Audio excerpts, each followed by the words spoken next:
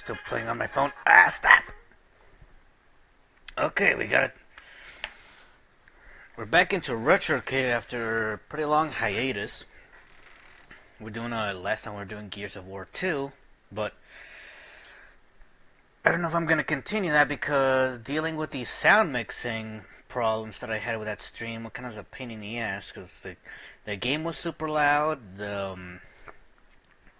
my co-host was also really loud, but I wasn't loud enough, so I don't know how I'm going to bass boost the crap on my voice if I ever play that one again, but I would like to though because Gears of War 2 is one of my favorite shooter games out there. But speaking of shooters, today we're going to play Quake 2, the Night Dive remaster version. I've already streamed Quake 1 in this channel, or no way, I think it was on Twitch where I streamed it. Point is, I pretty much finished the base game of Quake, but I never finished all the extra campaigns, and can't say I'll even finish the bonus campaigns of Quake 2 because there are so many bonus campaigns, and I have to do them sober. Okay, let's just whip this baby out. Well, come on, Jack, whip it out!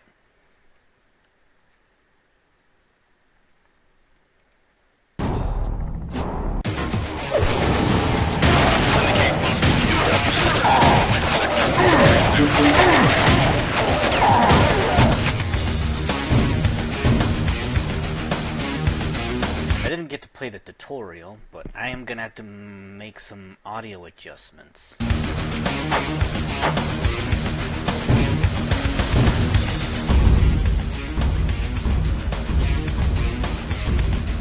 How does this sound on my end? I don't know. I'll probably have to get some bloke to listen to the game for me. I could probably summon Zion or Shane for that. Let me see if I can do that right now. Well, I have Discord open. Gee. According to OBS Studio, my voice is still getting drowned out by the gameplay. So what if I just tone it down to like 3/4 of the volume? How does that sound?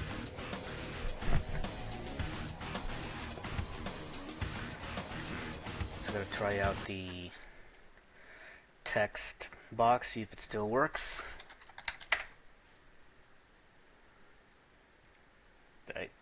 Did that even work? Hold on, let's try that again. Text box. This time we are working with a normal latency, so hopefully this time the stream isn't going to be too pixelated when I look back into it. By the looks of it, it should be fine.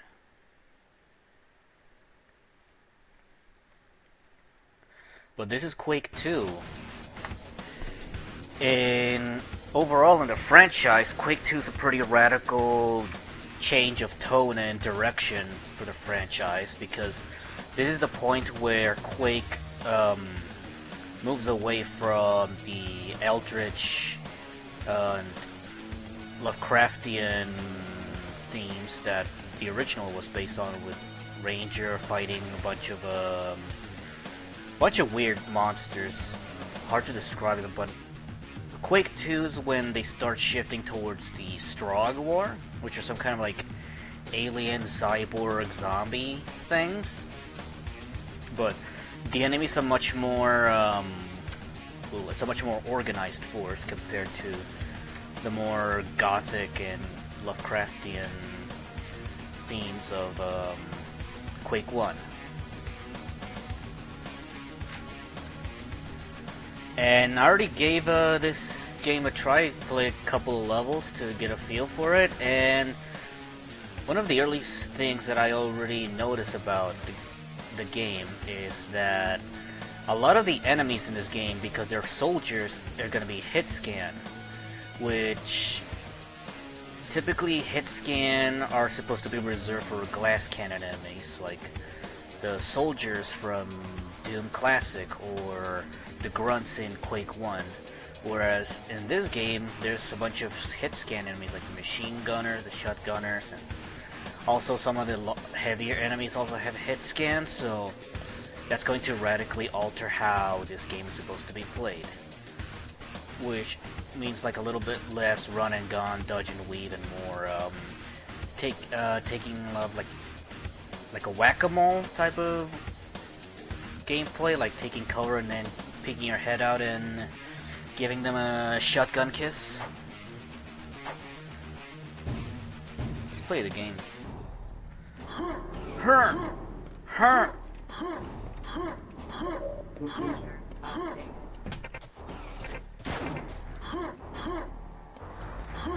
And this game is one that still has the ranger jump sound that goes hurt. That's the worst sound I've ever made.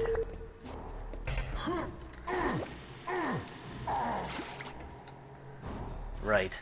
That's another thing that's different about Quake 1 and 2. You store the power-ups in this game, whereas in Quake 1 you pick them up and you're instantly using them, which does carry it over to Quake 3.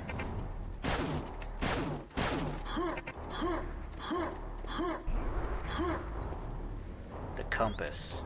Okay, so this is like the breadcrumb navigator. I don't know if this is a thing from the remaster or if this is part of the original game.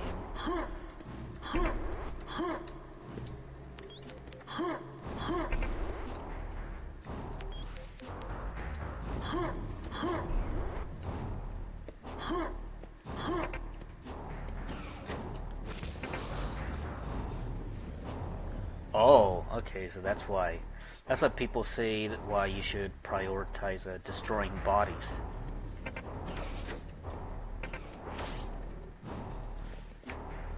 Okay, so we just have medic commanders that are just broken as shit.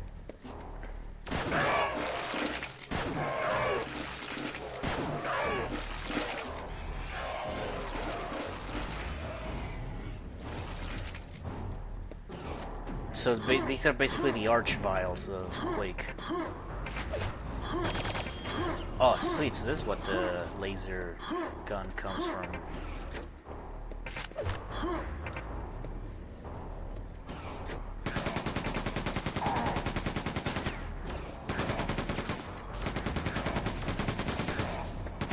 They have shields?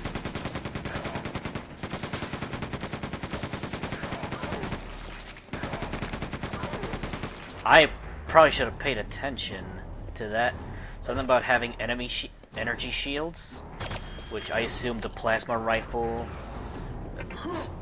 goes through.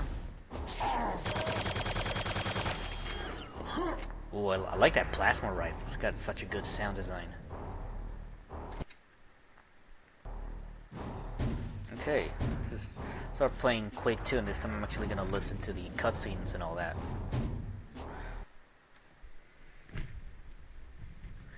Quake 2.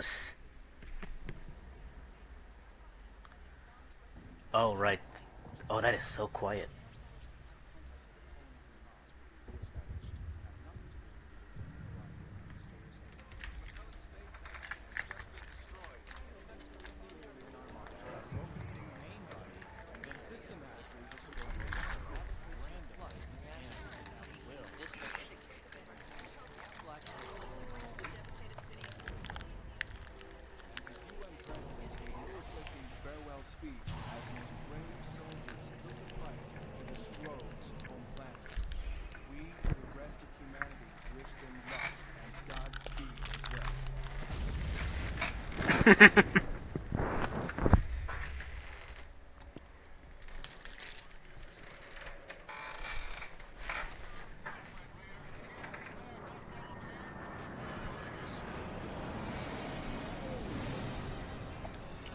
You know, the game is so quiet, and I know I can't click anything, or I was just going to skip the cutscene, so I don't want to miss out on the intro again.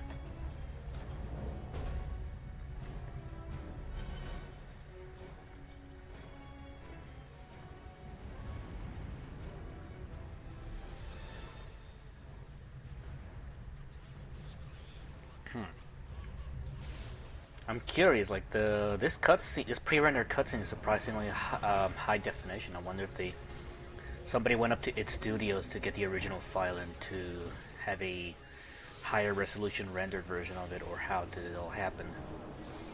Curious, curious.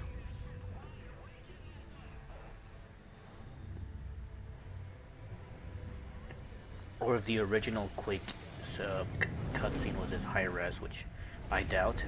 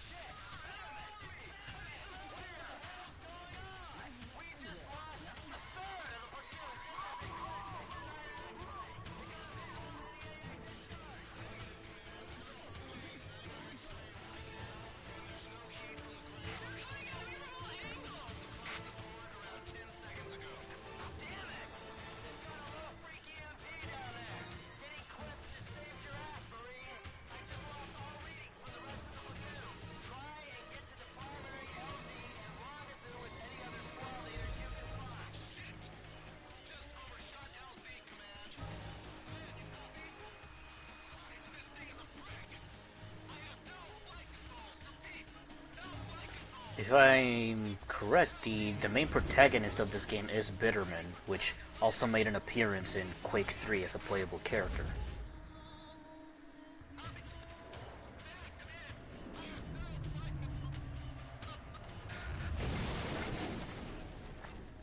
Okay, so that I didn't miss out too much from the intro cutscene when I skipped it by accident. Oh man, these Kit Kats are good.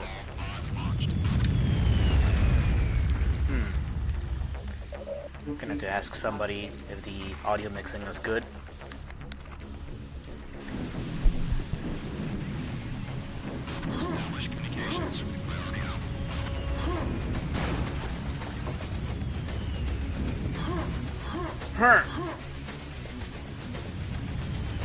It'll be a while before I can actually get my hands on a decent gun.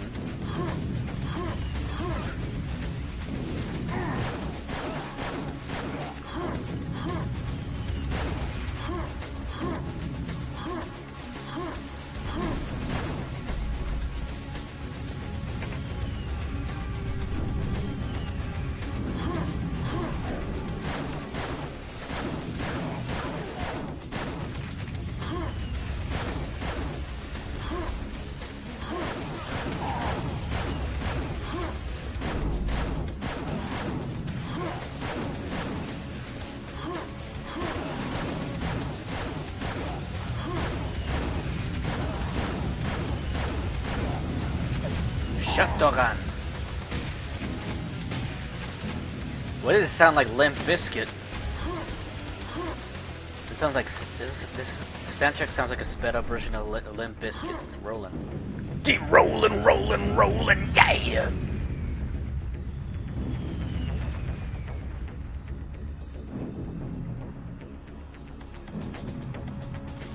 That's right, you little bitch. Keep on rolling.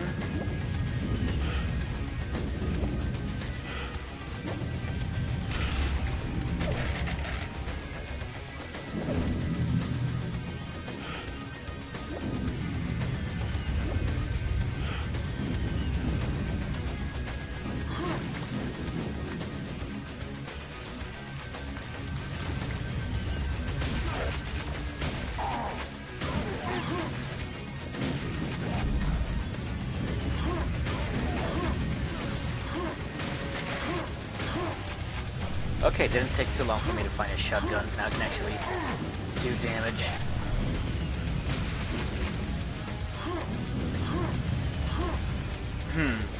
I know somebody's watching.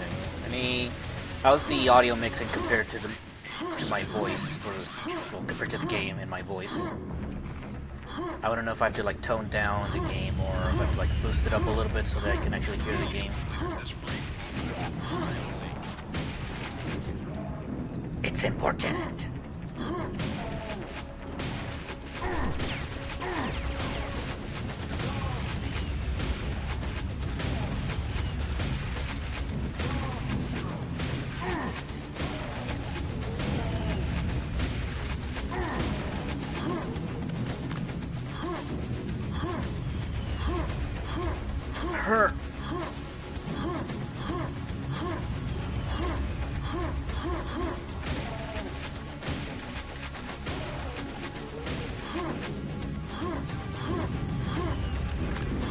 I personally prefer the Quake 3 jump sound.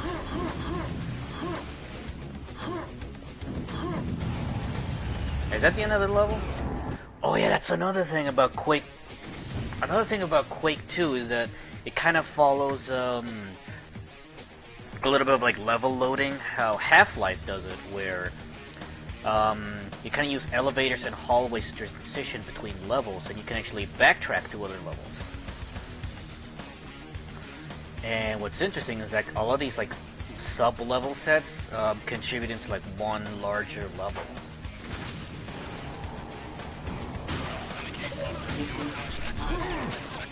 Oh, you're not dead yet?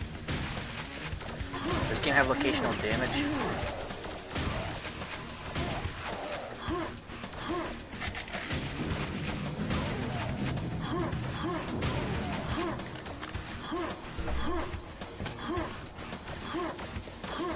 Yeah, at least I can finally listen to my favorite Quake track in the series, which is a Quad Machine.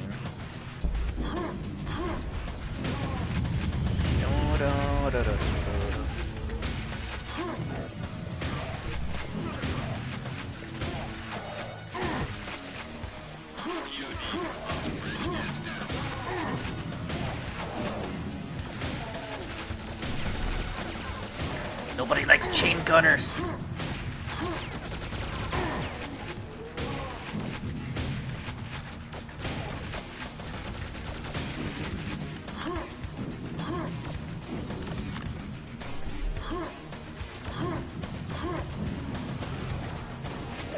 Oh. Also, you can actually get the machine gun way earlier than I remember. Bullets, bullets, bullets.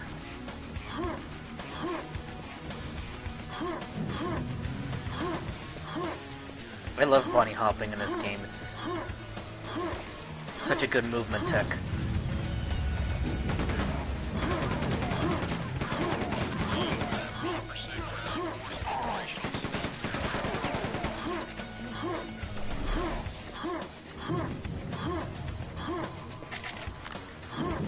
Her.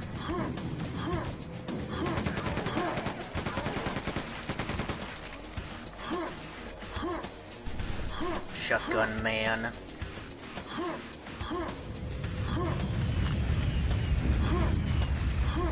What am I doing here again? I didn't even check the objective list, so I'm just gonna do best. I just jump, run around everywhere until I find progress in enemies. Oh right, this guy's cool. Somehow the chain gunners can live without a head, because they're cyborgs or something.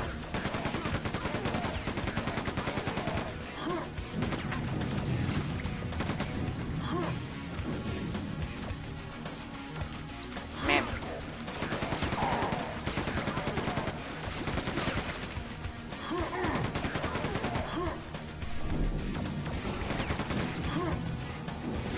I'm not going in there yet.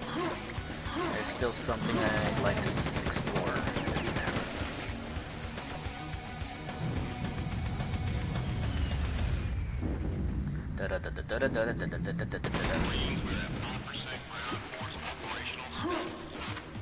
Okay, so now there's just hidden shotguns in there. Oh hey, what's up, Mauro? I see you. This is Quake 2. El Quake 2.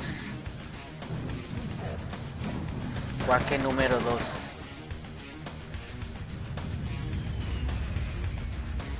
And I was explaining earlier that this is the part in the series where Quake drifts away from gothic and eldritch horror to the Strogg War setting, which the Strogg is this faction of zombie, cyborg, alien things.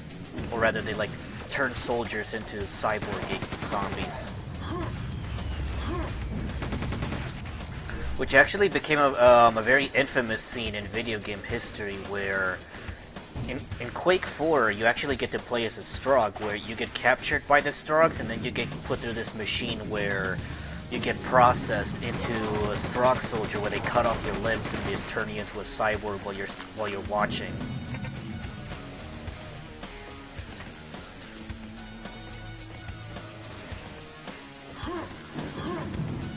the Strogification.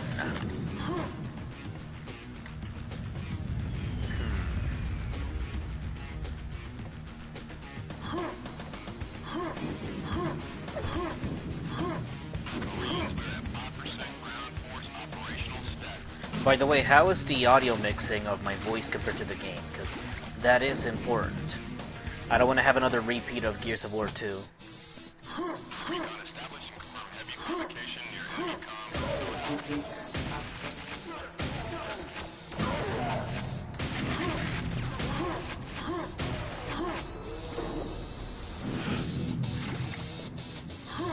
I'm digging the soundtrack, by the way. This soundtrack is fantastic.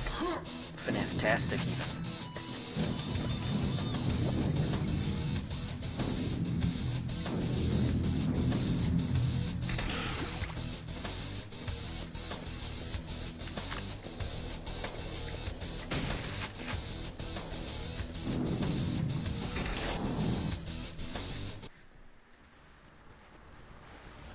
Oh, right, I just casually found the secret level again.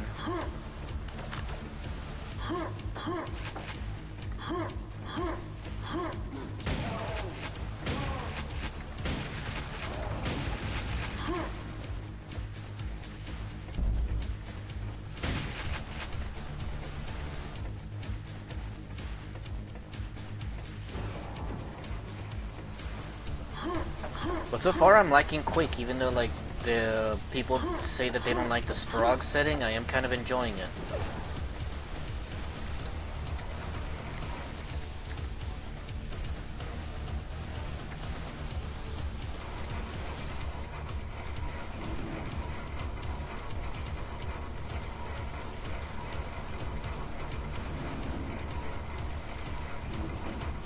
El Quake 2.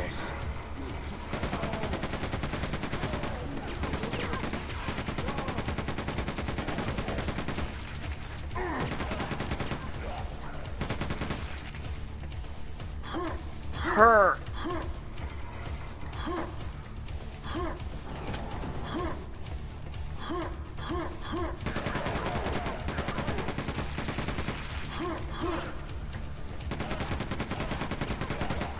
Wow. Wow.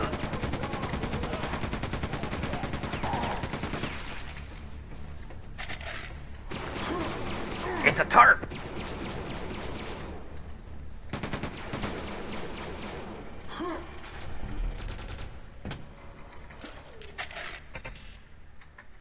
Oh, right, there's a... He wasted that adrenaline. Years of academy waste.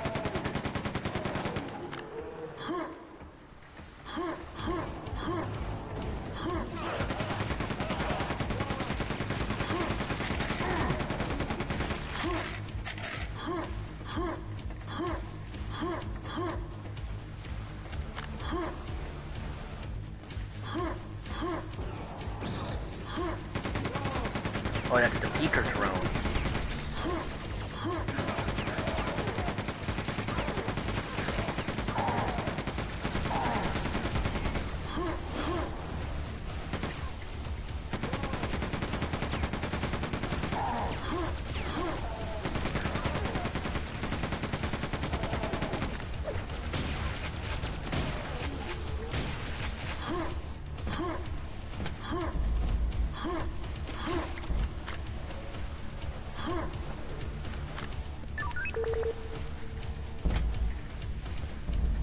That's a cute sound design.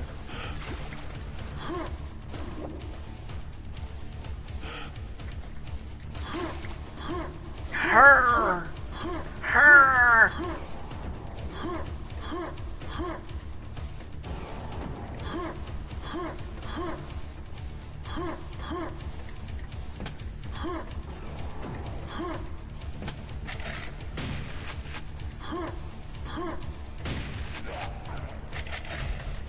Wow!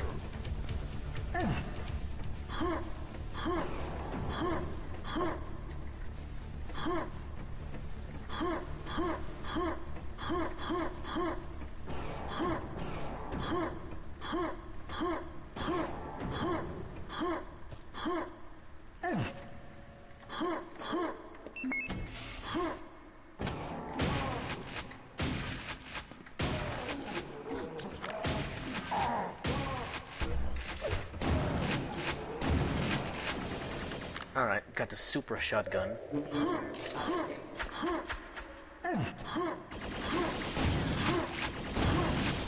Peeker.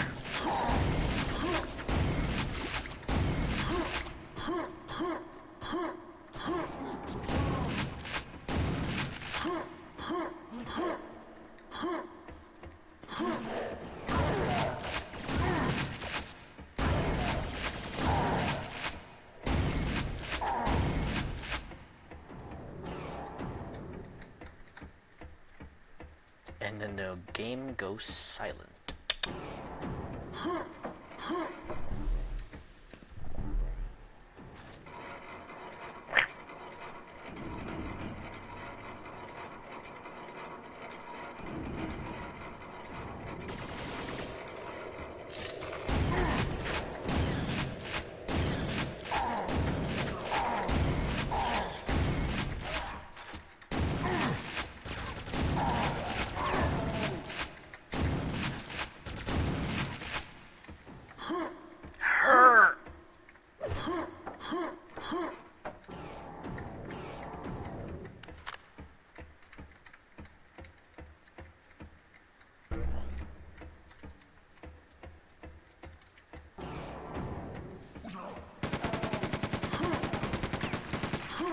Yeah, no, I think the machine gun seems to be the most reliable gun in Quake 2.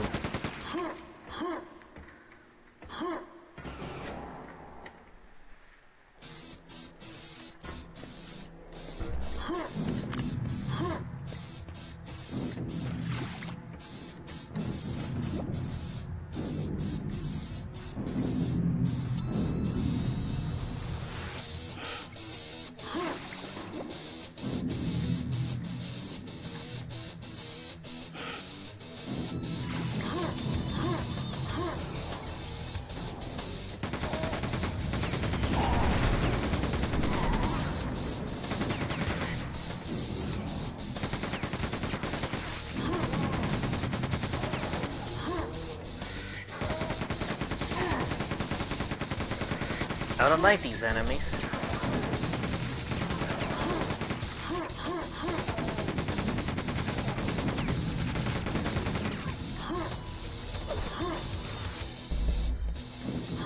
Gonna save that quad damage.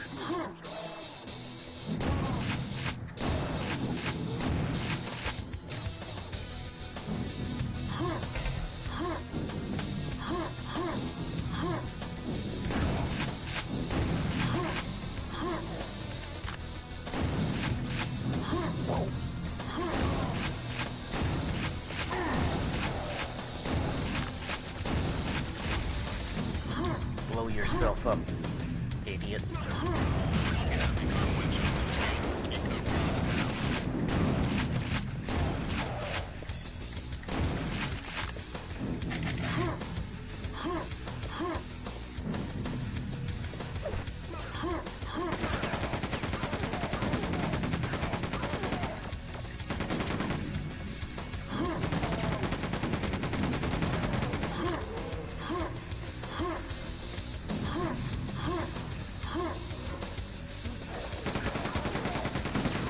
I could probably also turn it up to nightmare difficulty if I feel like it.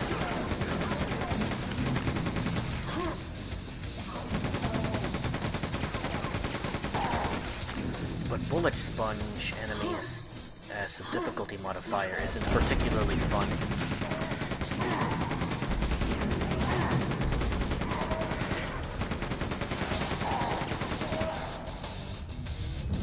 Quad damage.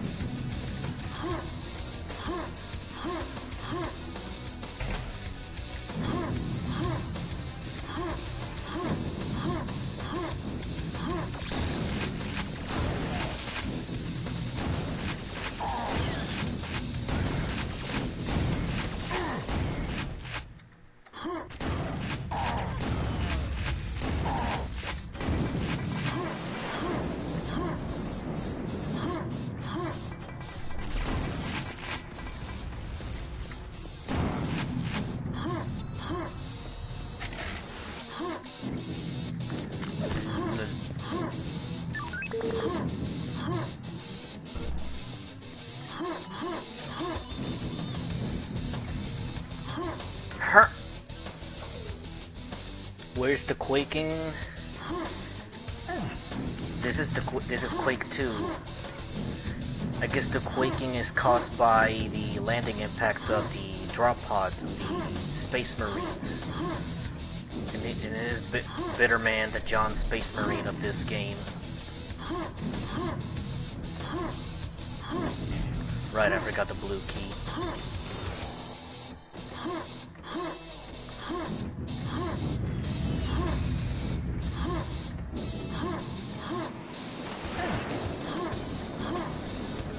I love bunny hopping in Quake. Especially because there's only one jump sound for characters jumping.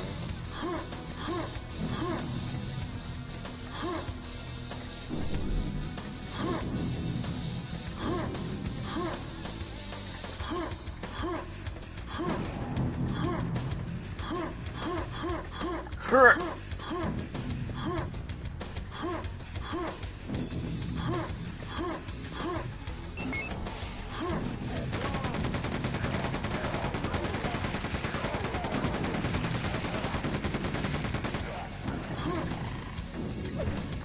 Properly.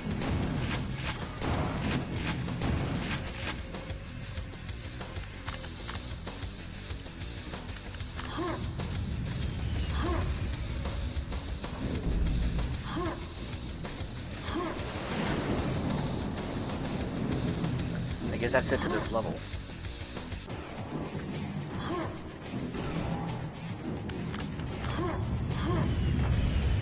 Pretty sure I missed a secret level at the first level of the game, but I couldn't figure out how to get to that, if it was a secret level or not.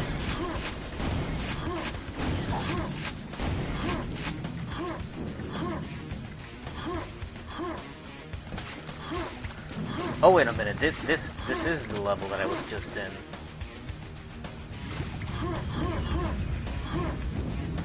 Wasn't it?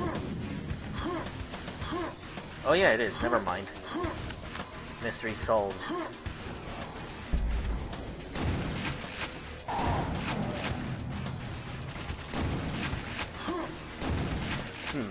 Oh yeah, let me tell you.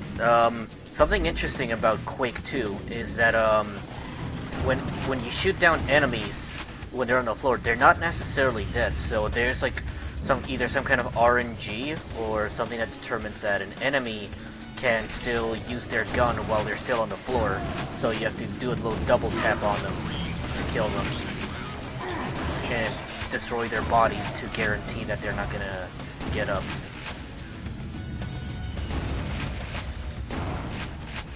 In other words, you have to be very thorough and destroy enemy bodies so that they don't try to shoot you while they're bleeding to death. More like Quaking Toot. What does that even mean, Zion?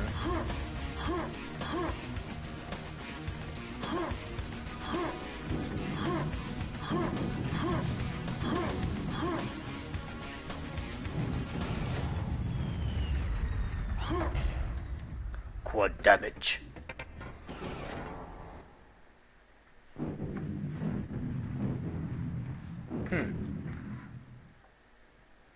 So it's more like a sleep animation? Kind of. I mean, sometimes they die, but sometimes they don't, so they're just on the floor. Kind of like, you know how Left 4 Dead when you get downed, but you can still shoot? Kind of like that, but the enemies do it instead of the players.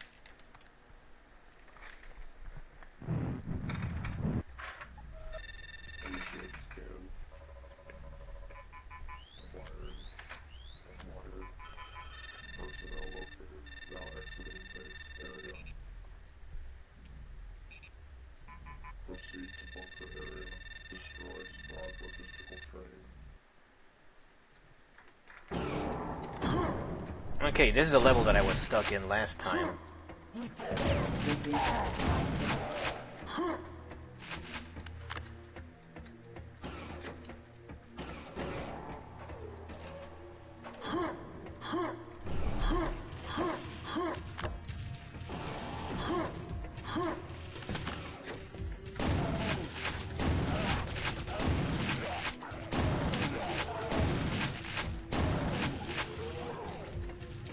think I just found a a blind spot on the AI.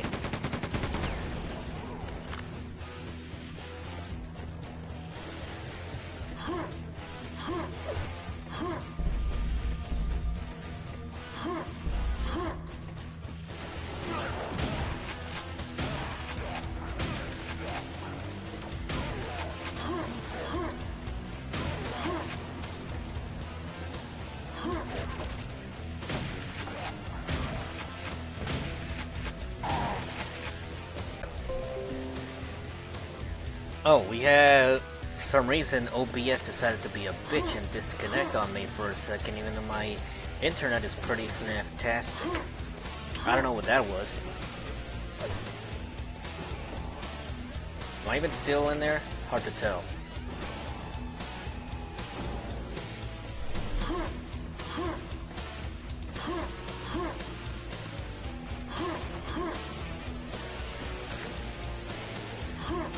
I'm pretty sure these songs are in Spotify, so I wonder if I'm gonna get copyright stricken because of the in-game soundtrack.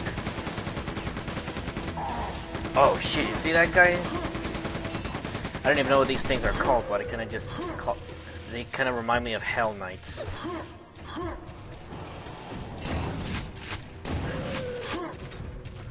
Also, it's a good thing I didn't stream Doom the Dark Ages, because that would have been a performance nightmare.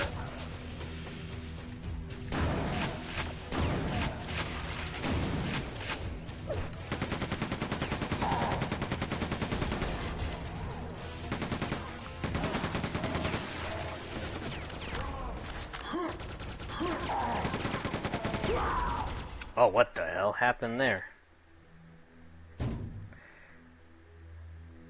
I got killed so hard that my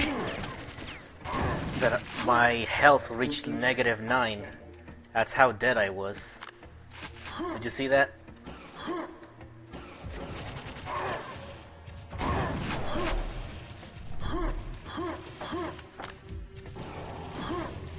He was killed to death.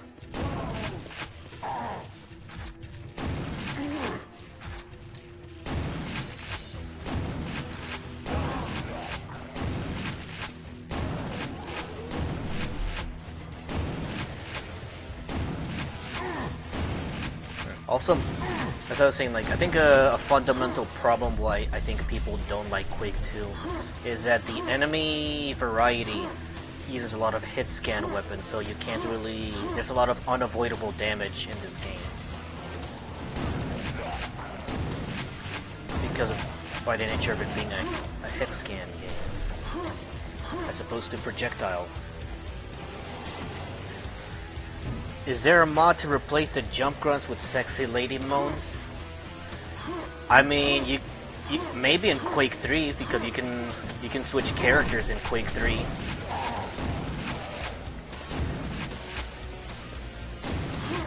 And there are a fair share of mildly sexualized female characters in Quake 3. Because it is a 90s shooter game made in America.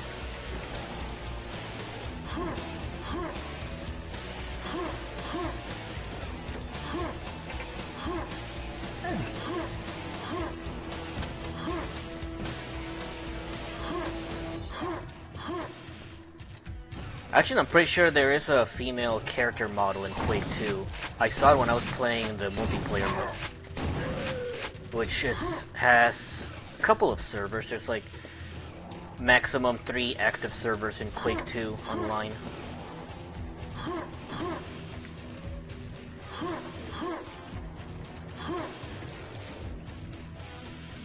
What am I missing? Hurt.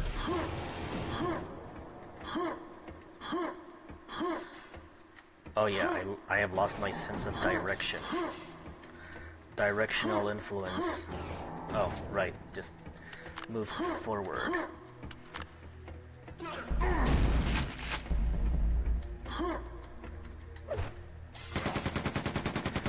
He died. He was killed to death.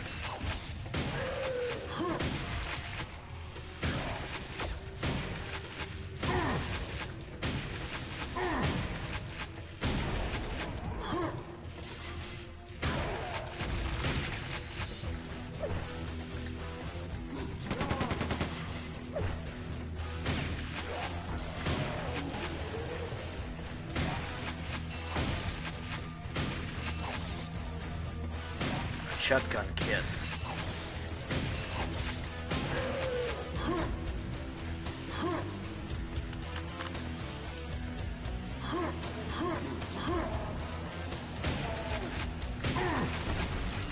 Oh, okay, no wonder I died. I was taking cover behind a exploding barrel. That explains so much.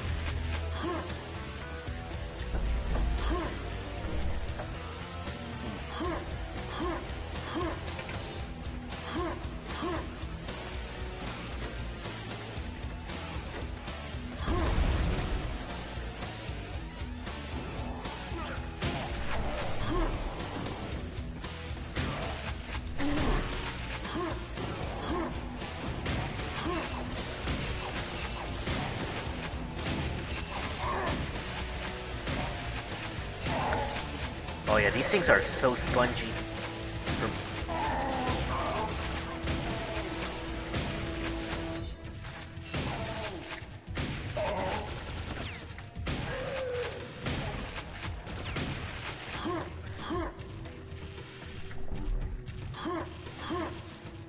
A lot of bullet spongy enemies in Quake 2 that also happen to have hit scan weapons. Not a fan of that.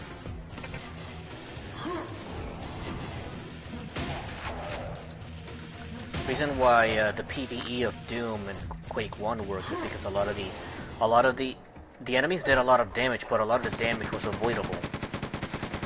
Well, with the exception of the Shambler, but that's why the Shambler was a priority target. This is just kill them before they kill you type of combat.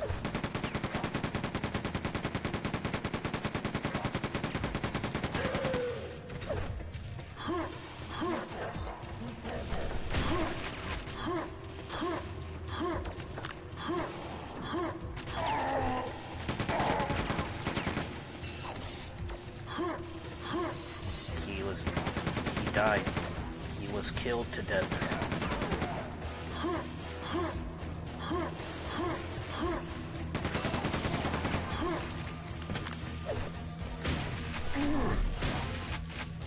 Oh, yeah, also the enemy doing that lock-on launch is kind of busted. There seems to be almost no limits to how far that enemy can lunge at you from, and you can take AoE damage.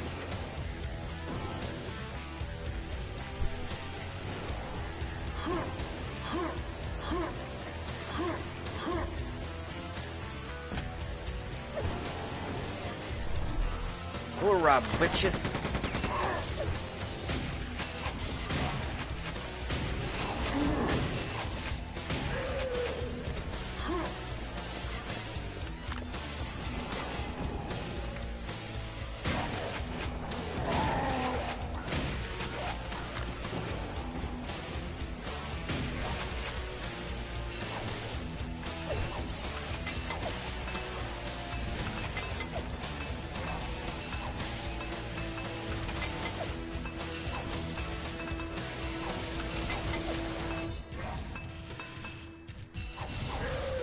Yeah, the grenades kind of suck in this game.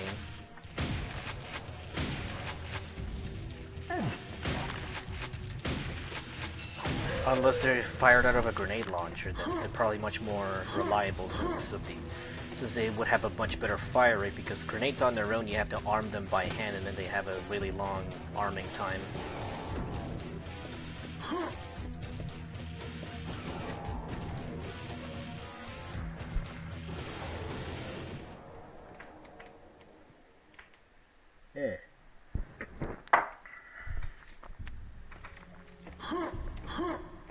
Some good decaf.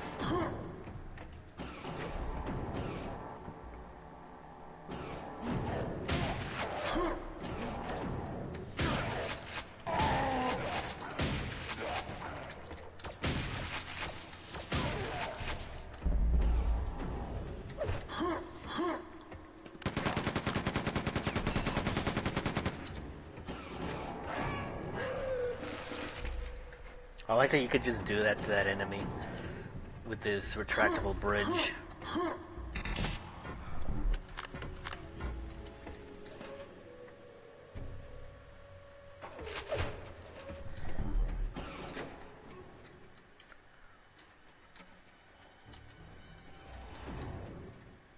The Kingo-lingo.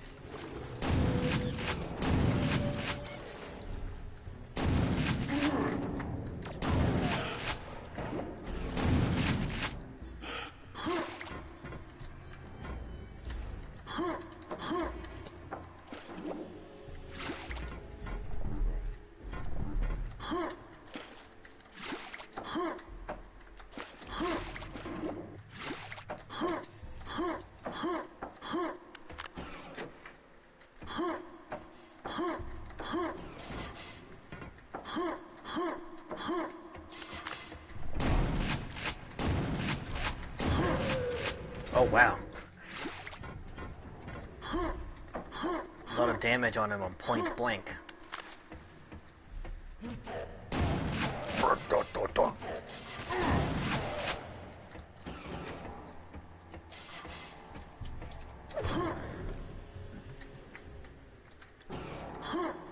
Have you ever wanted to shoot diarrhea into your car's windshield?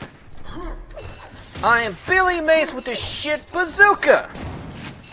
Inside holds hundreds of gallons of fecal matter.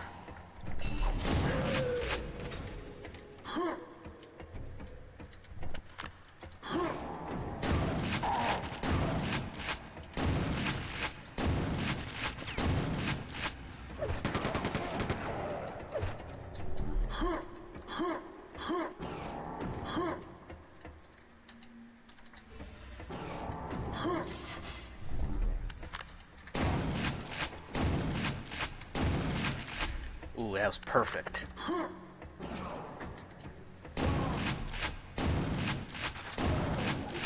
Okay, I think I know how to kill the chain gunners. I have to take advantage of their wind-up animation to just run up to their face and booty blast them with a super shotgun.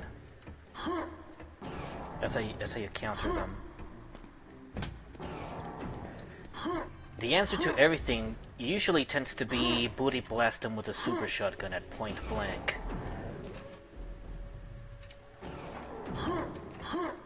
Especially in Doom.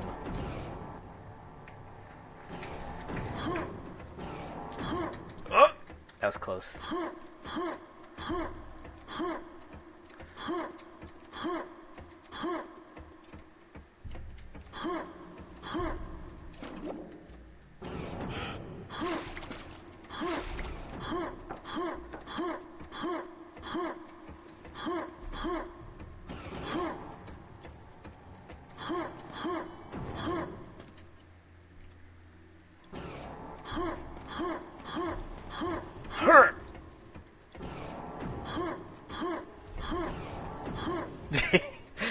God.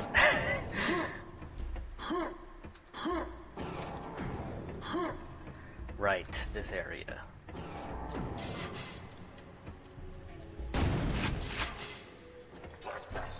Trespasser.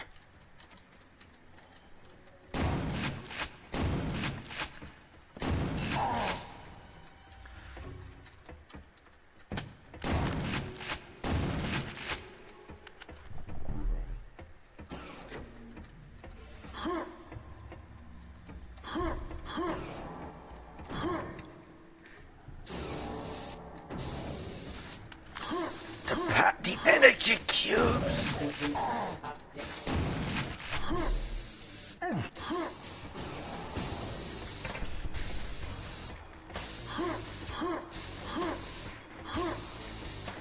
Bloop.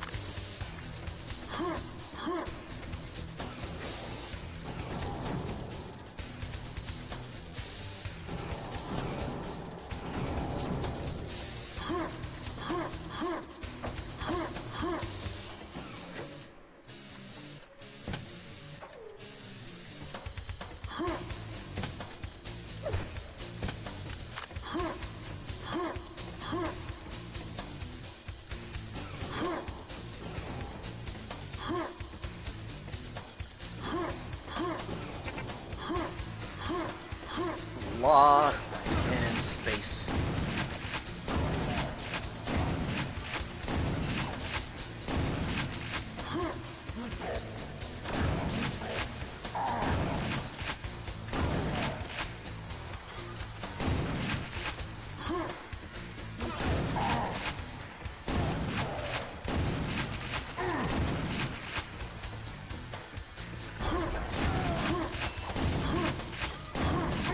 Ram!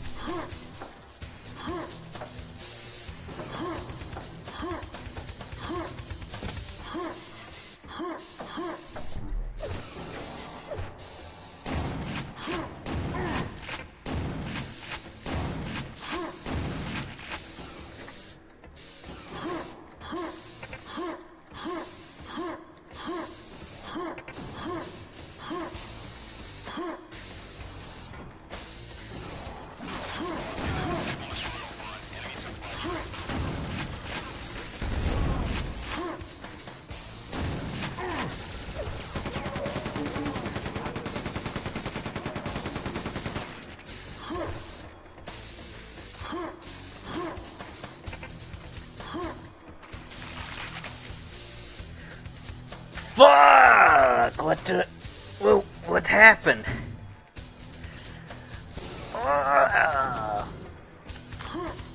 Okay, I didn't lose too much progress.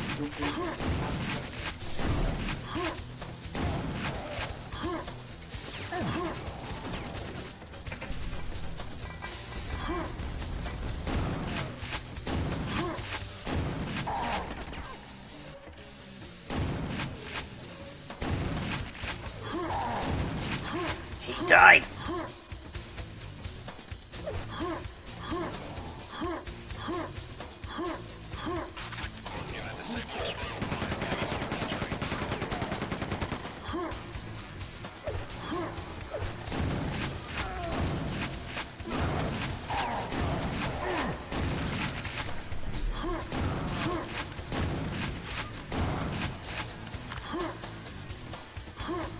Shatoga!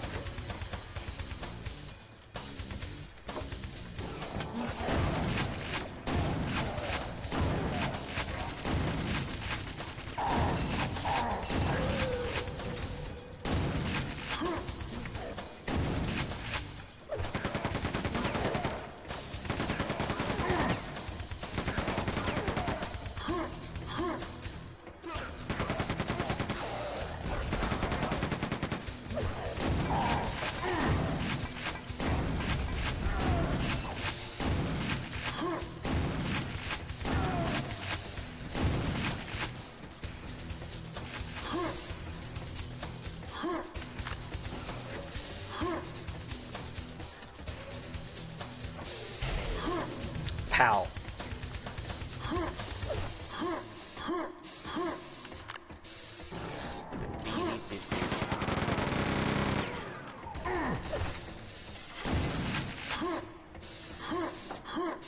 Gimme Jibs Jr.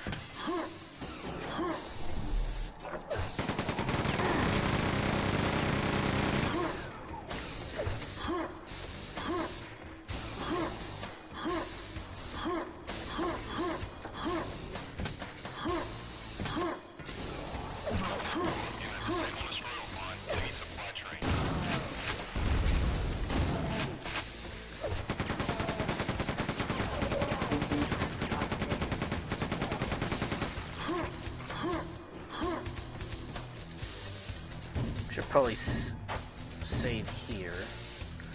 Because I feel like I touched something that I wasn't supposed to touch. Oh, yeah, that's what I needed to touch. That's explains everything. Oh, I don't know why the chat bubble suddenly decided to pop up.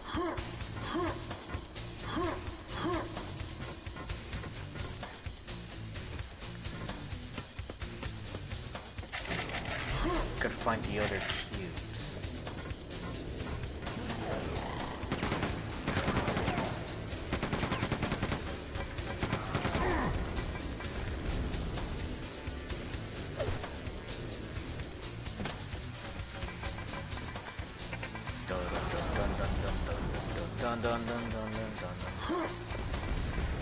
Almost reminds me of the TF2 thing.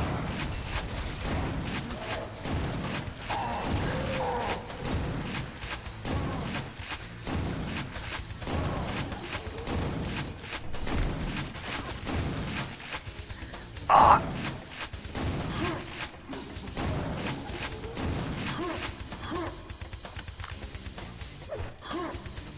Heh.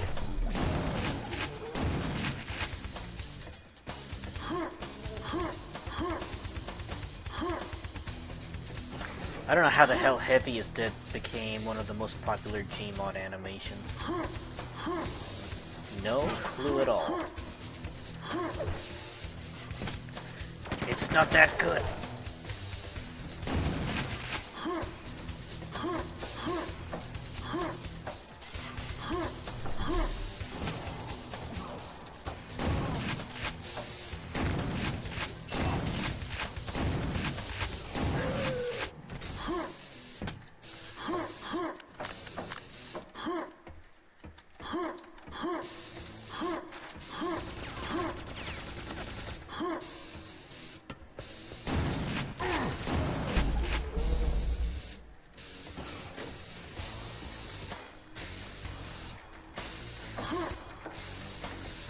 Herp.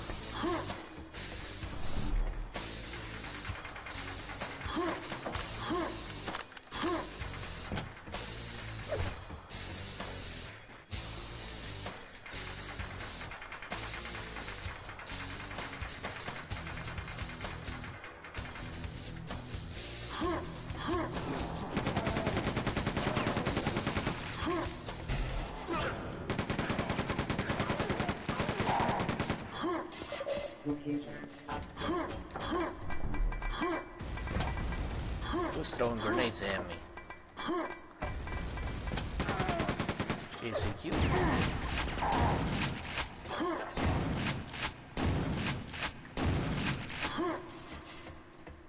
Is it you? Is it me? Say it's us, and I'll agree, baby. Jump in the Cadillac.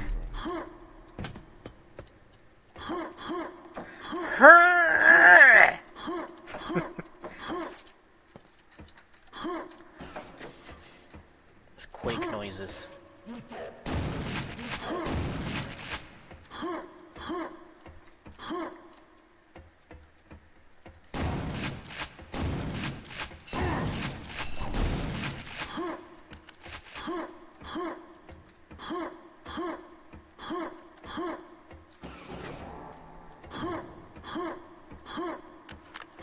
Something is missing.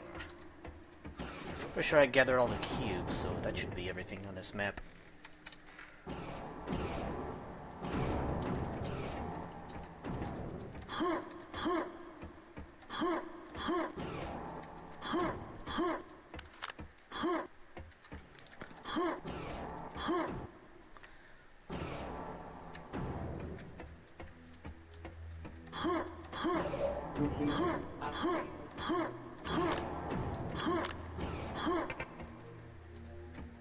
I has the power cubes.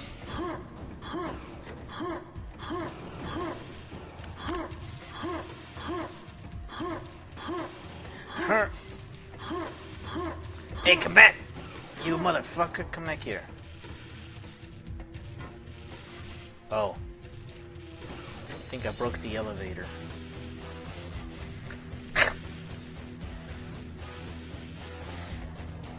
My ADD is gonna go berserk, and then I'm gonna start harming myself.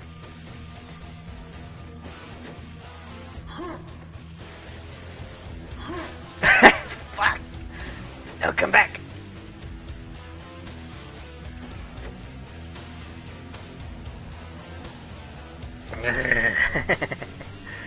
I screwed myself over with this elevator. Come on.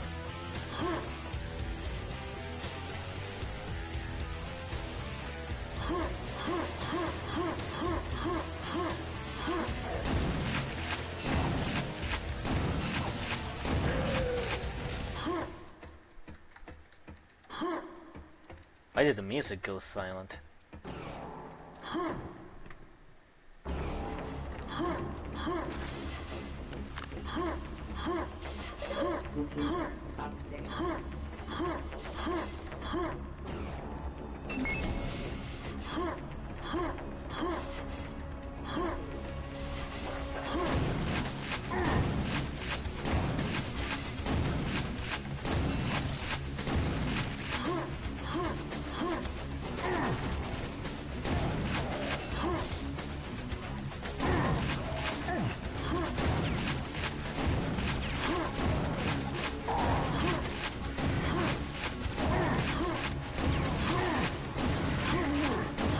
Oh, somebody hit scan enemies.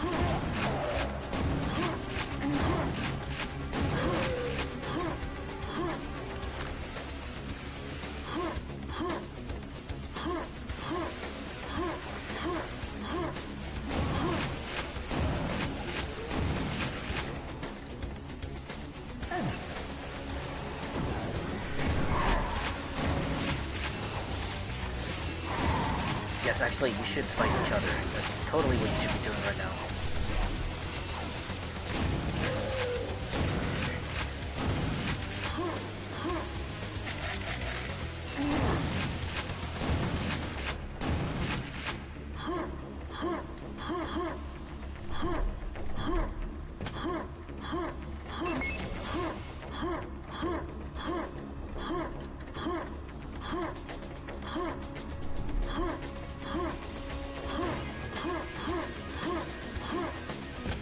Jumpy noises.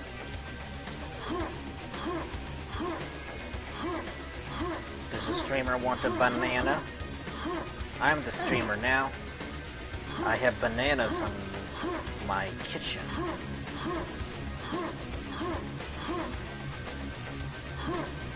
Scooby-Dooby-Doo, where are you?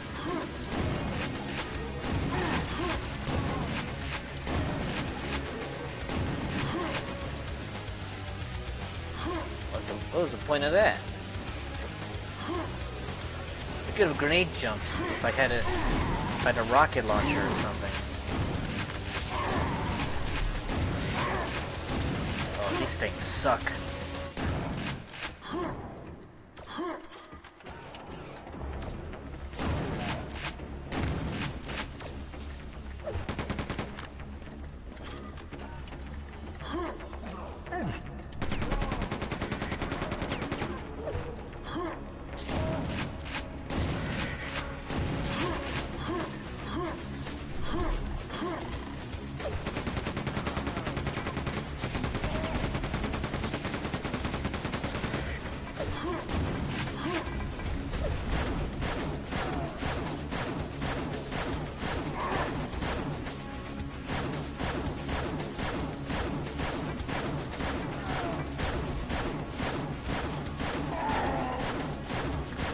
Oh yeah, no, this thing sucks.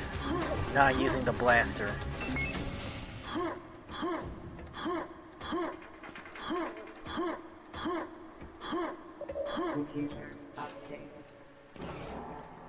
I don't know why JG likes using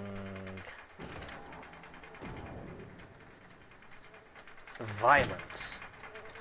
I mean, the pistol on Doom 2016. That's like the worst gun in the game.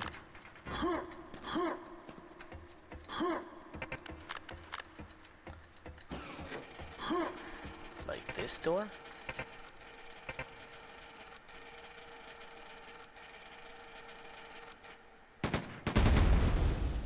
Like that.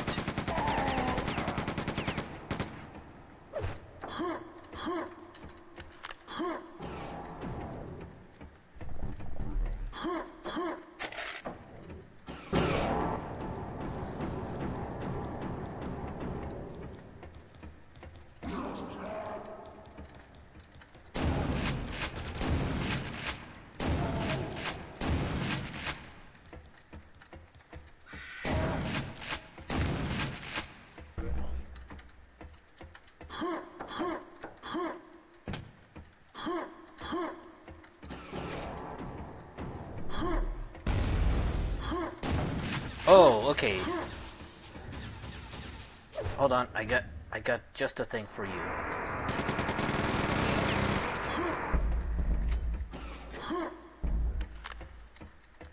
Well, that's a little bit overkill, I think.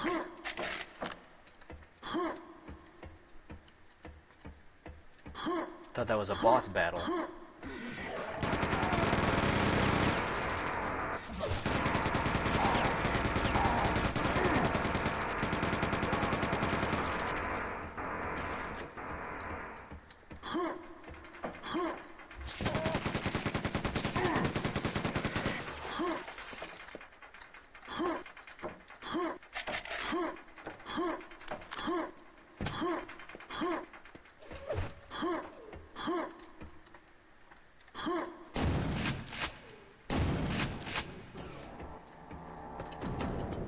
Hey, convenient.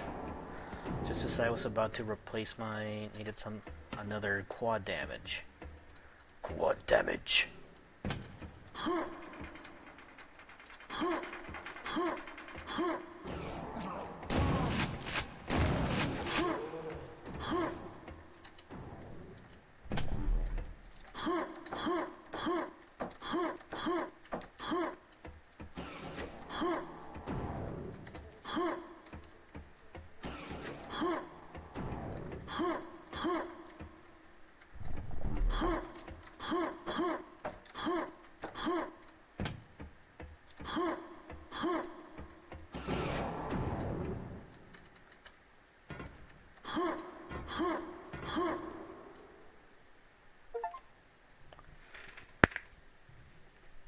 Wow.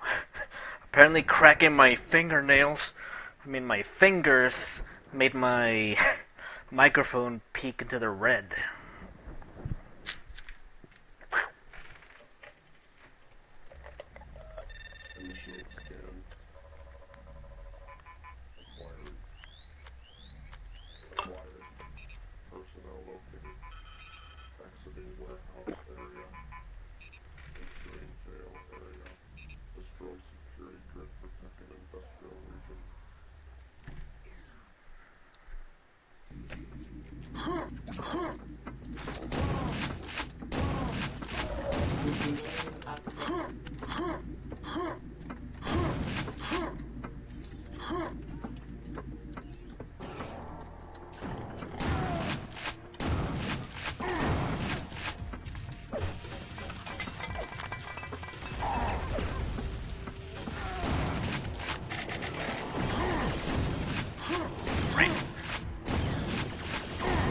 You're not dead yet.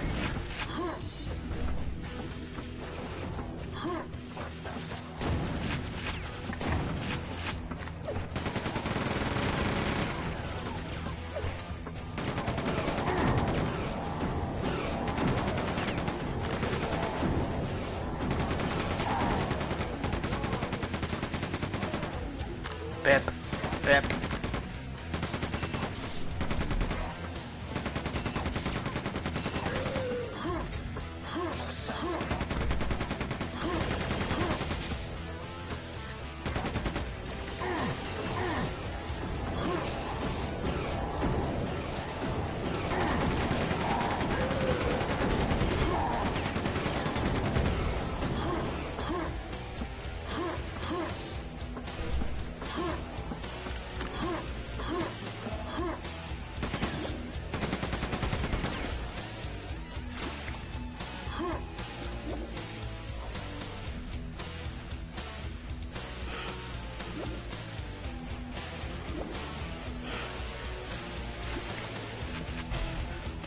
silencer?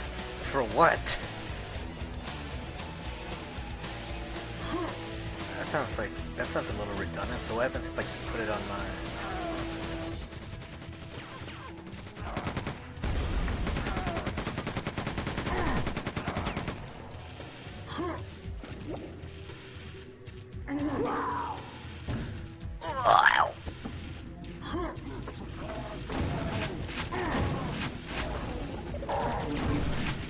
I hate it when they lose their head.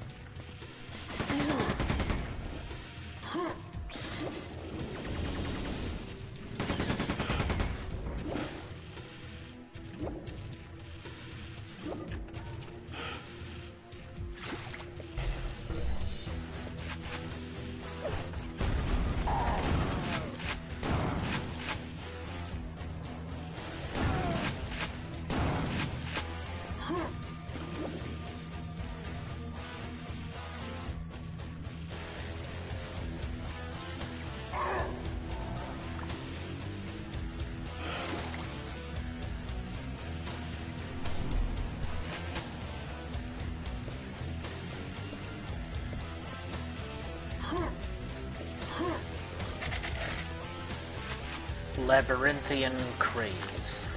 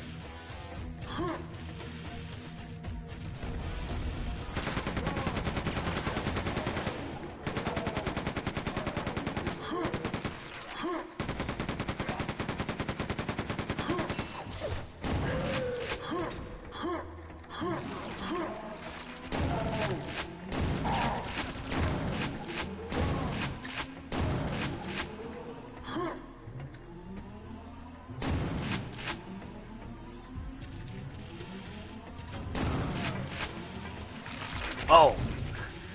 I didn't even notice the lasers.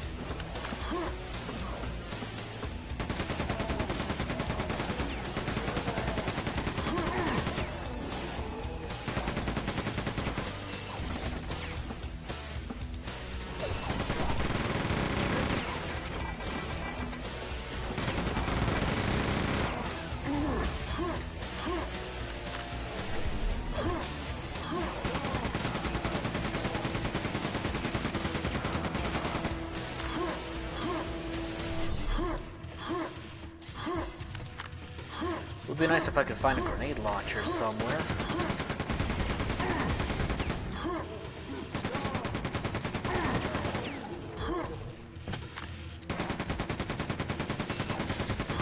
Making love like crustaceans. Lying naked on the beach until we heard a screech.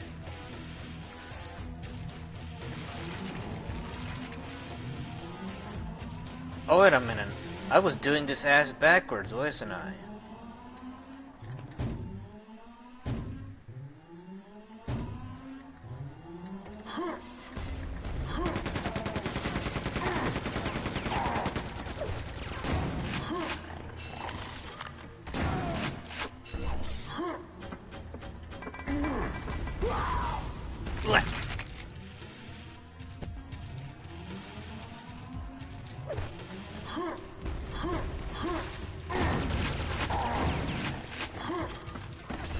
I have an idea.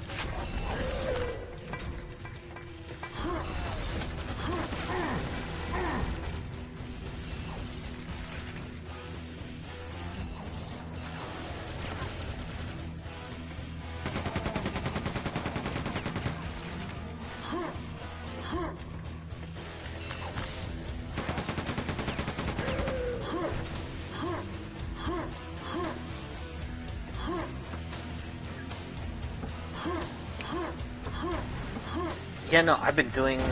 Last time I was doing this level ass backwards, then...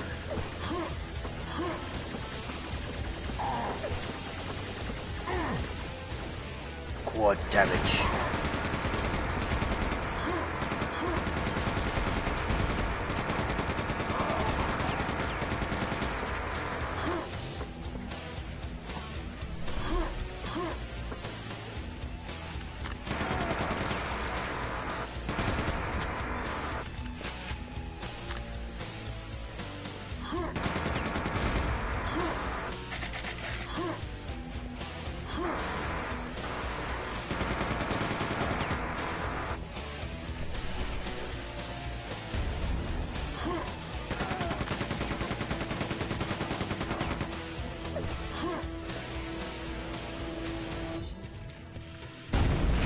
Oh, so that's what I had to do.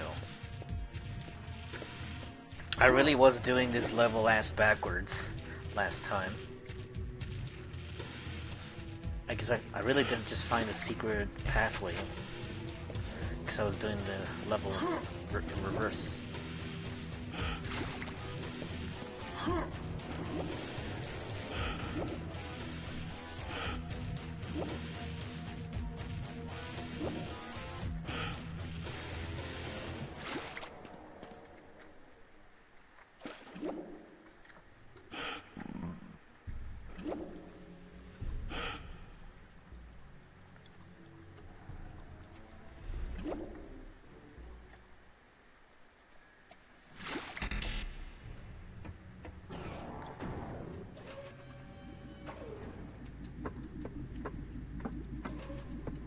There's something else I needed to do here.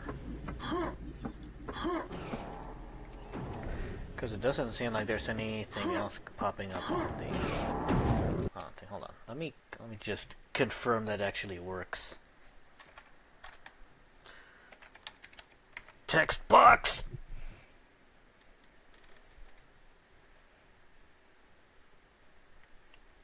Yeah, it works. Okay.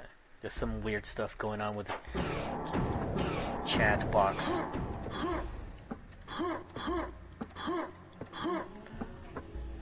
What do we do with this now?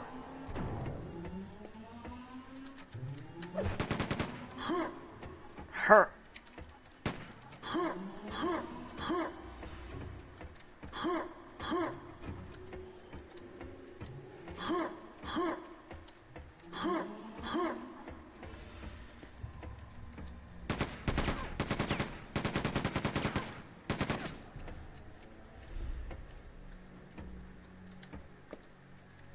Oh no.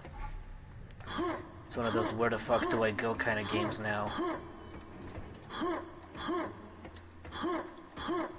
Oh, wait a minute. I don't even have to. I just gotta turn on the breadcrumbinator.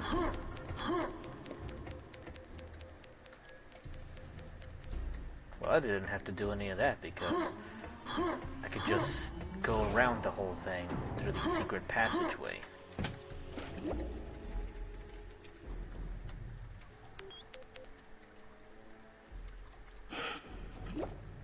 This is a surprisingly well-designed breadcrumb system. Like the one in Dead Space was also really good. So for it to exist in Quake 2, this is either some kind of quality of life change, or was it really designed by id Software from the beginning? I'm not so sure. Probably a Night Dive update, more than anything. I love these kinds of navigation systems because I am really bad at just getting lost and not figuring out how to progress through the game.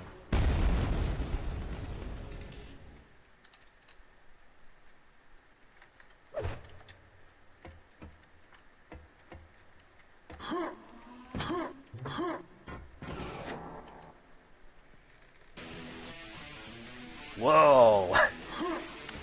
What's this? What's with this Vietnam rock?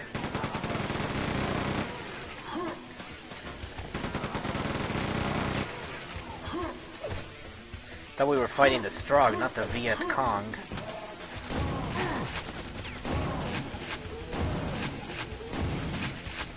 Some folks bow, wave the flag. Well.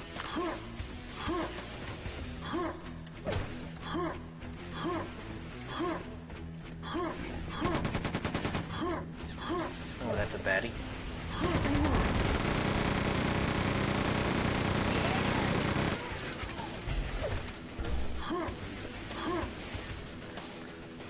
What the hell does that do?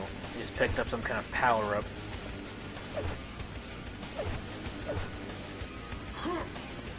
I guess it increases ammo capacity? No clue.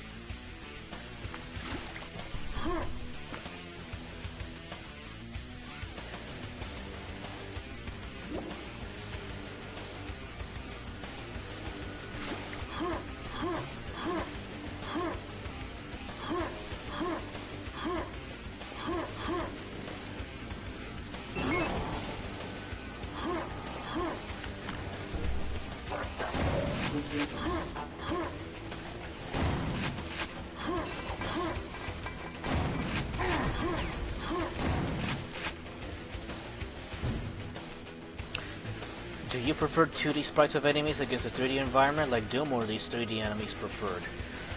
I honestly like both. I particularly like the art style of Doom 64 because they have like CGI models on as a flat sprite, which kind of gives it that like Rampage World Tour or Donkey Kong Country look. That's very charming. But I also do like the artistic direction of Marvel vs. Capcom 2, which has 2D sprites on 3D maps. And it actually looks really good. So I'd say I like both, Zion. Both are pretty good.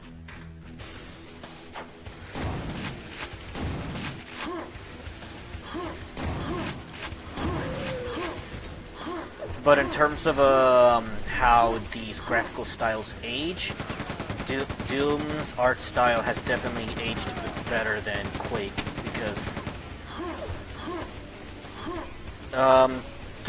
3D art styles that try to be realistic for the time are inevitably going to age no matter what. Even like something Mortal Kombat X, which was regarded as really realistic back in 2014, aged like bricks or milk, bricks of milk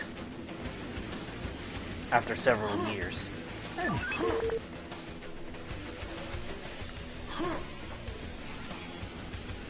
But I still like both art styles. It's just that there's a certain way that you can design video game art styles to be timeless and still look good. And 2D generally tends to age better than 3D.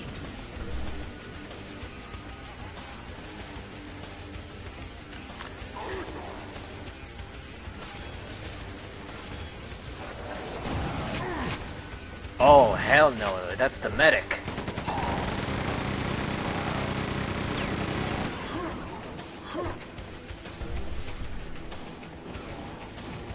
The Resurrector.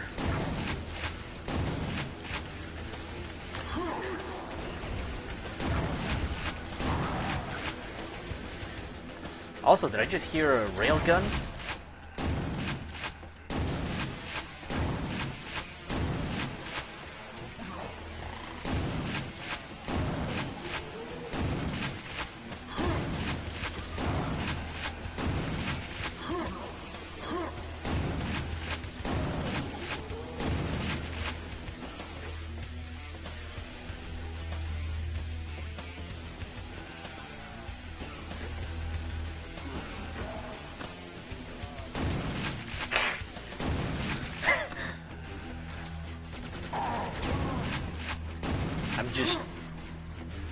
Don't want me just casually shooting my own men.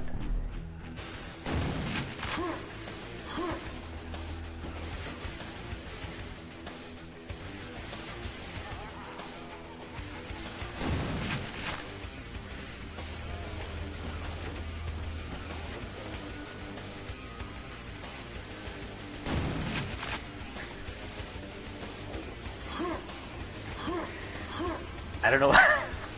I don't know why I just casually murdered all those prisoners. The War Criminator 5000. Oh. This is the part where I whip out the big gun.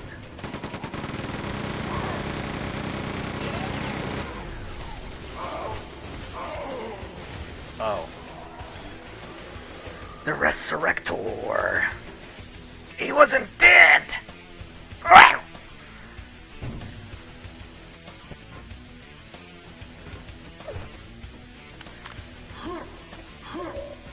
The enemies get spongier.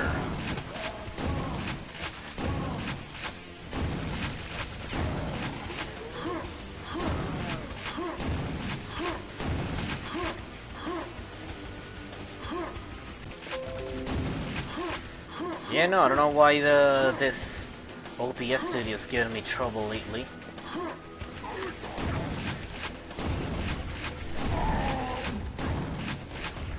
Oh, yeah, these guys do a lot of damage.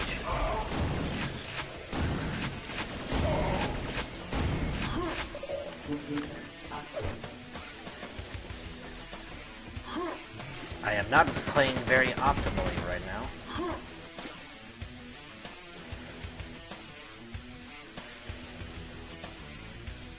I'm probably gonna need a break because I am definitely feeling the fatigue kicking in.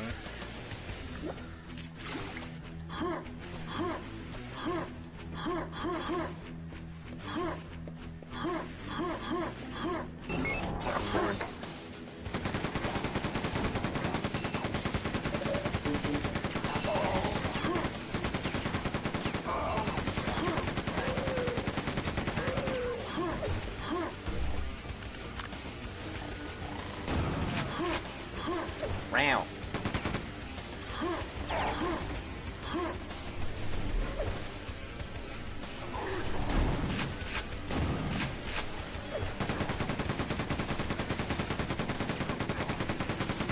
Bullet sponge.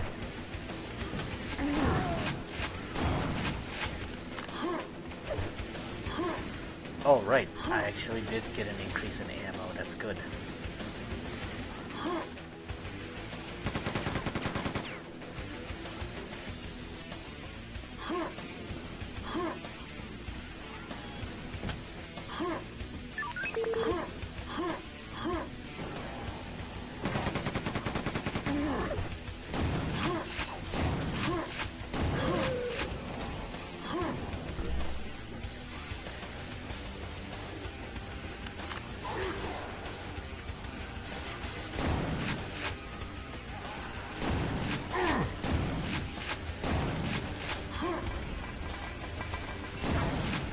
Lel.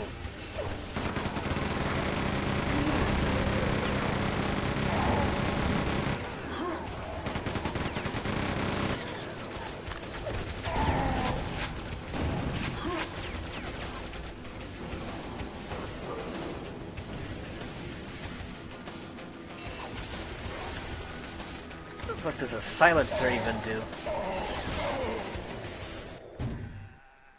Okay, I should probably take a quick break. BRB.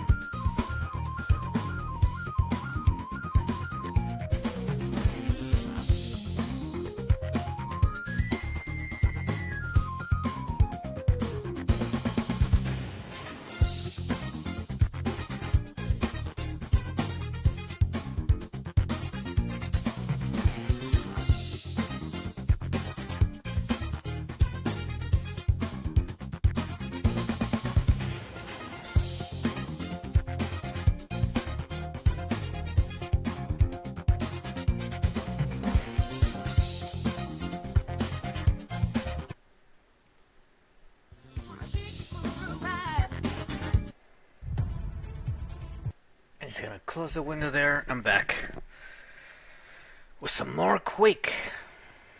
That's the wrong thing. Here it is. Game capture. There you go.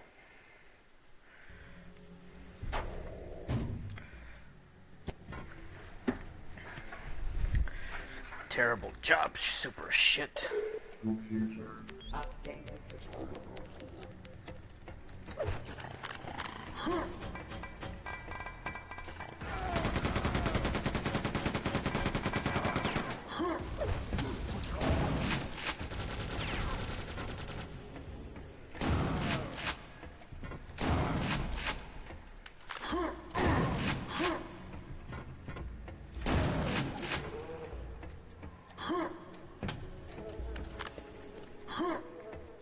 Congratulations, you're a failure.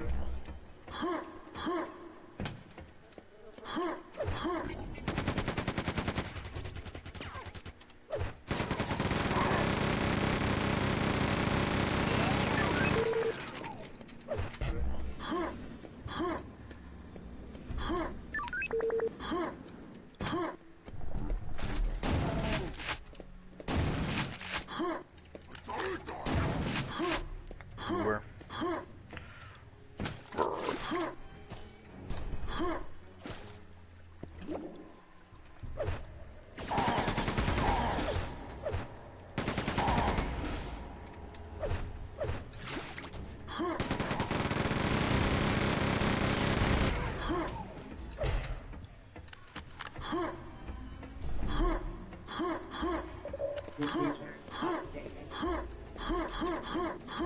Her.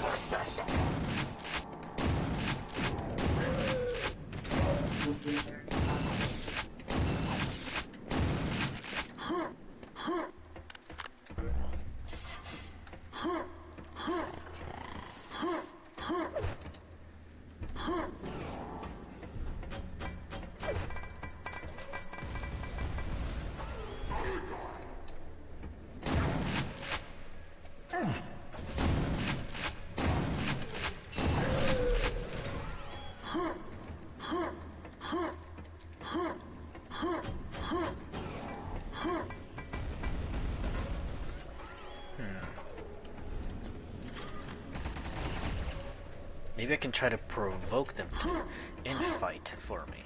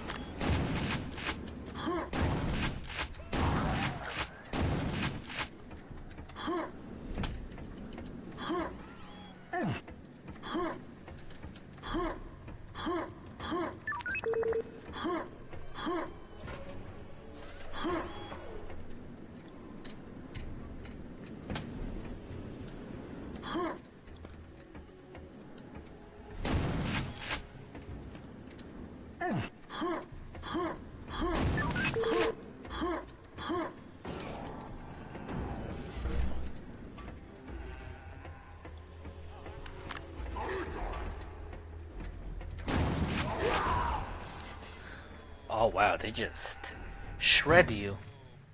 To be fair, I was like at 15 health at the time.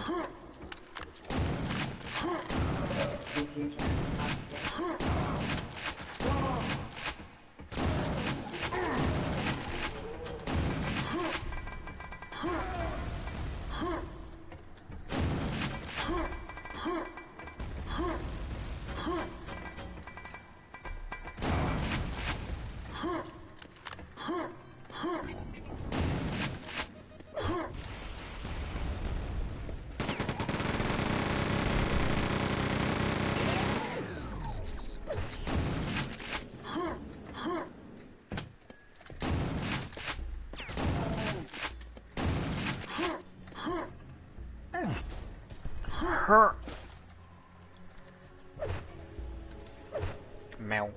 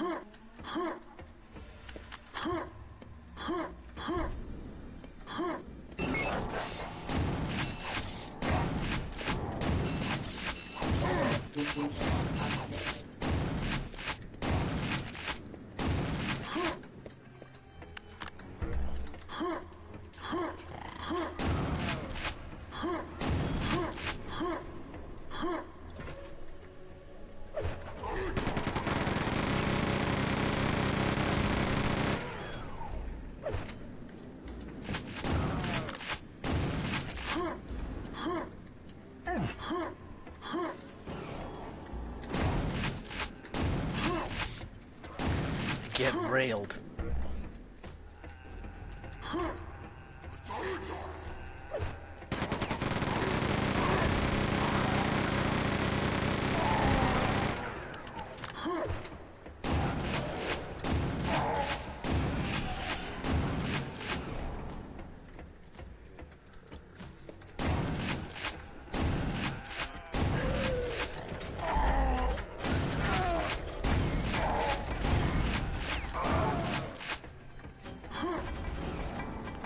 Could use some health right about now.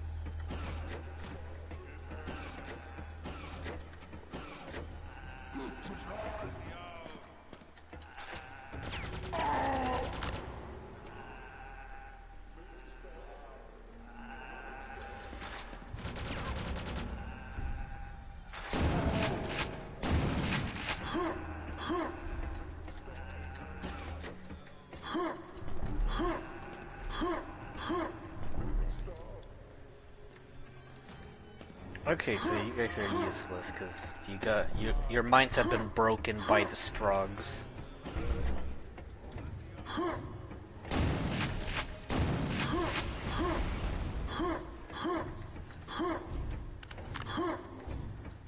Oh, there's an exploding barrel right there.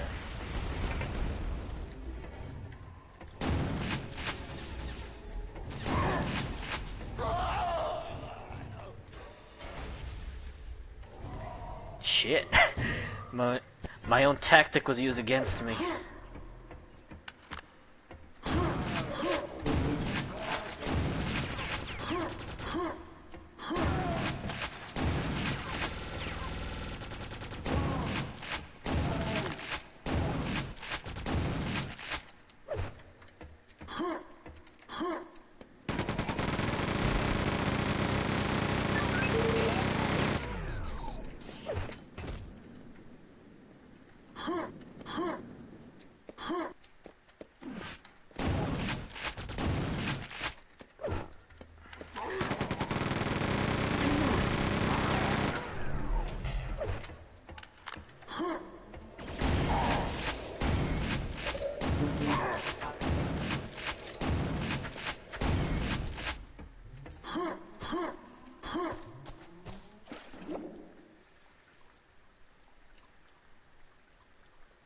It's so quiet.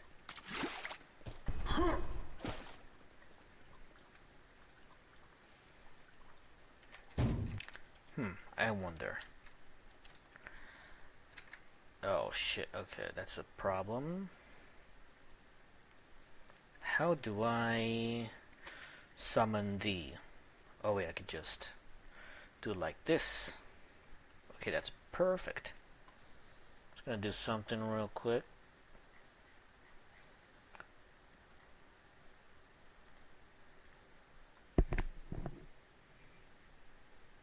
Let's leave it at that, or we could probably do it on some other zone, but nobody's on the other one, so that's fine.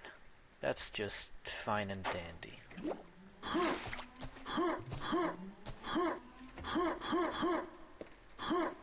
Actually, there is one place that I could do something about this. Let me just find the link.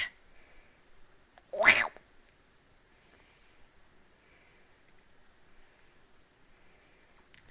Copy.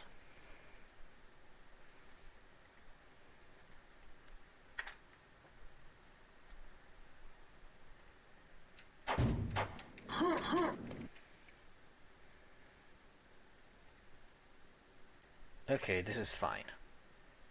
Let's get back to the game.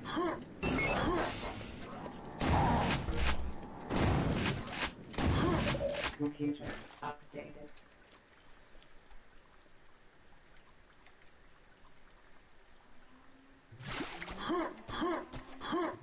I do not like water sections and shooters.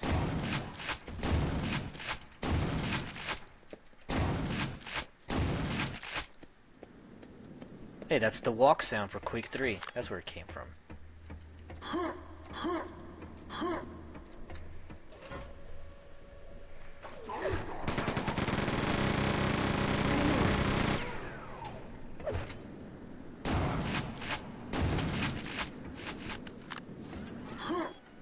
Her.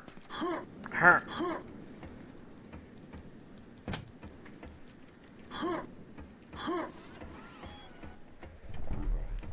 Grand meows.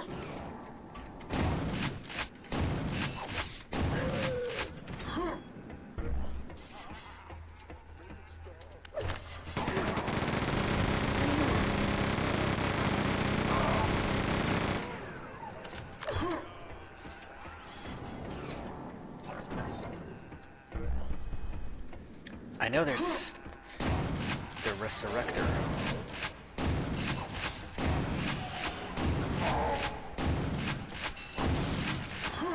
Too many bullet sponges! Eh!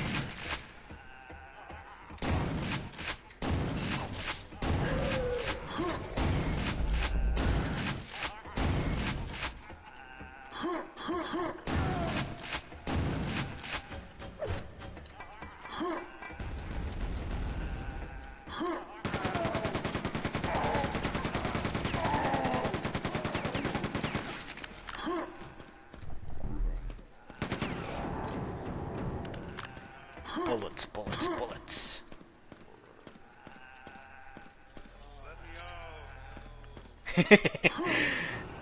Nice voice acting there. Let me out. Ah, let me out. Kill me now. Let me out.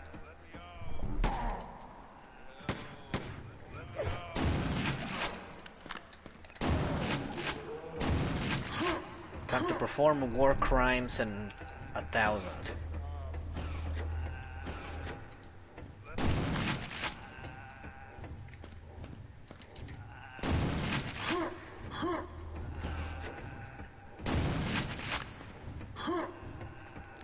It is a mercy, I assure you.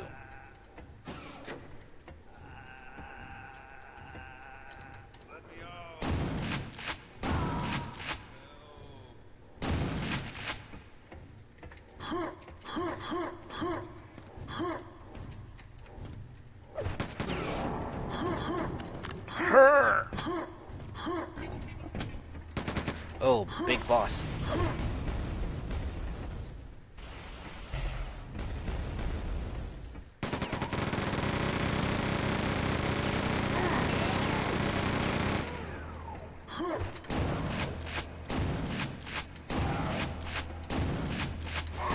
Why do you have so much health?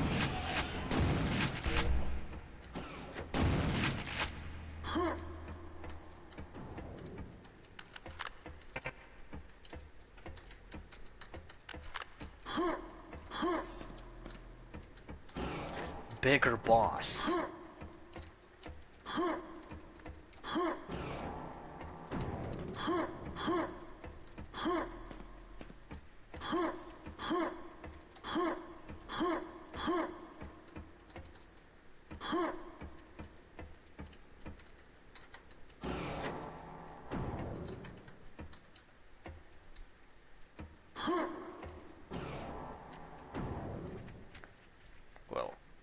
character's too thick to get through these bars.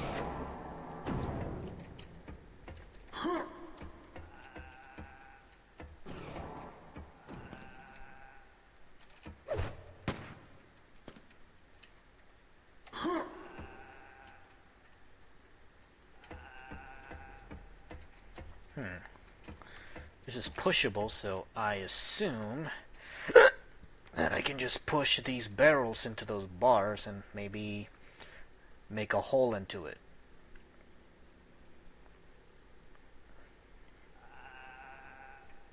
I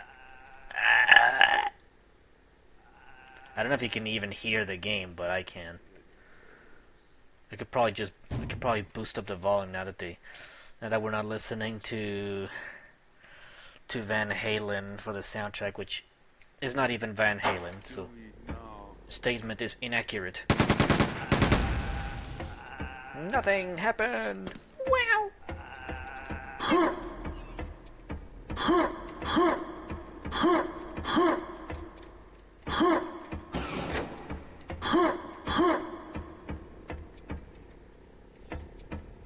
Oh, okay. That's what I found a secret.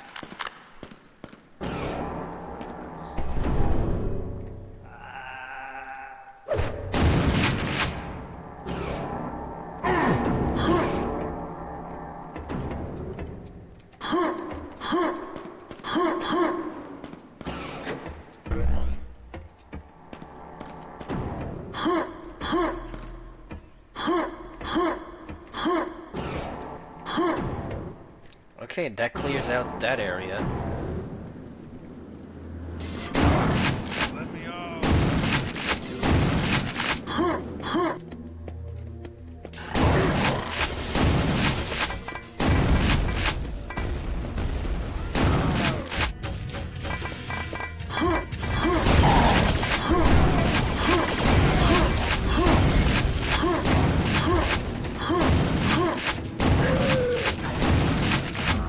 Gotta destroy all the forces.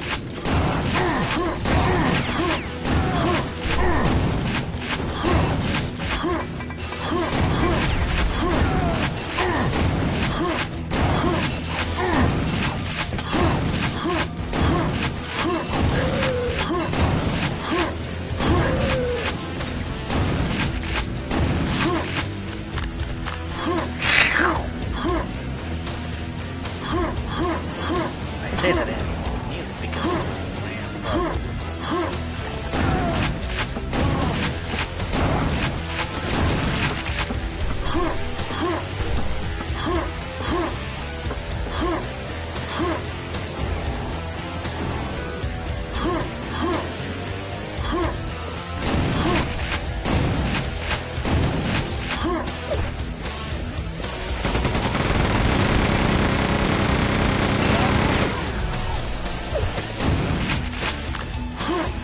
did the better. Fuck! I was doing so well.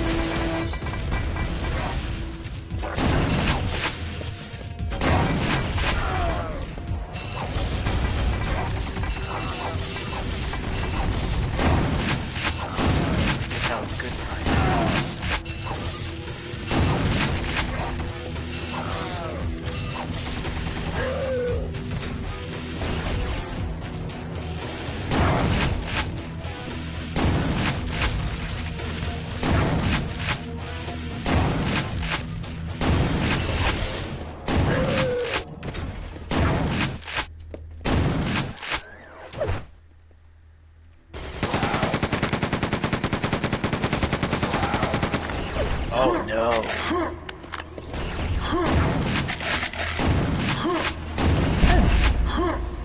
Manca buses.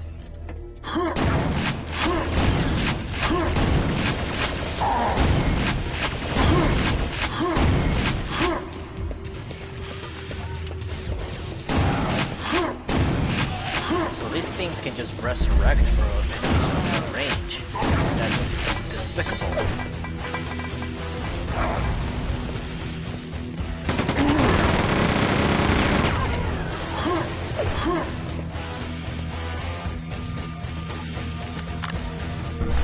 cells, but I still don't have a plasma grenade.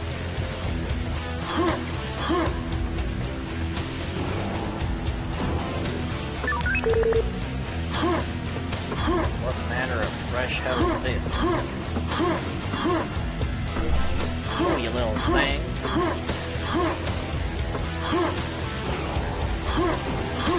It's a mouse.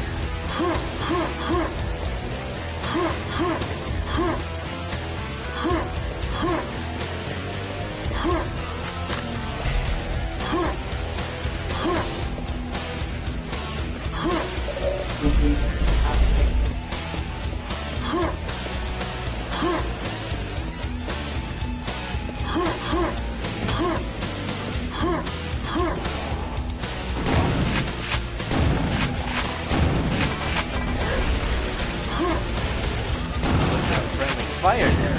Happens all the time in Hollywood. Los Angeles.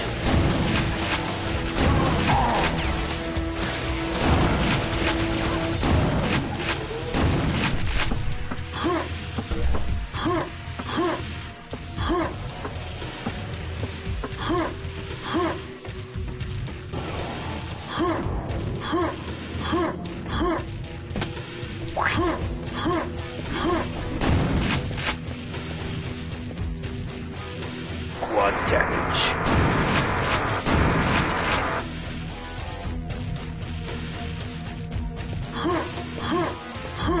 Well, that was a perfectly good waste of quad damage. Enemy has to.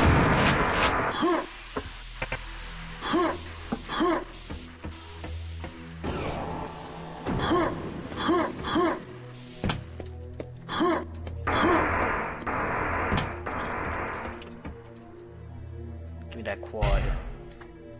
Quad damage.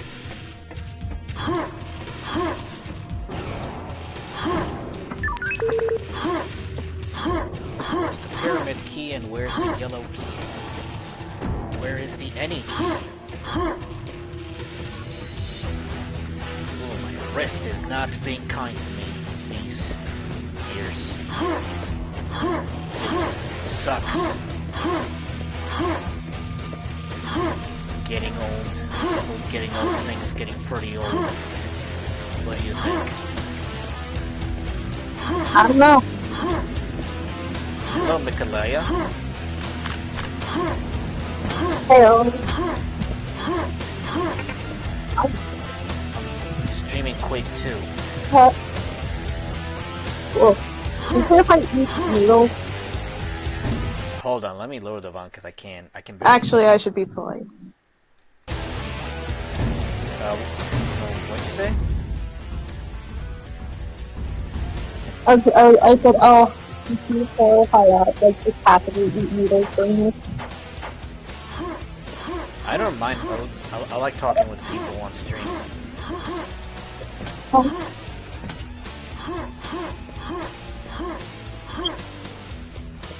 Although, you do get very crusty. Yeah, that's just how I am.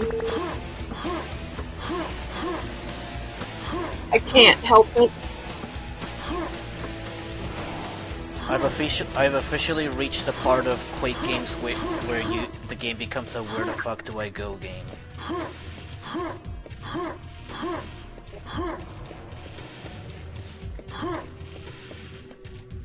There's probably something to do up there, but I have an idea. I'm gonna save the game, and then I'm gonna try to grenade jump.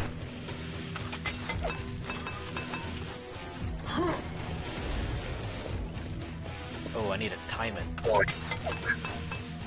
1, 2, 3, 4, 5. 1, 2, 3, 4, 5. Okay, that didn't work.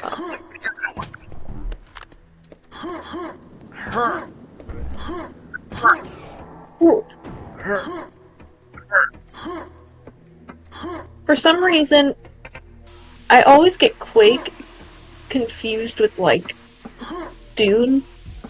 Doom or Dune? Dune. As in, like, the book and movie franchise? Yeah. And also a bit of the, what is it called, the movie where the giant worms attack that's not Dune? Tremors? That one too.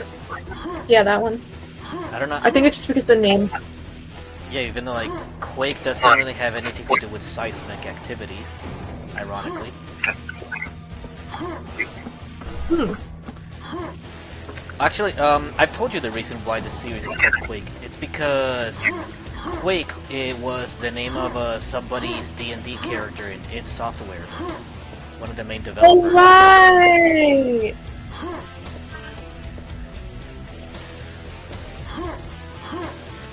Yeah, that's cool. And that's why the story of Quake 1 is about this guy called Ranger trying to fight the forces of Quake, even though Quake is never seen in the game. But it's always like, you take another step forward, closer to defeating the evil forces of Quake.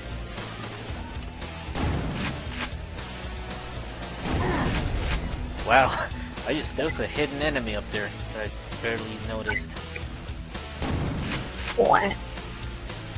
Good aim. Oh, dang.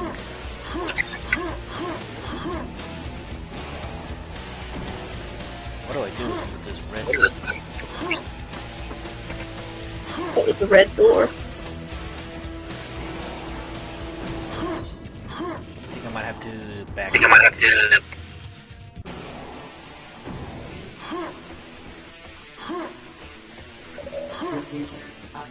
I wish I knew more about like band names because the soundtrack in this level is I just like to describe it as Vietnam rock.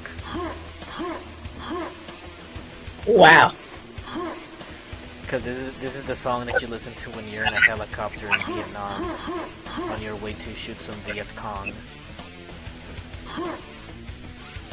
Wow. Okay. I would say it more reminds me of Doom music. Or Doom! Doom! With the big guy in the clean suit. With a serious face when he rides a dragon that one time. Doom the Dark Ages?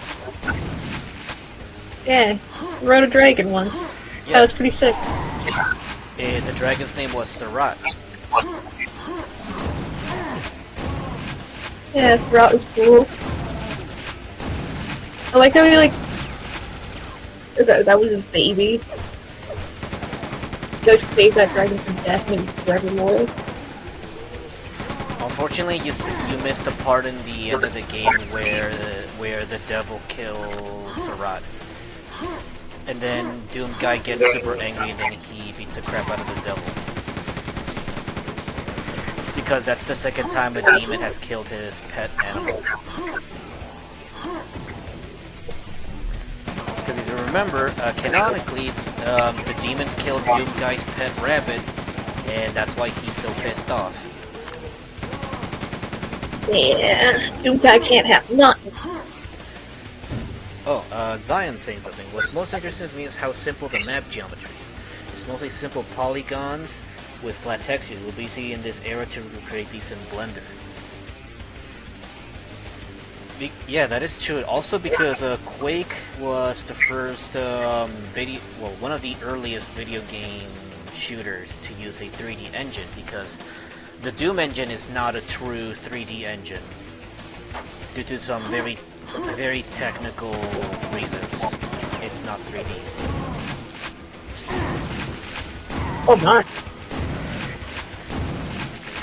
And one of the proofs why the Doom isn't true 3D is because the engine, it's physically impossible in the engine to have spaces or like have floors above another floor, so you can't have second floors in Doom. Only like ramps and bridges, but you can't stand around another platform in Doom.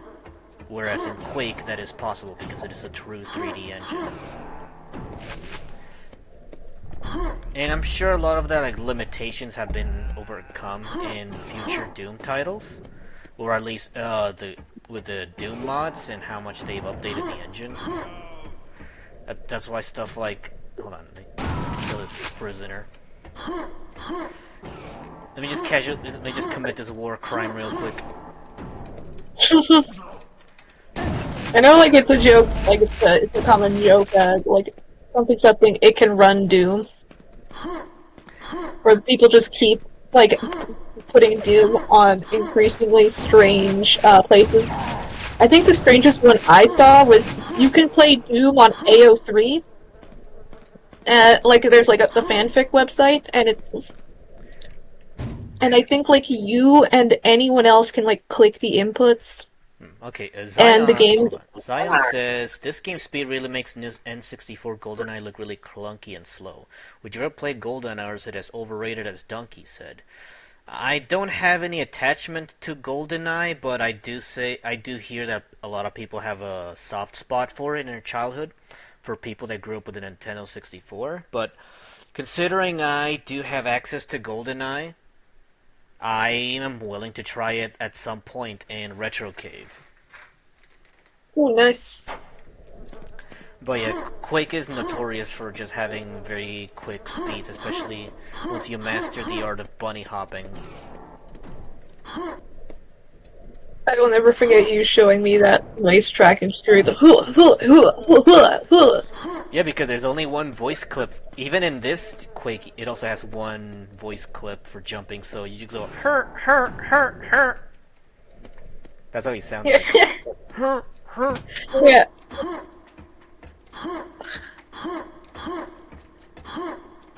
Do you hear it? Oh yeah, I do. Honestly, having one sound bite for one action just makes me think of old Flash games.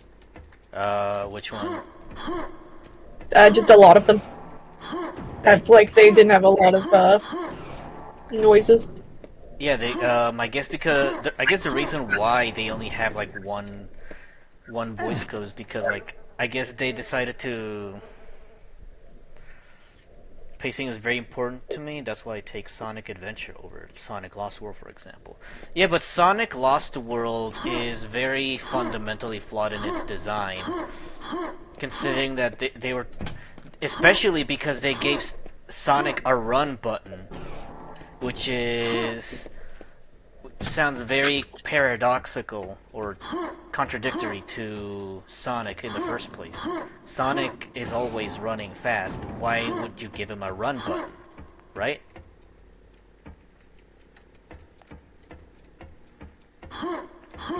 Overall, like, I don't remember which. Sonic Lost World is just a really weird game in terms of, like, its creation, as in, like, why does this game look so artistically different from...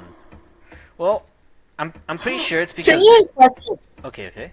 Which one is that? Which one is Lost World? Like, what's that niche? Sonic Lost World is the one where they try to rip off Super Mario Galaxy.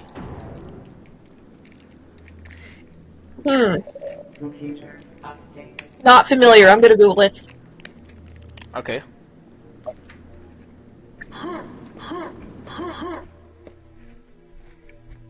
Would you give Quake a run button because it doesn't need it even without the bunny hops? Oh my god, I immediately remember it. Okay, Yeah. Zion, you say that, but the reason why Quake is so fast by itself is because it used to have a run button, as Doom also has a run button. But nowadays, any classic Quake or Doom just has always run as the default option, where you're just constantly running everywhere instead of walking.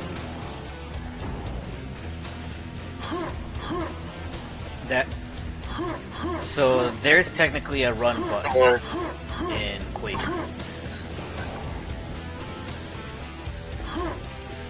Oh, that's weird. I'm trying to view your Twitch so I can read your stuff, and it says that you aren't online. I'm not streaming on Twitch, I'm streaming on YouTube. Oh. I'll send you a link if you want. Sure. Okay, let me DM it to you real quick.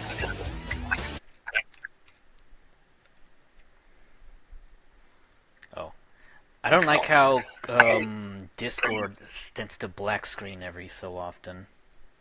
Okay, let me just send it to you real quick, and then we'll get back to Quake right then.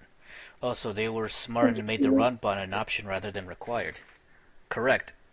But nowadays, people just have the run option just automatically enabled, so you don't have to hold any buttons just to run faster. Okay, here you go. There's the string. Okay, where was I? Oh, there's a boss over there. This is the part where I whip out the quad damage. Quad damage.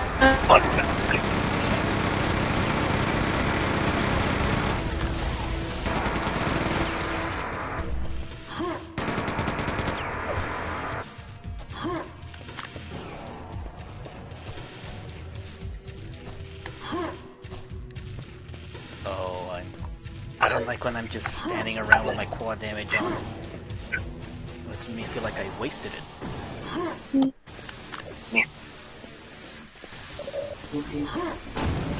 it's not one of those.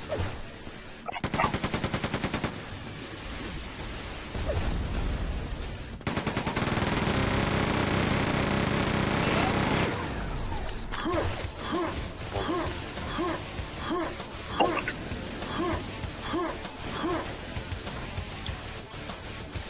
So, you had another question there, Michaela? No. Okay. I feel like so. Oh, the plasma rifle. Here we go. Finally.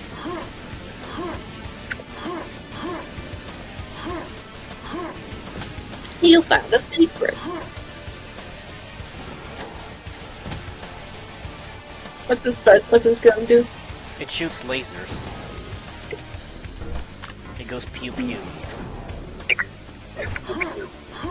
Radical. Instead of bang bang.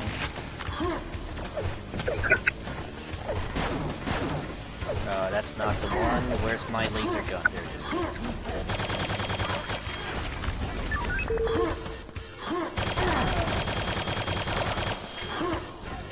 I always like using the plasma weapons in id Software games. Cell block A and B. Data C.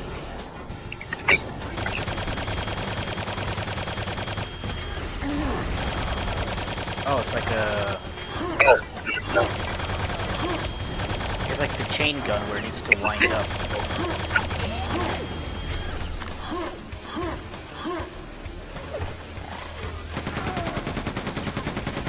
My wrist is on fire! My wrist is on fire!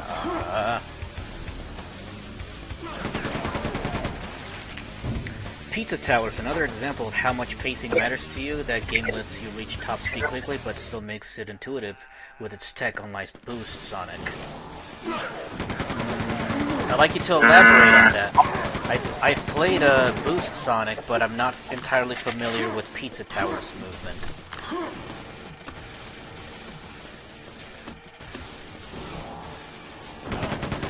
Play Pizza Tower. Did you play Pizza Tower? You? I hear it's good. Like a lot of people, I just hear a lot of people saying it's basically like a spiritual successor to Wario Land.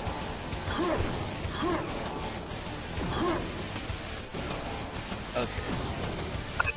Okay, that's the same thing. It keeps popping up.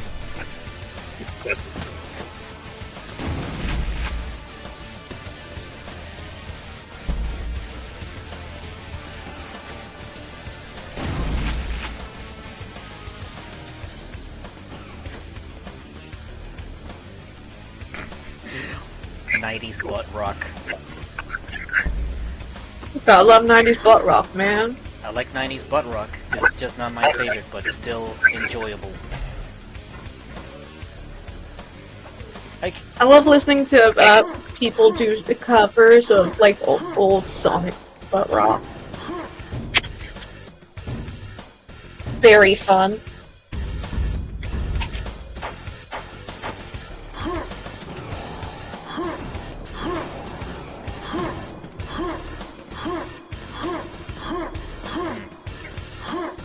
In terms of pacing, I was thinking...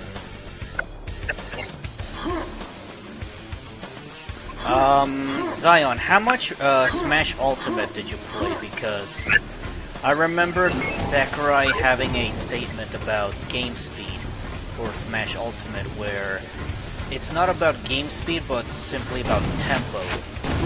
And I think by tempo, I think he refers to like how many actions per second happen during the gameplay loop.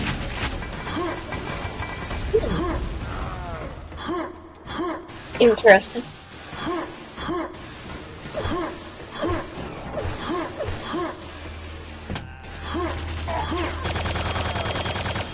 There's so much stuff you don't think about, like, that goes in video games that you don't think about when you don't do it. Like, there's so many, like, little bits that have to align and make something truly great. I mean, in some cases it can be an accident, like, Melee in particular. And Quake's movement is also kind of an accident, because I'm pretty sure the bunny hopping in Quake is kind of an oversight in how airspeed in Quake works, where... And I think it might have been something that carried over from Doom, because in the Doom games, you run diagonally faster than you do running at a straight line. Oh yeah, I've heard of that. In Pizza Tower, you have a red button that certain techniques, such as doing your grab slide attack, goes into a sliding crouch, and keeping the momentum goes into your run. You can be in top speed.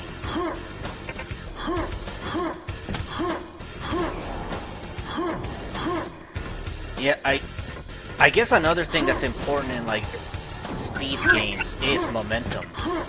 The reason why certain Sonic games fail is because even if they advertise themselves as going fast, sometimes that top speed is static. Because I guess there's a certain point where the engine cannot handle a character going too fast and just breaking the game and just clipping through the geometry.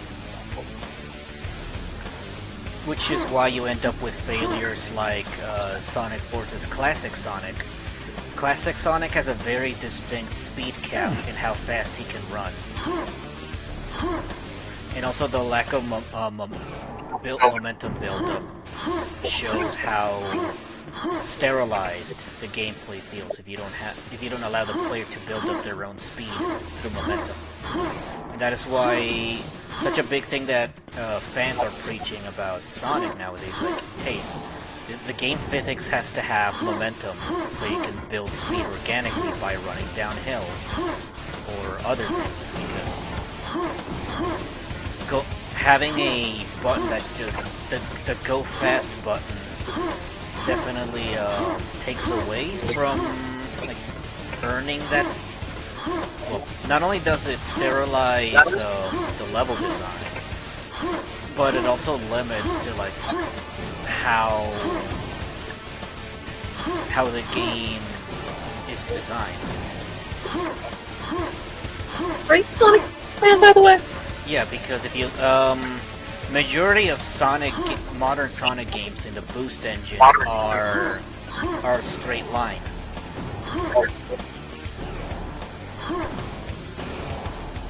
Not all of them, because there are examples of Sonic Boost games improving their level design, such as I think Sonic and Shadow Generations, I've heard, has really good level design that isn't too linear. And then there's Sonic Forces, which you can literally beat a level just by holding the boost button. Okay, I've been running in circles. Yeah, I was wondering about... I'm kind of lost. But if there's enemies in the level, that means that it's a new area.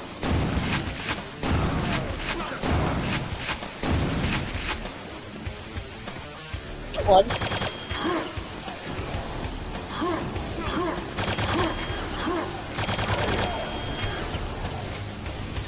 I love the cage being dipped into lava. I tried looking into Sakurai and any quotes on Temple, but they seem music related? Really? Oh fuck, I'm dead. What? I adored the cage being dipped into lava. It's such a dumb super villain move. It is the 90s. The 90s always has a cheese to it. Yeah! I love the cheese. With cheddar. The cheddar and the Yeah. and the parmesan. What is your favorite cheese anyway? Somewhere between mozzarella and Gouda. Munster. Munster's my favorite cheese.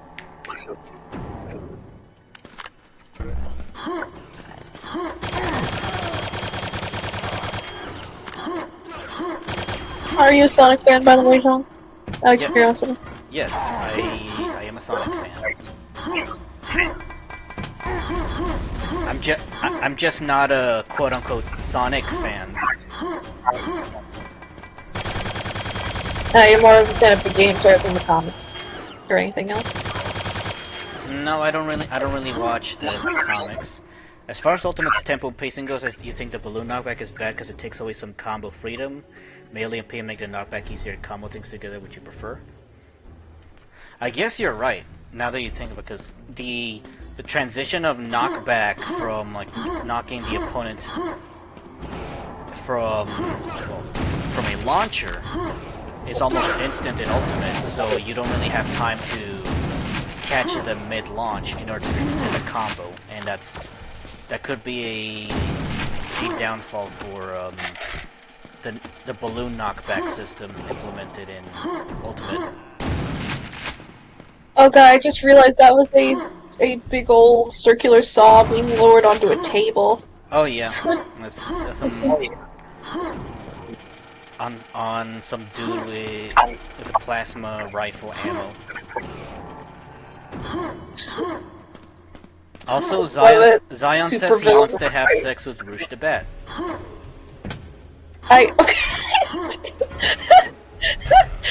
I mean, I didn't ask, but okay.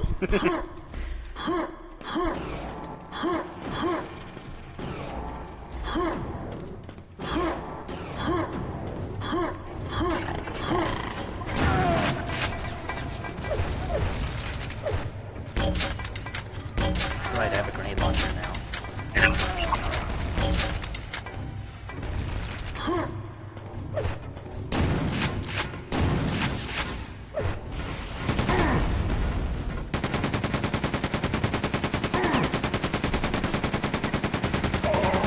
Oh fuck, I'm at 2 HP.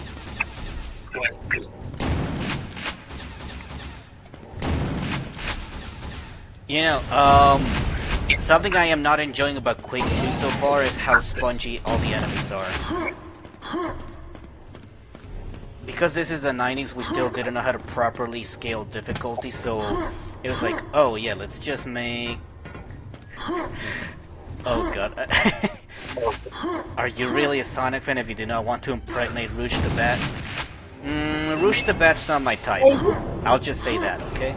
Rouge is not my type. Not particularly interested in the very, like, blatantly sexy character trope or direction of the design. I personally liked her in, what was it? The one where it was different dimensions? Fuck, I have to look it up now.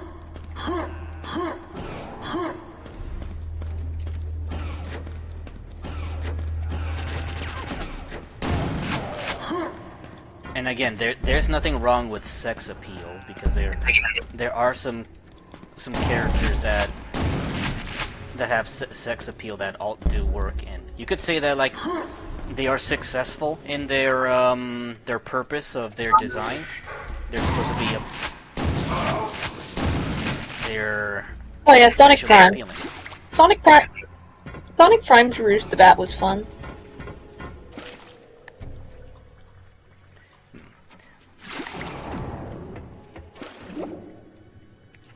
And I know Zion Or at least- typically does like I guess the more sexy design elements. Oh, I drowned. By the way, if you like Rouge the Bat, do you also like Morrigan from Darkstalkers, Zion? You might want to like Google that. I think you might like Morrigan.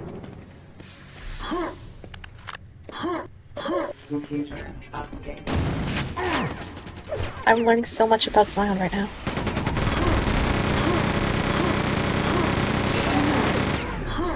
The man To be knows, clear, that the man boy, knows what he wants. I'll give him that. He knows what he Is likes. it just weird? Does that enemy? Is it just weird? Does that enemy look like Megatron? This guy? Yeah. Kinda. He looks A little like bit. he looks like the original Megatron toy. You know, the one where he has a trigger on his Yeah. dick. Yeah. Yeah. Take me back to the 90s with Candy Kong, Bandicoot, Fuck the Gay Welcome, Sexy Removal of Curse, Morgan Ainsland, Darkstalkers, Felicia too. Yeah, I figured. Okay, I hey, figured, wait. Like, What is your opinion on Poppy Kong from the new Donkey Kong game? Oh. I haven't really played Donkey Kong Bonanza, but the design is alright.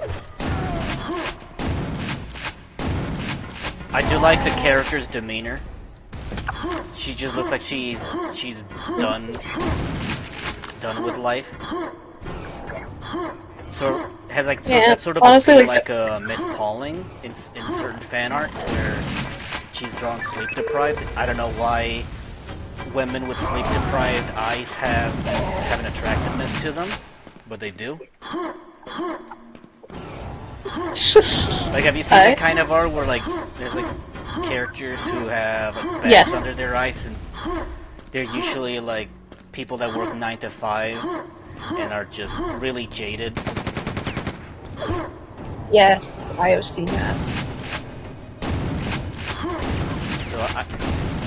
So I do like Miss Pauling when she's drawn in that particular way. And I'm curious like why that is appealing to people.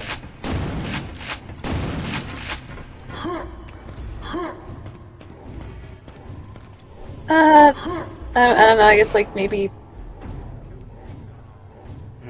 Zion says that she's cute but doesn't know why she's flat and thin. Candy Kong, DK64, and Tiny Kong, Diddy Kong Racing had curves. Kale gets to keep his fat breasts, but they don't.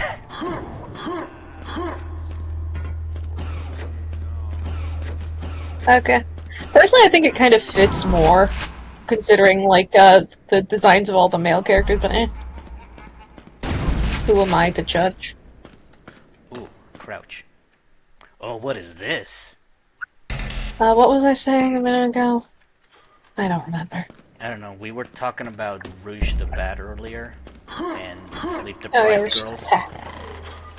yeah, it's sleep deprived women.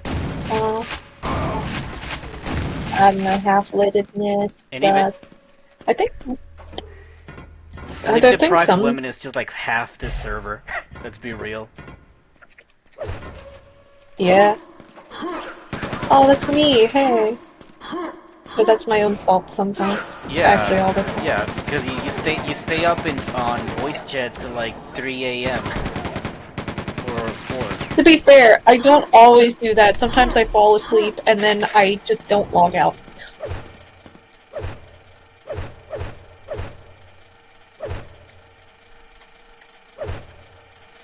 Yeah, a lot of times I do just like fall asleep and then I wake up and I'm like, oh fuck, it's 3 in the morning, and later and go to bed. Like for real. Hyper Blaster. It's not. That isn't. It is not good for my laptop. Take better care of yourself, Michaela. Maybe someday.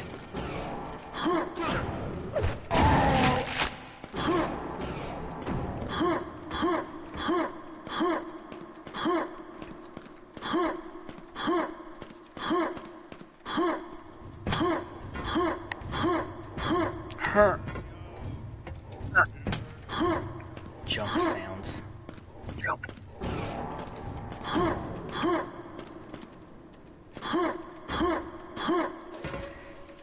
Oh yeah, we're back to where the fuck do I go with the game?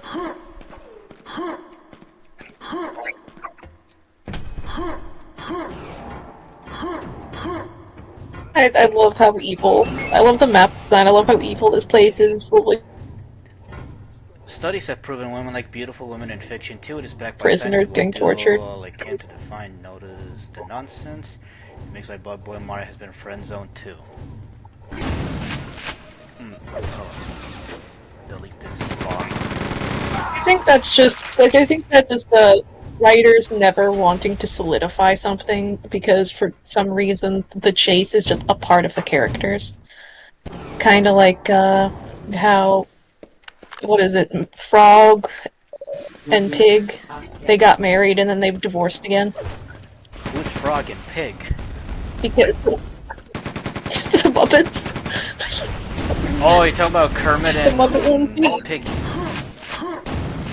They divorced? They finally canonically got married, and then they divorced.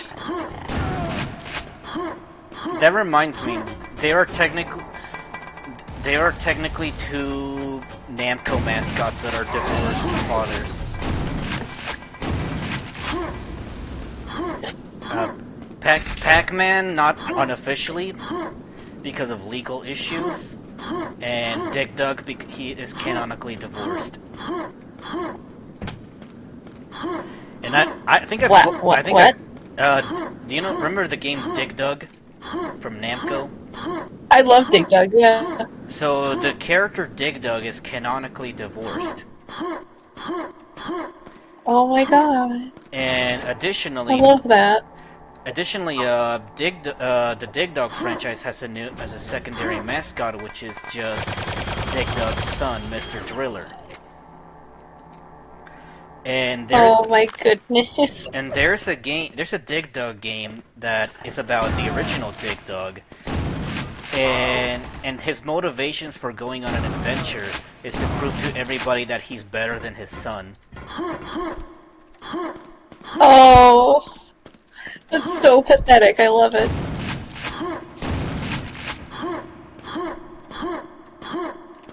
Yes, here we go, pathetic divorced men, yeah.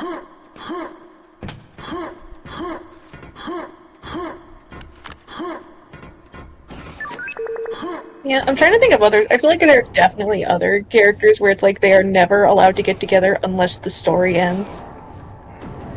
Zion says, for gameplay, Nintendo will never be able to kill Melee. Melee's too good, and you'll make Brawl too for being closer to Melee. I enjoy Melee because it's a lot more flexible in what you can get away with. Whereas, like, sometimes when a system is too manicured, it might take away freedom of expression.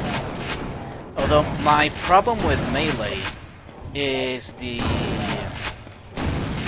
just how the lack of buffering makes the movement feel very stiff for me.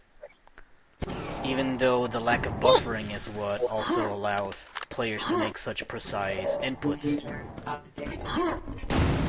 That allows for things like wave shines, because there's no buffering, so you have the freedom to be perfectly precise with your inputs. Oh my. Additionally, another problem with Melee is that half of the game works. And I mean, like, the roster and the movesets. There are characters that simply are balanced so terrible that they are just completely useless. Like, Yoshi's dash grab in Melee doesn't work because his animation makes his tongue go to the side because the game has a Z-axis, so his grab box is outside of the intended 2D space that the game is designed on. Oh.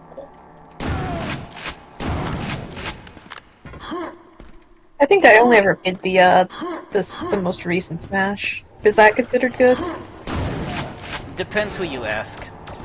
I didn't like Ultimate.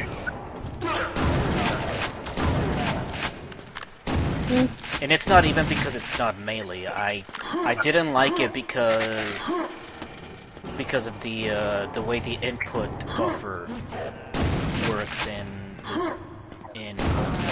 Because for some reason they intentionally added so much input buffer to compensate for online play, but online play already has additional input buffer frames, so playing the game online is like you input a button and then the move is gonna come like a second later, because that's how bad the input buffer is in Ultimate. Yeah, I'm gonna be honest, I wasn't really a fan of it, but I couldn't tell if it was good or not because I don't really play the fighting games. I'd say Ultimate is only good casually. If you play the game casually, it's good, but if you're gonna play it competitively, it's not worth your time. Okay. And yeah, I agree that Project M does address some issues through melee, especially giving you the ability to adjust your input buffer. So if I want to play with like 2 frames of input buffer, I can play melee much more comfortably than I would if I just play the actual game. Just being evil and executing these prisoners. It's not my fault they drop ammo.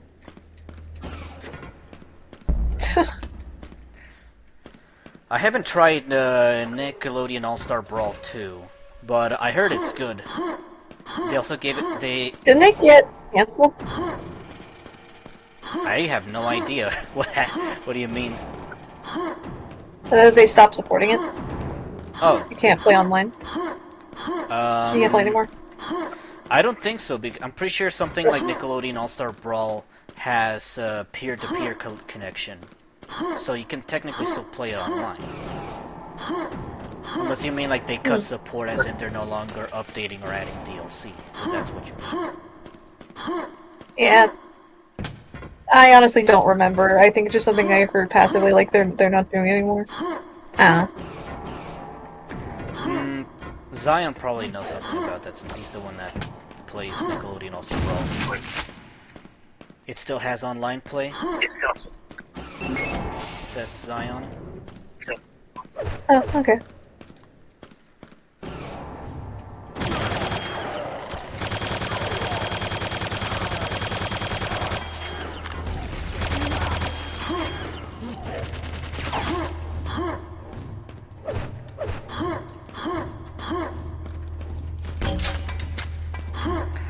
I read the wiki for Darkstalkers, and it made me realize how miserable it must be to be a succubus in that universe.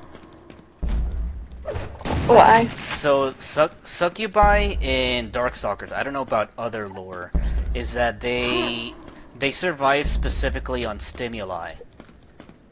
So they need any kind of like emotional or sexual excitement. But, so, let's say you capture a succubus and you put her in a room for 2 days. She will literally die of boredom.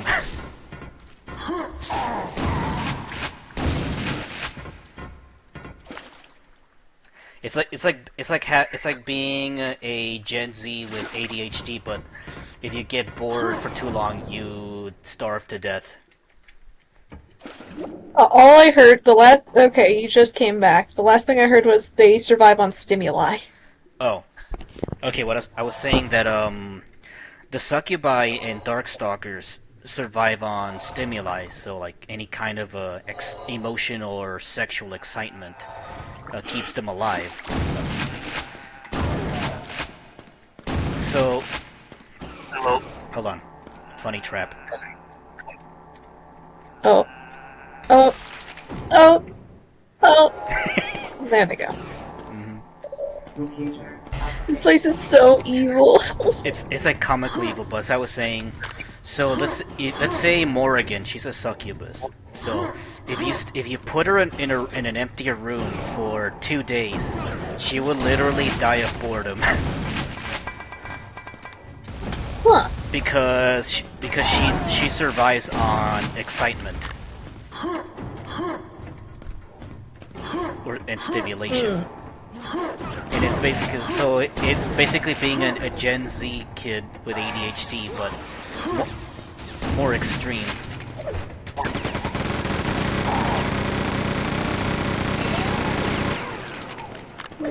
Yeah, that sounds like it sucks.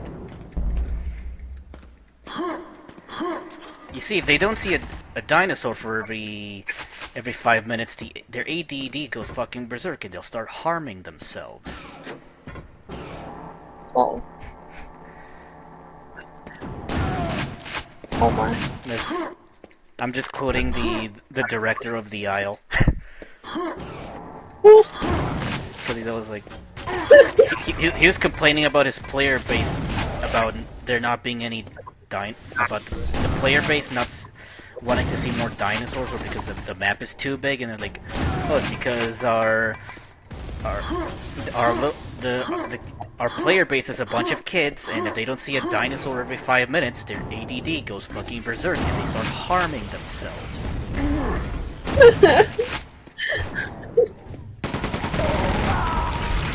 I should not have fought that guy head on.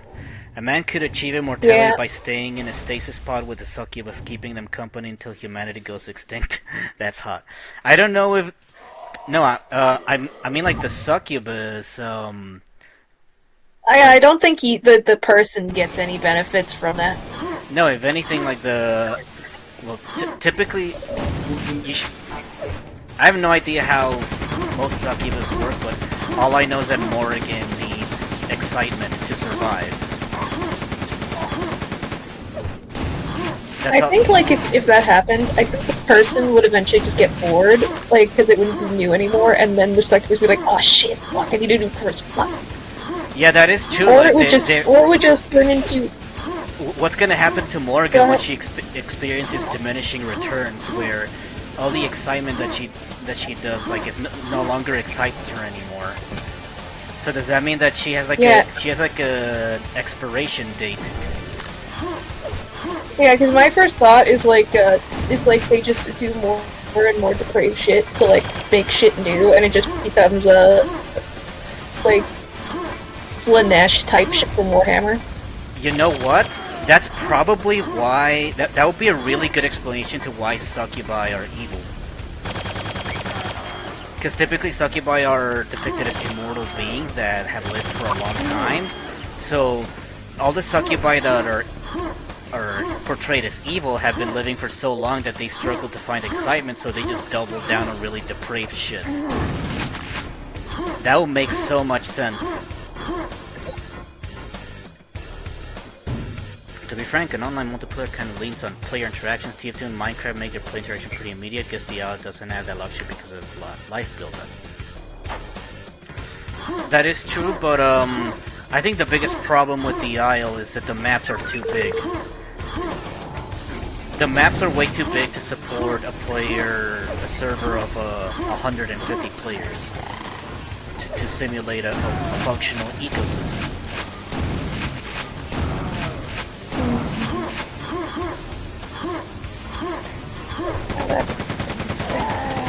And overall, lack of proper social systems in multiplayer games have been a running problem for a long time. Because I think a game that really nailed the social aspect of multiplayer was Halo 3. Halo 3, at the end of a multiplayer match, gives you the option to party up with people. As in, you can join up with the people you just met, and continue to play another match together, and so you can talk and make new friends. And that just doesn't exist anymore in the later titles. Just a simple implementation of Party Up immediately increases the sense of community and social aspect of a multiplayer game. Additionally, being able to communicate with the enemy team, it should also be a vital thing in multiplayer games. Like, sure, there's gonna be stuff like, oh yeah, you can't. That's gonna give away like your strategy to your opponent, but at the same time, like, if you're gonna maybe like leave it on for social. If you can make the map smaller and design areas to make dinosaur choices matter, hopefully that would help, but I imagine it's easier said than done. Maybe, but hold on, I'm still talking about multiplayer. So, I think a game that definitely perfects multiplayer interactions is Team Fortress 2. Team Fortress 2, you can directly talk to the enemy team. Not only that, but the cosmetic systems also allow you to do some really goofy shit with your teammates and the enemy, where you can just make conga lines together, or like the Russian kick dance. And then and then until somebody decides to break the peace and start killing each other, that's okay. But the point is, like, there needs to be choice of expanding like how many players you can interact with, because in Halo Infinite you cannot. A lot of the interactions are very restricted because you're playing the game and you can only talk with your teammates. And then you can't even party up like you used to in Halo 3. So meeting players online in that game is very one and done. And that's been the case for many multiplayer games of the previous decade. As developers are trying to control how online player interactions go, because they don't want kids playing with people that are going to be shouting racial slurs.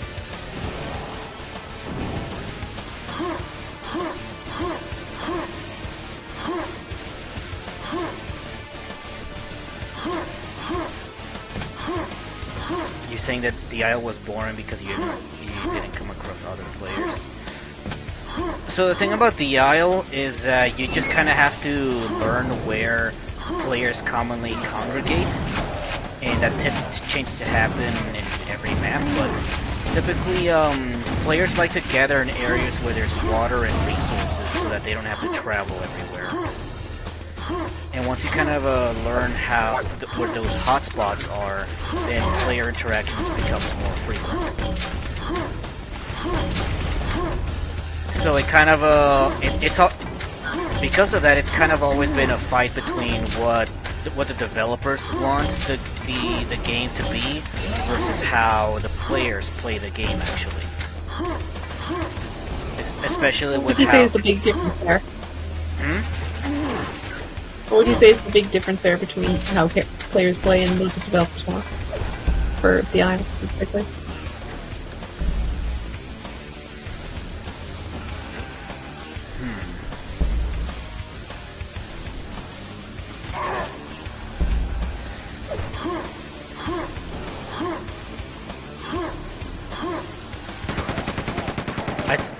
I'd say the developers want to make you realize once you make you feel futile, and they want you to accept the certain futile aspects of survival.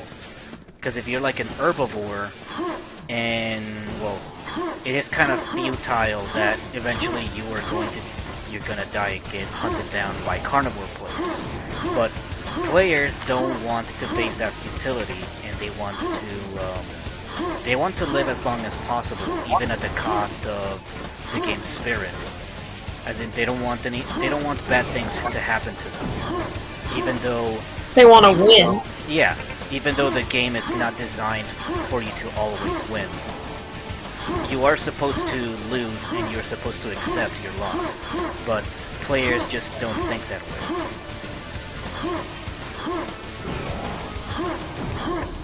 That's what I think is the difference between how players want to play versus how the developers want you to play.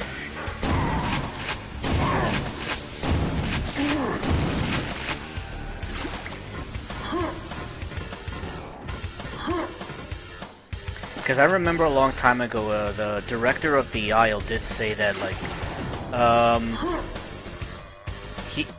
his favorite tool for, like, making tension in a game is futility, where make the player's chances of survival minimal, but they'll make them impossible.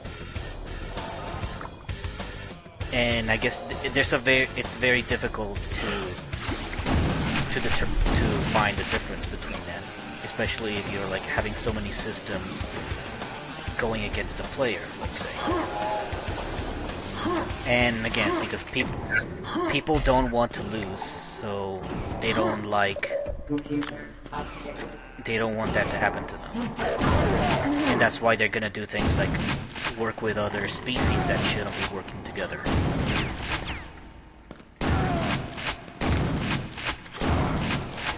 And then there's just trolls who just want to ruin the game for others, but that's an inevitability.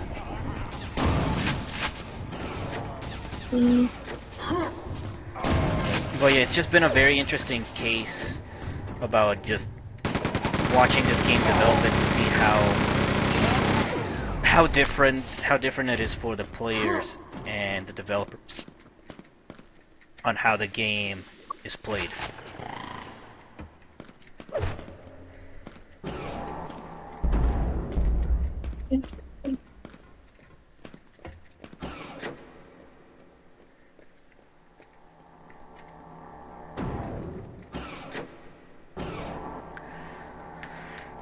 But I do agree with Zion that TF2 is probably one of the last bastions of like good, unfiltered player interactions. And yeah, sure, there's going to be bad interactions with like people being toxic, but there's also a lot of room for just players messing around and having fun.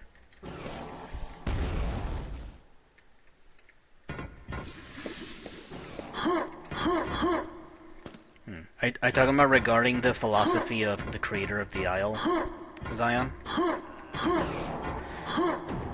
Because I definitely agree with it, especially because the Isle is supposed to simulate an animal ecosystem.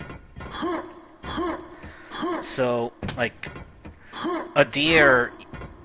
Let's see, a deer is not supposed to live forever and take over the server. A deer is eventually supposed to meet a bloody death to feed the predators of the server, or the ecosystem. But the thing is that the person playing the deer doesn't think like a deer.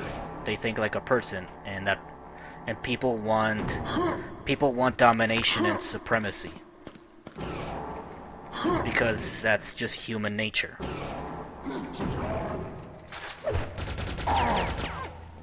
And that is why the most common dinosaur that is played in these types of games are like the apex predators, like T-Rex or Ceratosaurus or whatever is the top tier at the moment. Certain Pokemon fans will probably not like the game I make, since I will refuse to give monster skill inheritance because monster uniqueness is among your priorities. What do you mean by skill inheritance, Zion? I'm curious. Are you talking about like breeding certain moves and abilities, or what do you mean by skill inheritance?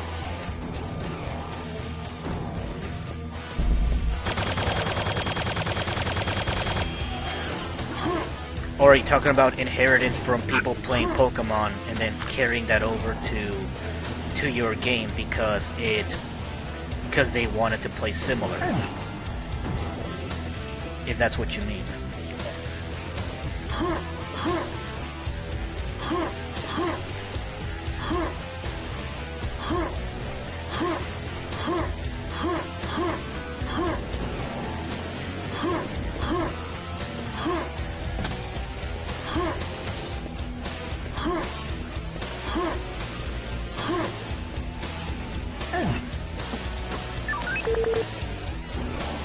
Oh no.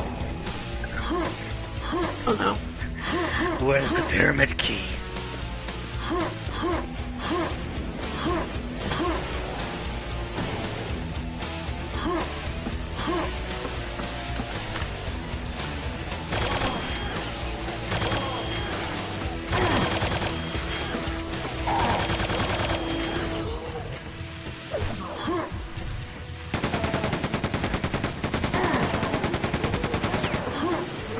I'll tell you what, getting to talk with people has certainly made me more motivated to keep streaming.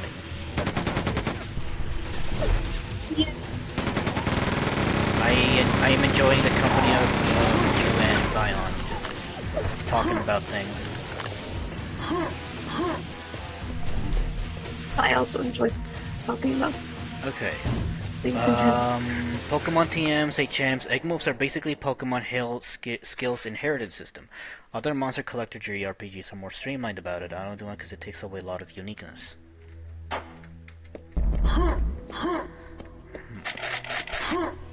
So are you saying like certain, let's say, abilities or moves would be exclusive to one or two monsters kind of deal, or because I have noticed that over time there are less and less exclusive moves in Pokemon.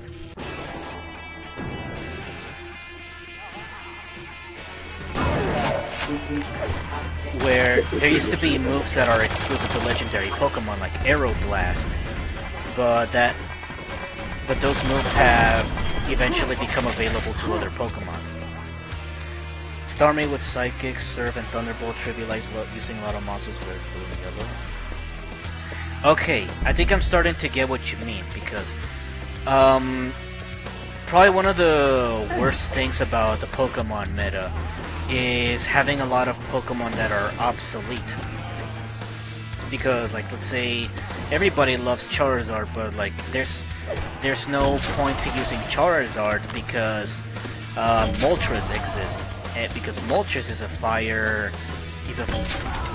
flying type that has better stats than Charizard, kind of deal, right? There's just a lot of just the existence of certain characters being outclassed due to the inevitable power creep of Pokemon's design is a sign of, I'd say it's bad game design.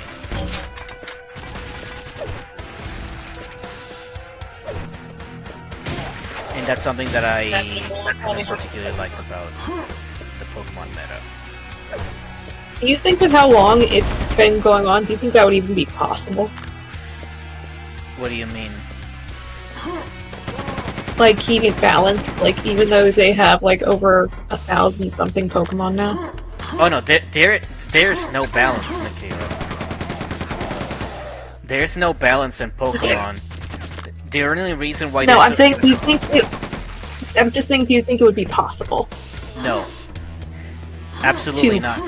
There are Okay. there are too many Pokemon for there to be a specific useful niche for every one of them. And in the increase of broken abilities that are given to new Pokemon as new generations go shows that Game Freak has no regard for any semblance of balance for the game. Even with it. Oh, what the fuck is that? Get away from me. Exactly with that Charizard example. Part of why I adore Yokai Watch is because monsters have unique movesets, so there's way less overlap even with massive rosters, gaps in power is smaller.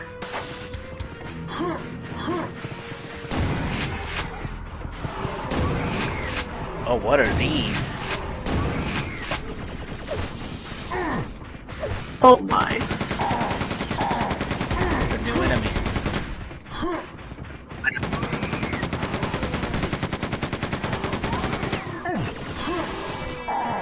Thing is scary. Oh, it swims too. It reminds me of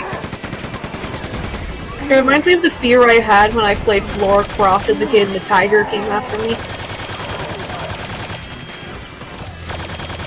The Tiger King? No, the tiger came Oh, there's a tiger in Tomb Raider? after me as a kid in Lara Croft.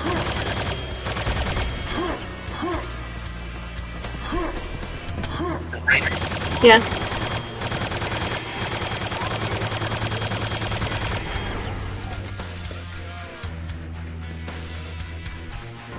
Oh, there's a tunnel in there.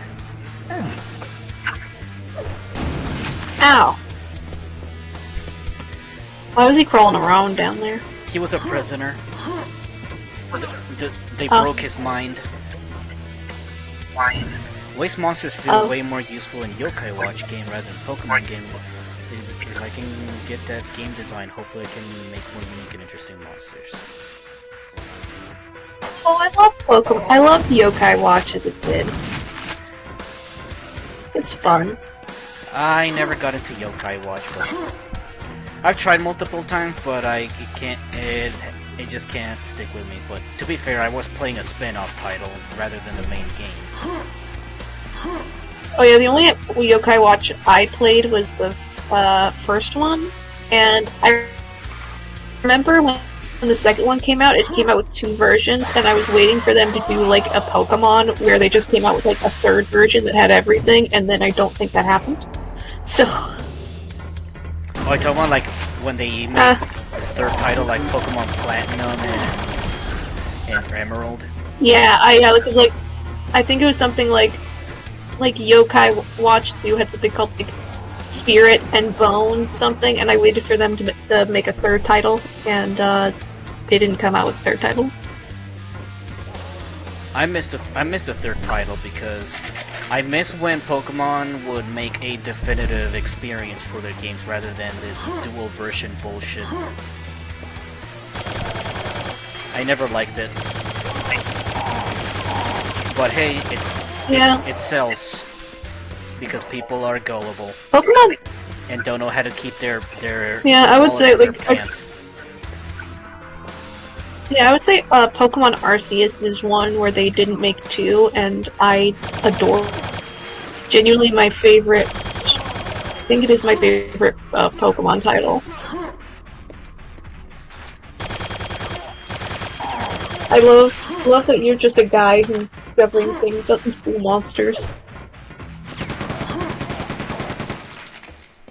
Yeah, I did like it, but then I was disappointed that a lot of the things that innovated in Arceus did not carry over to the next generation, because Legends was ultimately some kind of like offshoot that's not part of the main series. I heard that like some things were taken from it, but not a lot. I don't know. Yeah, I know that one thing that Pokemon does is that they will make cool new things, and then for one game, and then they will never use it again because they have a philosophy about doing that to keep every title fresh, and it sucks. Yeah, instead of making cumulative, they make titles contemporary. I never liked that about Pokemon. Oh yeah, I will never forget them because at the same time, I think Dynamax was the stupidest gimmick in the series.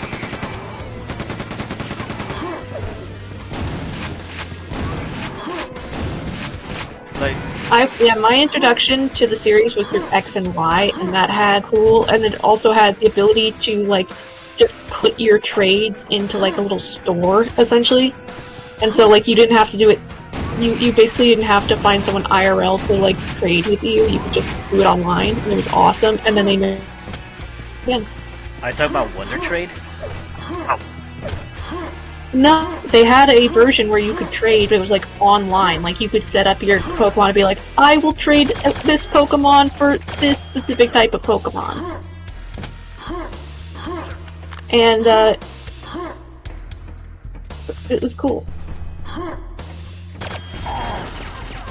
Like straight up, like you could you could evolve your Pokemon, or like get special like evolution only Pokemon through that.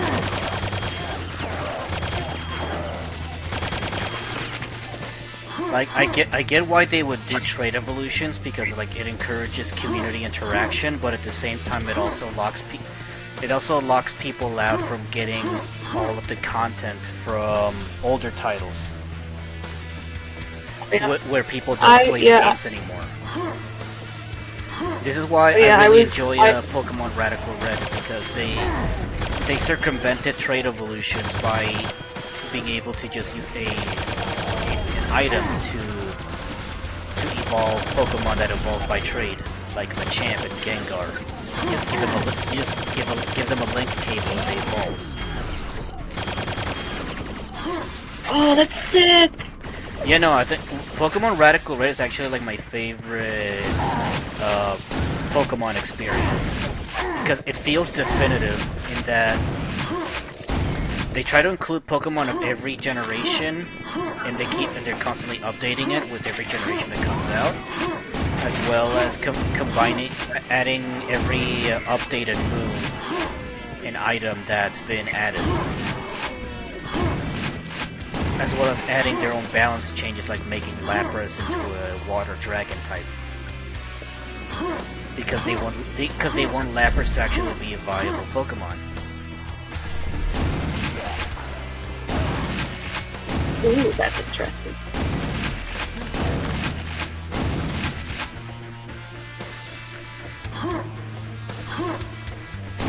Like, learning about, like, super in-depth Pokemon stuff is kind of interesting to me, because that was never a thing I was into when I originally played it. I was definitely the type who's just pick the Pokemon you like and just level them up enough that you can just beat up everybody else's Pokemon. Yeah, I was like that for a while, but then I started learning about like Smogon. And Zion was also one that really taught me about like how competitive Pokemon worked. Just discussing the meta, theory crafting, and all that.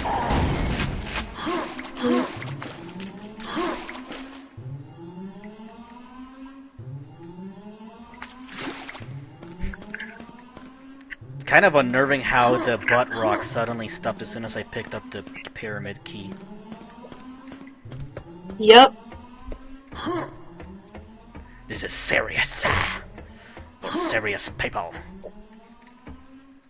I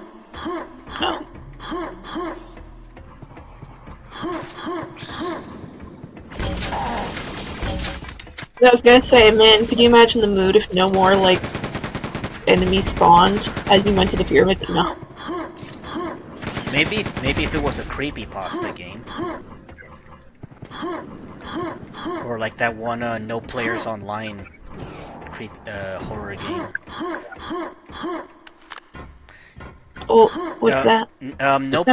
No Players Online is a fake multiplayer game where you're essentially playing on an empty server of a multiplayer game, and you just have to capture the flag, even though there's nobody there. And what happens is that the game is haunted. So as you go, like the game gets creepier, and then the story kind of starts falling apart when you start getting messages from the supposed developer of the game, and explaining like, "Hey, why are you still playing this game?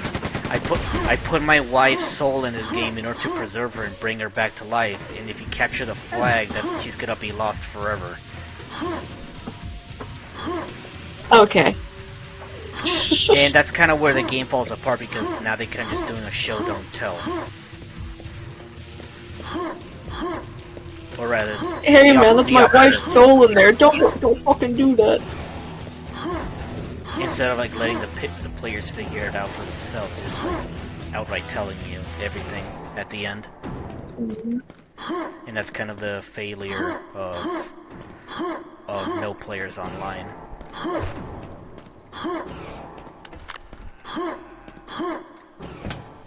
Otherwise, some of the premise of the horror is rooted on that kind of creepy feeling when you're playing a multiplayer game, or let's say like Half-Life Deathmatch, and you're just in this empty map. Oh, Zion wants to talk. I'm in a server, but I can probably form a chat with Michaela and you, if you don't mind. What do you think, Michaela? Me? Yeah, I'm just gonna invite you to sure. to private voice chat with you and Zion. Yeah, alright. Okay, give me a minute. Gotta do some Discord stuff. Okay, how am I gonna invite people into this? What if I just... Just gonna call and then... Okay, there you are. I'm just gonna add... How do I add him? I think you have to start like a new thing that's just for 3.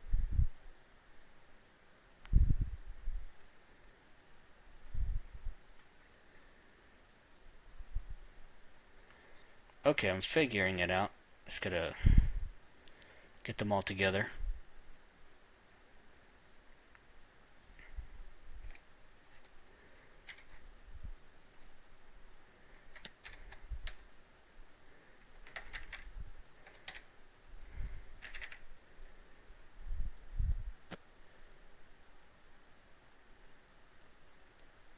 Hello, Zion? Hello. Give me a second, I'm still trying to call Michaela so we can be all in the same chat. So I'll be closing this one while I look for... Yeah, right.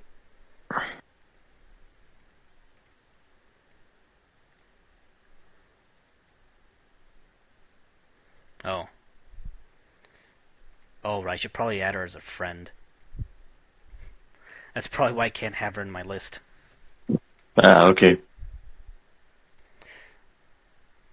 Okay, now I can. I'm gonna add you, and then I'm gonna add Michaela.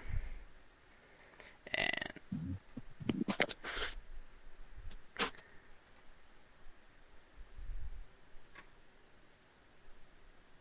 Yeah. Hello? Hello.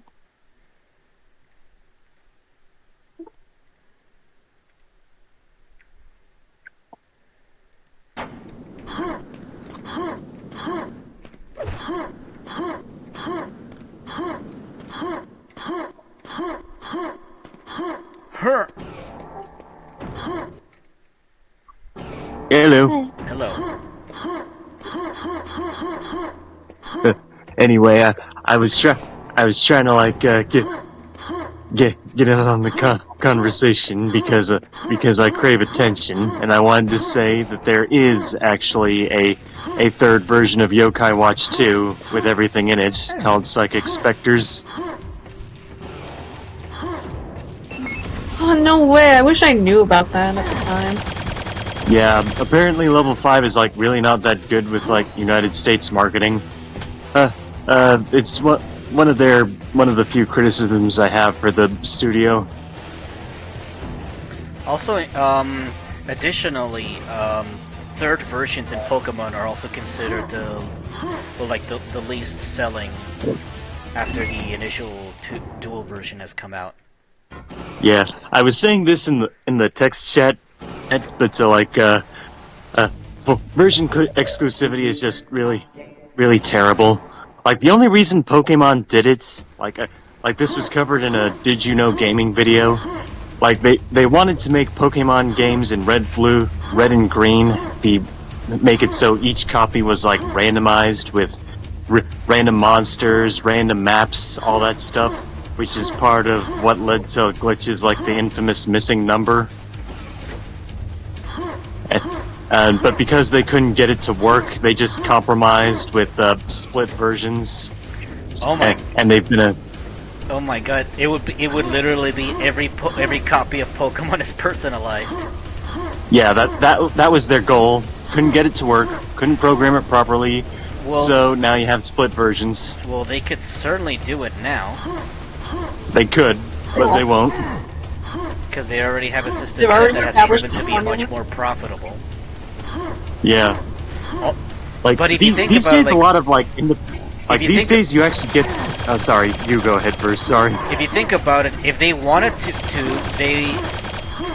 had they done this earlier, they would have been even more profitable because now you have people farming Pokemon copies for different randomization pools.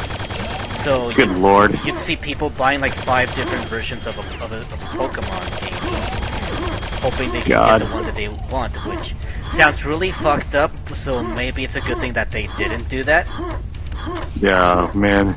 Oh god, I can only imagine. the video game equivalent of blind boxes. Yeah, actually. That's a boss. They need plenty of plastic for each cartridge.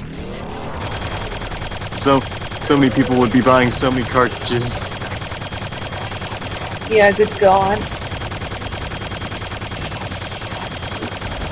But like, anyway, these days, like, a lot of independent monster collector JRPGs, stuff like Monster Sanctuary, or Nexamon, they're actually able to do that much more easily with their own games without requiring extra copies. So, like, these days, the programming and technology isn't too far out of reach.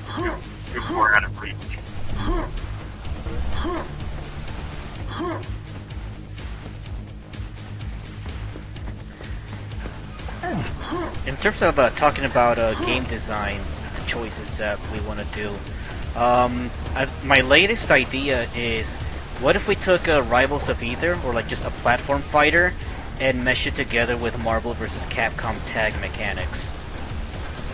Where Okay, so like the proper thing where you can switch out characters when you need to, instead of like in a single frame with a transition, instead of the whole one character per stock thing like Project M does. sort of, where you can like switch between characters and then Mid combo. Yeah, and each character has their own percents, and when you call them in and they counter your assist call in, you probably do like double damage if you hit their assist. I think that'd be pretty cool, especially if there are certain combo extensions you can do with certain characters. Additionally, just having the ability to just have one character per stock also eliminates any problem of having a top tier dominating the game, because that problematic top tier is only a problem for one stock if you can kill them, and would also make nerfing them even easier, because well, yeah, let's just make him easier to kill, so it just becomes a problem for less time. That's interesting. I'd actually really like to see something like that. Like, especially like if that character is really good, like one thing Smash likes to do a lot is like they make these super combo heavy characters like really light and easy to kill, like Fox or Meta Knight. Like if they're stuck to one stock that they have to survive for, that's just going to make it harder for them, because their lightweight makes them so easy to kill. It's something interesting is that tag fighters have a much bigger emphasis on team composition. Typically, you have like a point character and two supports, which are usually defined by characters that have good assists. So ideally, your point character is dominating for most of the match, and the supports are doing assists to keep up the momentum. Okay. And that's why you have things like in Marvel vs. Capcom 2, where there are characters that are really bad as point characters, but they have really strong assist moves. Like Captain Commando and Psylocke are an example, where Captain Commando, if he's usually the last one in the match, usually the opponent forfeits because the character really sucks at actually fighting, but his assist is just really busted. Interesting. Okay. That's why they call him Captain Suckass. Like he's pretty much just there on your team to be a combo extender, huh? Yes. And I think applying that to a platform fighter would be very interesting, especially like if it kind of adds the team composition aspect of Pokemon that I enjoyed. Like you can make a character have the frame data and easy combo potential, couple of melee fox, but then give them a really terrible assist. Yeah, that's a really good idea, actually. Then you can make a character as terrible as melee Kirby, but give them easily one of the best combo extender assists in the game. Yes. And that is why I want to make a platform fighter. Well, I hope you can do it, and I'll help with advice any way I can while I work on my own game too. I tried learning coding before, but I always hit a wall and give up. Like, you're always gonna hit a wall when you learn to program. That's just gonna be unavoidable. Like, nobody starts out good at it. Like, I've hit a ton of walls as I programmed, but you just it's like you know how like when you take a break from a game and then you come back to it like after a week or two and you end up being really, really good at it after that break. Not necessarily, but I get it. Yeah, like that. You gotta. Sometimes you gotta treat programming like that. Because the only reason why I was able to get anything done in the Rivals of Ether modding scene is because the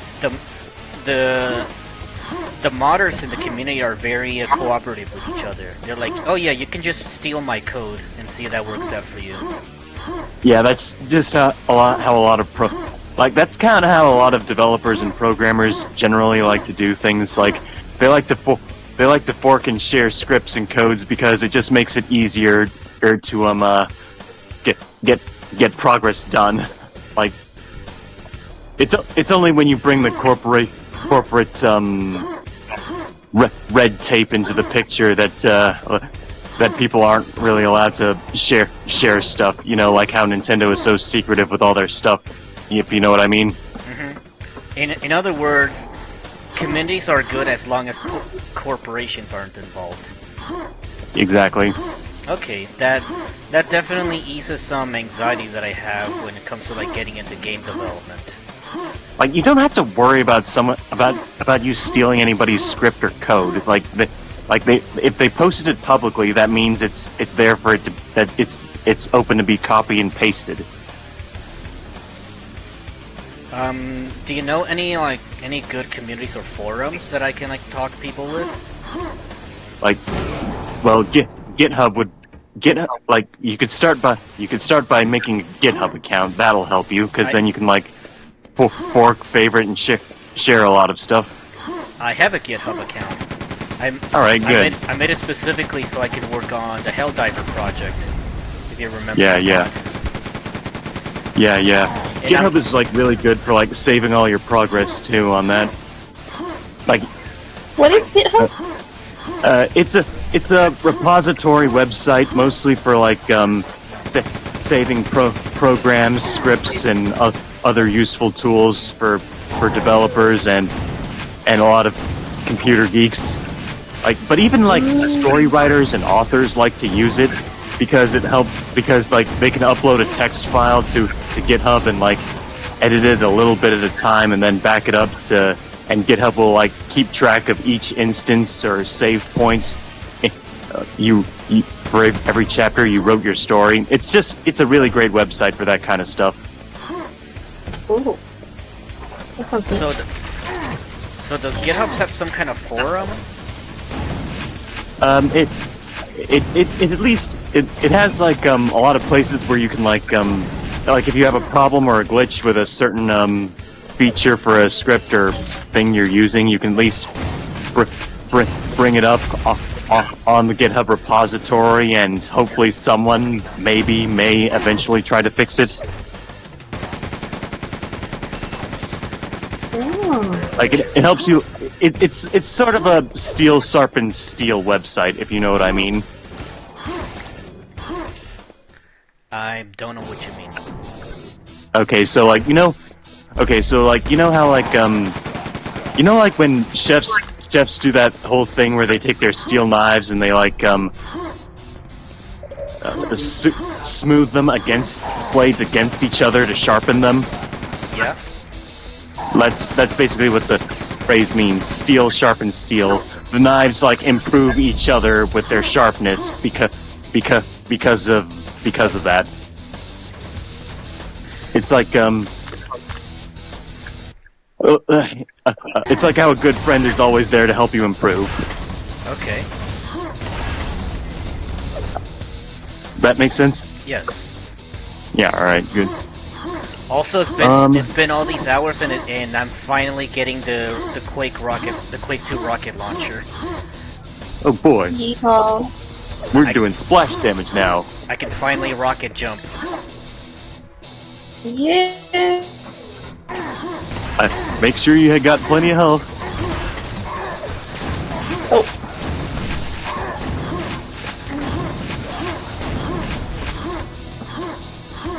Does this game have like armor too? Yeah, this game has armors. Okay, so it has armor and health. Just like Fortnite. Oh.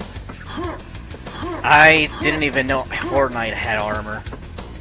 Yeah, it has an armor meter and a health meter. That much I do know about it.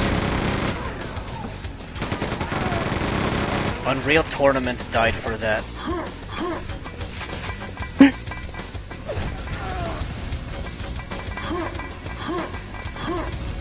Because Unreal Tournament's kind of like that other boomer shooter series Okay, that alongside Quake at the time. interesting. I don't know my FPS developer lore. I'm a monster collector JRPG person. Fair. To each their own. Yeah. It's very interesting that the way they balance these two guns, the plasma rifle and the chain gun, have different lags of their move. So the chain gun has a lot of startup for it to get to a place where, okay, now you're shooting really fast. Whereas the plasma rifle immediately starts with a very high fire rate, but then has a cooldown where it has to stop spinning as an end lag. Okay, so it leaves you vulnerable. But you can like switch weapons during that cooldown, right? Or are you forced to deal with it? Yeah, no, you're forced to deal with it. I just try to cancel it, and yeah, you can't cancel the plasma rifle cooldown. Very interesting. Okay. Those kinds of cooldowns actually are the reason why Doom Eternal became so fast, because people discovered that you can cancel those end lag by just switching into another weapon and invented quick swap combos. Yeah, I guess that. Do you prefer that, or would you prefer like cooldowns to like Hell, I love quick justify swap some weapons? combos. In fact, instead of the developers trying to nerf quick swap combos, they integrated it officially into the game and started giving tutorials to players on how to quick swap combo because they liked it. And they actually designed weapons around the mechanic too. Not intentionally. It's more like, oh wow, we accidentally created this quick swap combo system, and that players really like and looks really cool. So let's just explain it to other players through tutorials on how to do it, so they can do it too. Okay. So it's sort of like what TF2 was able to do with like all the funny movement stuff with Demo Night. Yeah.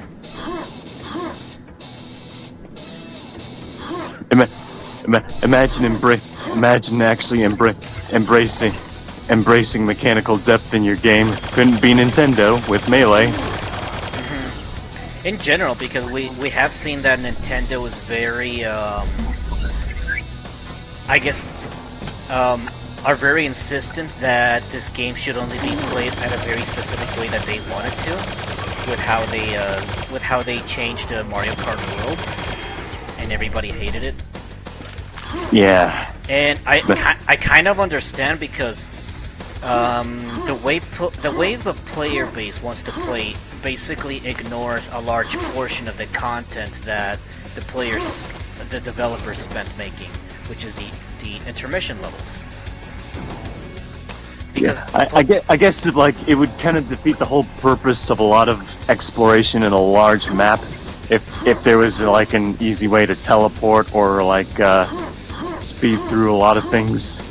yeah, sort of like that. I assume the developers they don't want their content to be ignored, so that's why they forced it into the randomization map pool. Mm.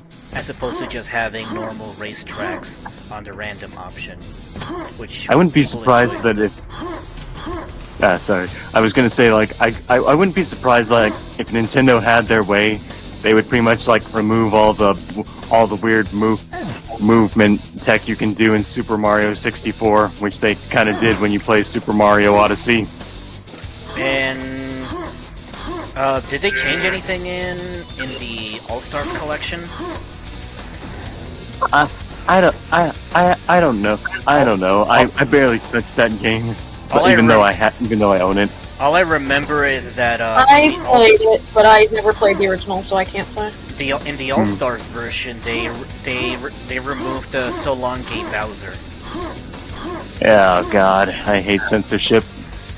It's not even like that's what he's saying. It's just like that's just what people thought was. That's And what it was funny, kids in and the we loved it. playground. That's what people thought Mario was saying back in the day, but they're just dumb kids. Like that's not Mario's fault. Bring back homophobic Italians. And I think that also happened in Back 4 Blood, where one of the zombie noises sounds like he's saying the N-word, so it's like, and people are like, what did that zombie just say? And then the developers immediately removed that voice line because it just sounded like the N-word by accident. So zombies are allowed to eat flesh and human brains, but we can't have them being racist now, huh? That's right. That just makes me think of, oh god, have you guys seen that one video about the black and a racist zombie neighborhood? I haven't. That sounds hilarious, and like I need to watch it. No, okay, hold on, I gotta go find it now. I love that. If I had to guess, he probably does. Like, I'm gonna say something very problematic. Is that okay?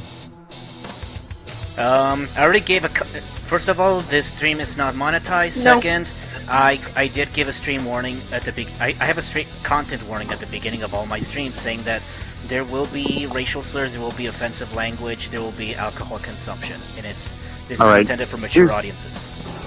Alright, here's the problematic thing I have to say. Who gets to have alcohol? A racist zombie probably wouldn't eat a black guy's brain because there's not much less frontal lobe. Also, he can say that because Zion is black.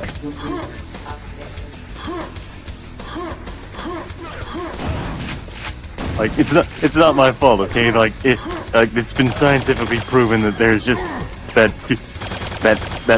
black people in general, like, just don't have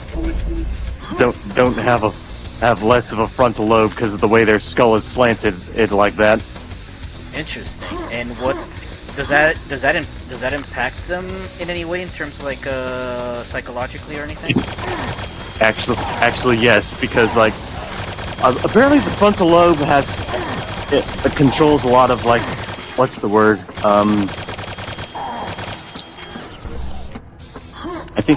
I think the word would be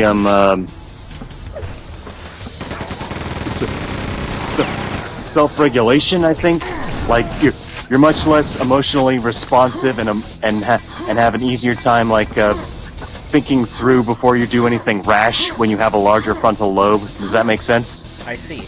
Is that why the stereotype is that black people are more aggressive? Is that where it comes from? Yes. Like, the reason why I at least have a frontal lobe is because I'm half white. Like my skull is a lot less slanted compared to most. Oh dear, did she leave? I don't know. Oh dear. No, she didn't leave. She said she'll be right back. Okay. So, don't worry. wouldn't hate to compromise a friendship just because of science like that. No, Michaela's cool with that. Michaela's thick skin. Okay, that's good to know. Like, I've only learned about this, like, relatively recently. I haven't had a reason to care, but when politically correct fools force me to care about my race, I learn things. It's still interesting just to learn about, like, the different morphologies of just different humans, don't you think? Yeah. I've also been... Like, it's how, like, Sorry, like, dogs are all wolves, but different breeds are all behaviorally and morphologically different.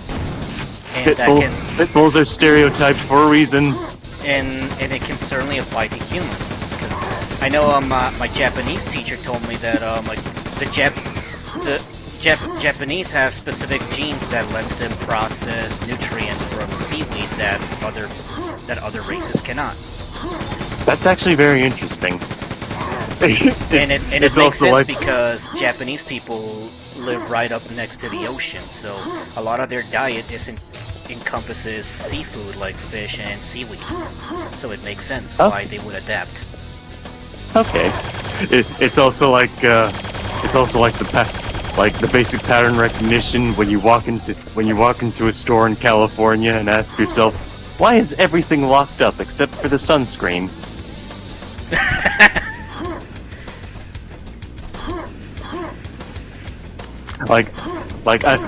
I understand it, especially because I have almost never had to I've almost never had to apply or use sunscreen my whole life because of my darker skin. Like, I just don't really get sunburns. Yeah, melanin blocks out how much sunlight you absorb into your skin. Yeah, like sunscreen is just like useless to me because of my I just have that natural adaptation. Is that really how it works in California? Well, yeah. That's wild. Like, it's like that wherever there's an obvious problem with people stealing. They won't tell you who's stealing, but when you notice it, you'll figure it out when you see everything else is locked up except for the sunscreen. That almost sounds like a Robot Chicken skit. To me, I just think about the SpongeBob, the worthless piece of paper SpongeBob episode with Squidward asking at the end, "Anybody got any sunscreen?"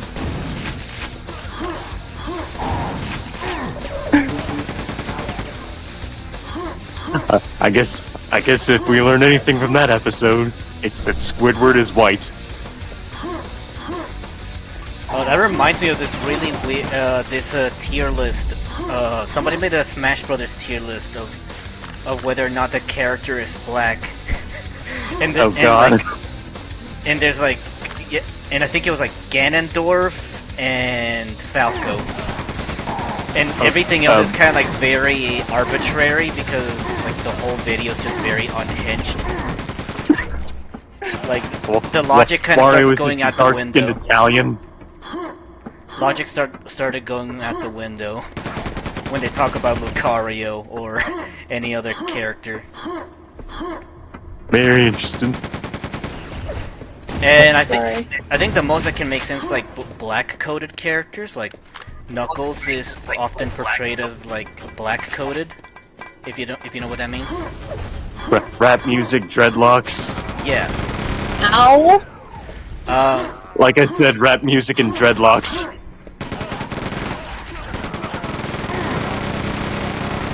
We're talking about like characters being race coded, like Knuckles and Falco. Also, also Knuckles was like part of a tribe.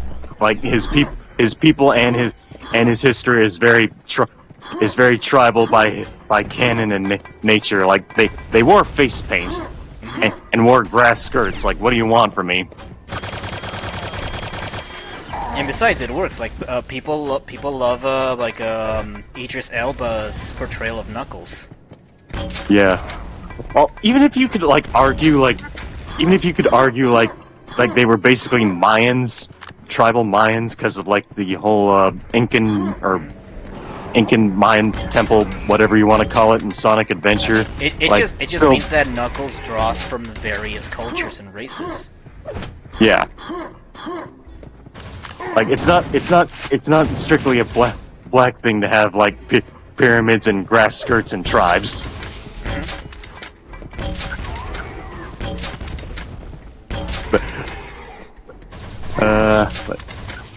But let's see what else to talk about.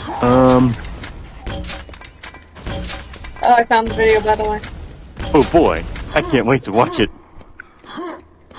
Oh boy, Key and Peele. I'll be right back. I need to see this for myself. All right. A round.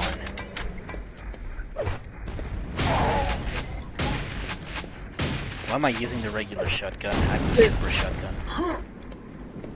I had to leave to get my mom meds for a minute, sorry. That's okay. Like I said, take care of yourself, and you are doing exactly that. So that is good. Right? Yeah.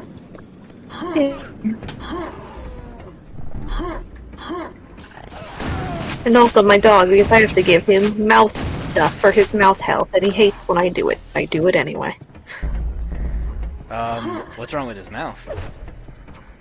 It's just like stuff that it's like this goo that I put in his mouth to keep it clean. It's just, it's not like something is bad, it's just to keep it, from getting bad. Actually, I haven't read the book.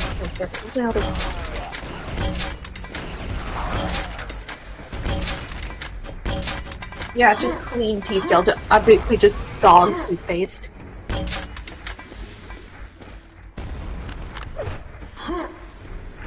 Also, have I told you that I'm starting to get invested in horse girl lore?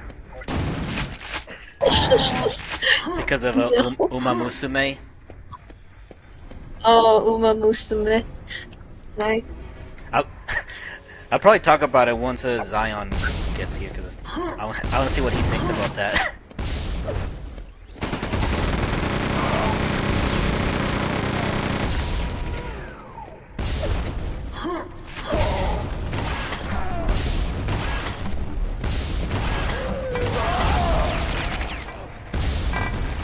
Oh yeah, this game's getting difficult. Get out! Out! Get out! Get! Was that the cat or the dog? Or a human? I'm playing a game where he keeps going to my... Every time I sit down, he goes to my door like he wants out, and then when I get up, he goes to the opposite side of the room. And sometimes I have to do this a couple times before he leaves. Okay. Okay,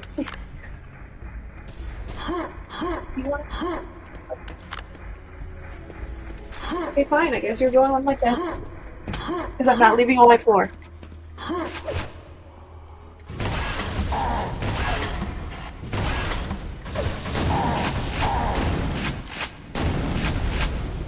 Just imagine a very scruffy 14-year-old Jack Russell. That's what I'm doing. Already, I watched it. I mean, it was kind of funny, but like the joke is that like the zombies weren't even racist for any reason. They were just racist because it was funny, I guess. Oh yeah, Zion, have you ever heard of Uma Musume? I'm sure you're... Oh yes, yes, I have seen all the memes. I've seen people play it. I've seen people jumping on the bad way. I've even seen the memes of it being basically being a hyped up girly horse game like My Little Pony. Oh yeah, like it definitely has gone full circle where the internet is back into liking. We went from girl horses to horse girls. I just think it's I actually like it just because like the lore tied to the horses is pretty fascinating. Which I've actually been watching a lot of My Little Pony recently, like Like they just have a ton of full episodes on YouTube. I was bored and I just couldn't stop watching. I used to hate the show when it was for like 14-year-old drama, no good reason too. Yeah, a lot of shows have been released in publicly on YouTube from the hub. Like Transformers Prime was present, airing at the same time as My Little Pony. So you can also watch Transformers Prime. Toei has started uploading full episodes of Bo Bo Bo Bo Bo Bo Bo. That's a treat. Oh yeah, I recently learned about that. It's the one with the guy with like the buff guy with the mustache. But it's actually their nose hairs. Oh right, nose hairs. I completely forgot. But yeah, I am perplexed by that anime because it's very chaotic from what I've seen. It is very non sequitur humor, and that's part of what makes it so great. Yeah, it's like, get those Japanese words off my face. Like you really just have to watch it to like understand, to like not still never actually understand it at all. Kind of like that one 3D CGI show about that one guy with his legs bent backwards. It's like an angel or something. I forgot what it's called. Yeah, Xavier and Renegade Angel. Oh, Xavier Renegade Angel. Yeah, I need to watch that because that looks absolutely insane. I feel like Xavier Renegade that. Angel actually has like layers to what it's doing. Bo Bo Bo feels like, how do I put it? It feels very non sequitur, but like I don't. Maybe there is like a deeper meaning, but like it's so deep that I just can't dig deep enough to get to it. You know what I mean? I watched a video about whatever it's called. Yeah. And it was fascinating because like apparently there's a manga and manga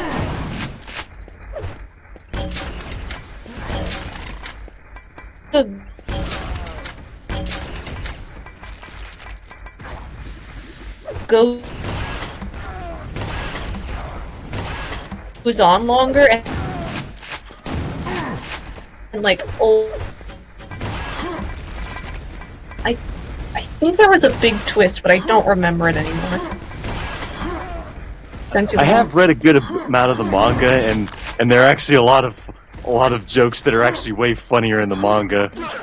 For example, like there's this one episode where two sentient letter threes and a sentient plus sign and a sentient equal sign, like sort of like the kind of characters you would see on a Sesame Street segment. They're searching for their answer, and Bo Bo Bo is in the middle of fighting that answer, which is 6 humans using hypnosis powers on them.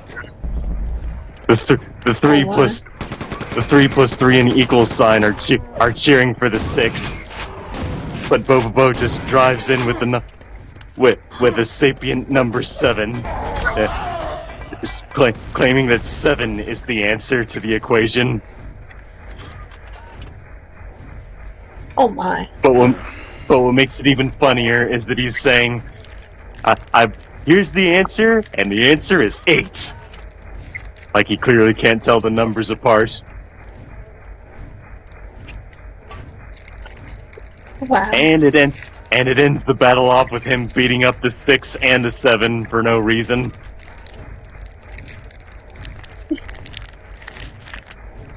Wow. You really just have to watch it to really appreciate it. I suppose I do.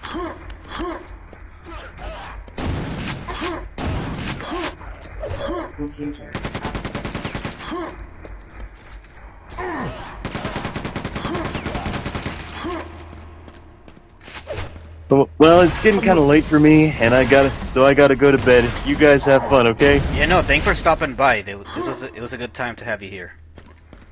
All right. I hope I help you learn some stuff, and I hope you guys had plenty of fun hearing me talk about things. Yeah. Hopefully, we'd love to have you around next time. Hopefully soon. Mm-hmm. Nighty night. Good night. Alright.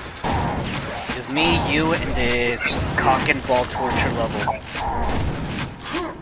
Oh god. It's a good thing I'm not playing in nightmare mode, because the amount of damage all these guys would be doing would be absurd.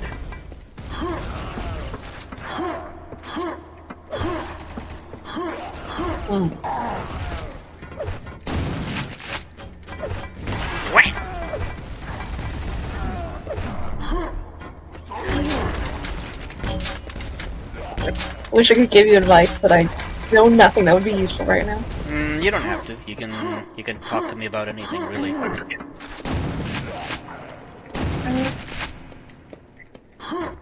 yeah, I think I showed it to you forever, the drawings to you.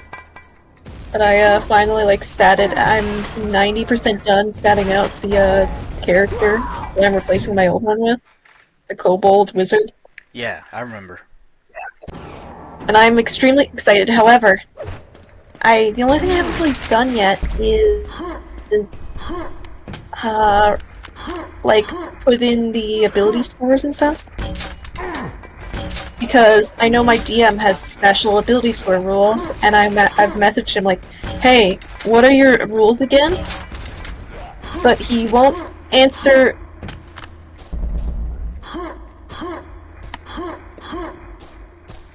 And I'm just like really hyped about this character, and I want to talk to him about it and talk about like, oh, what's like, oh, can I have my backstory connected to this NPC? Can I do this? Do you think this kind of personality would vibe with your campaign? And he hasn't gotten back to me on anything. That's annoying.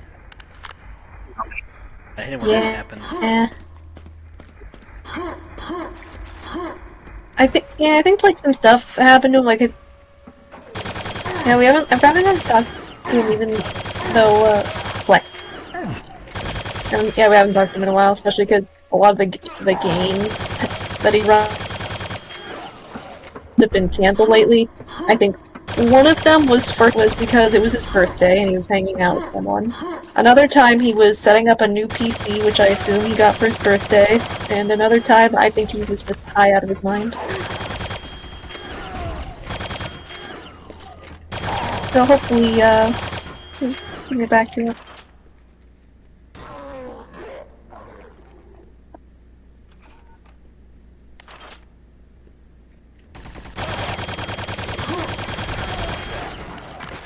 Want to figure out the vibe? ¿Qué pasó?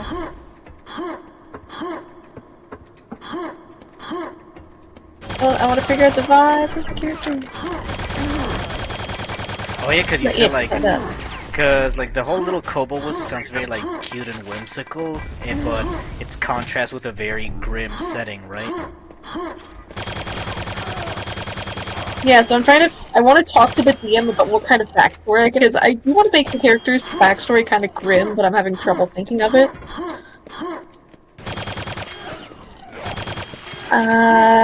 I don't know, maybe they lived in a warren and the warren died, and the reason that the kobold wants power so much is because they want to feel powerful enough that nothing bad can happen to them ever again. I like how you said, because that's essentially the motivation for Megatron in Transformers 1. Because as soon as he realizes that the government is oppressing him, that he supported all this time, he feels completely powerless. And the second he gets power, he feels like the only way he can feel powerful is or rather, the only way the world can be right is if he has power and that nobody can take it away from him. Yeah. Because his whole life he's felt powerless. And so his logic is like, If I have the most power more than anybody else, nobody will take it from me.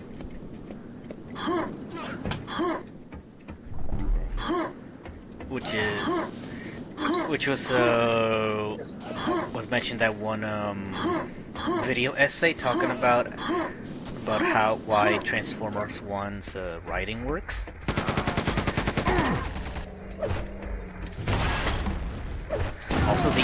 Also these enemies have so much health. Everybody is so tanky. Yeah.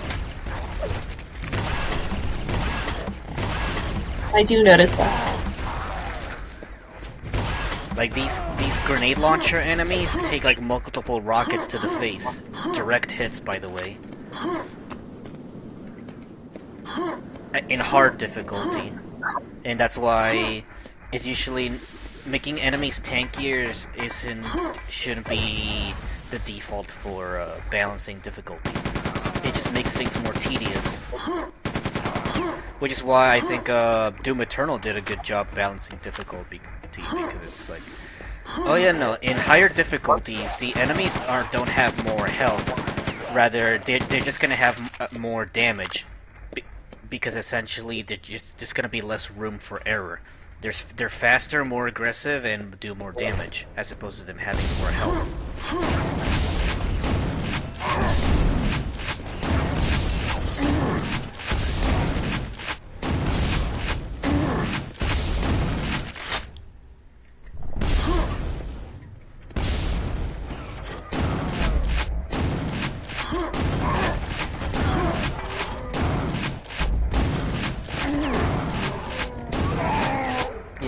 Another thing with the design problem with Quake 2 is that most of the enemies have hit scan weapons. Hit scan weapons refer to bullets. Bullets that travel fast, so they're almost impossible to dodge. And when you have a hit scan enemy, you essentially have damage that cannot be avoided most of the time. And there's a lot of hit scan enemies in this game, which forces you to play. You do a lot of peekaboo style of gameplay, which is probably why Doom is much more successful in its combat loop, because most of the enemies don't use hit scan; they use projectile weapons, which they're powerful, but they are easy to dodge, so that it encourages players to be active in constantly dodging projectiles.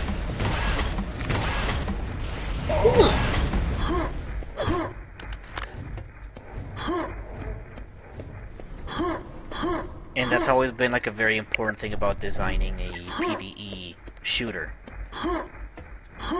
And that if your focus is on movement, then damage needs to be avoidable. And that's why usually hit scan enemies in these kinds of games usually have low health, so you can probably kill them in like a single shotgun blast.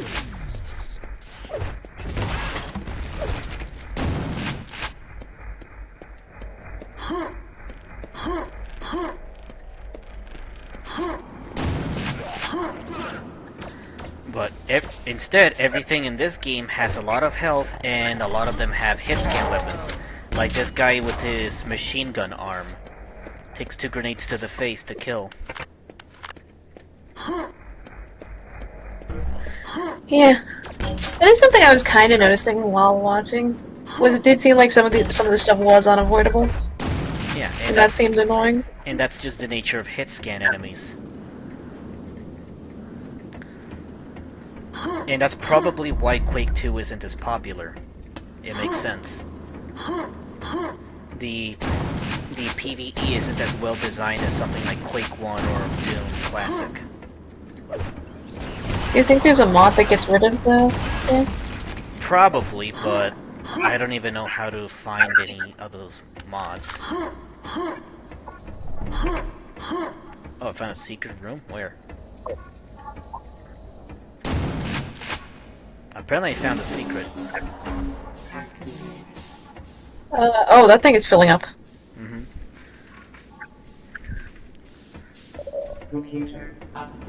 Maybe do you have to break that class?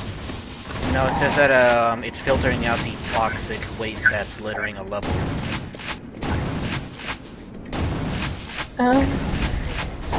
Also, these flying enemies, way too much HP. That even modern games struggle with that with flying enemies. There's this enemy in Helldivers called the Elevated Overseer that flies around in a jetpack. And the problem with that enemy is that this enemy has as much health and armor as the normal Overseer that has like heavy armor or medium armor, but is faster than that version of the enemy. So now you just have an enemy that's hard to hit, but also hard to kill because it's constantly zipping around. And that is why flying enemies is such a difficult thing to implement properly in a shooter game.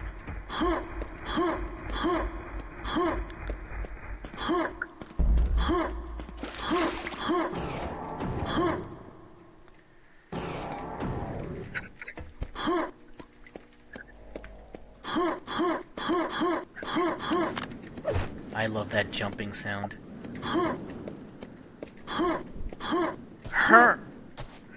Am I even still streaming?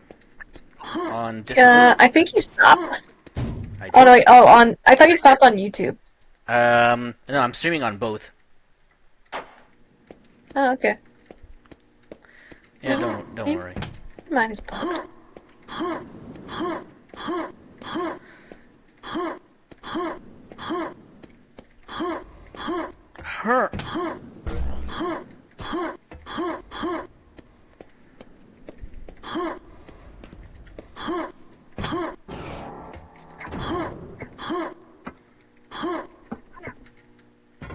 Okay, now I can hear the jump sound coming from your microphone.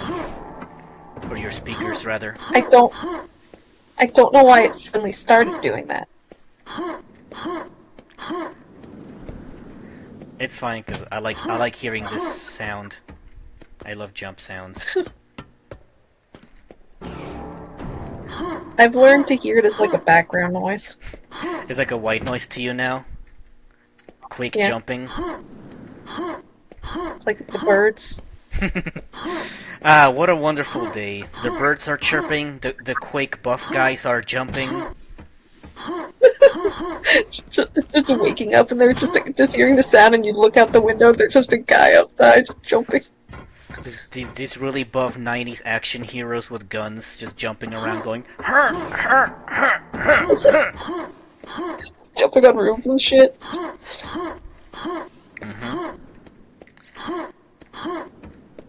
Isn't nature wonderful? It is.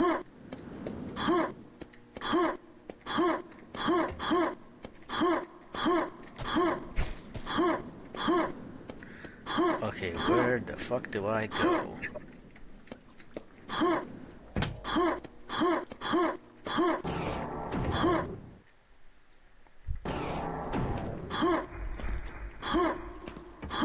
Her.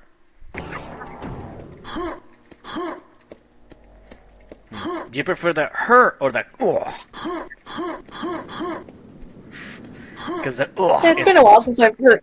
The is from Quake 3 and the her is from Quake 1 and 2. It's been a while since I've heard the whoa, so I barely remember it. So I can't say.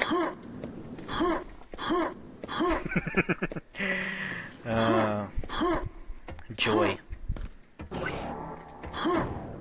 Also, I am lost again.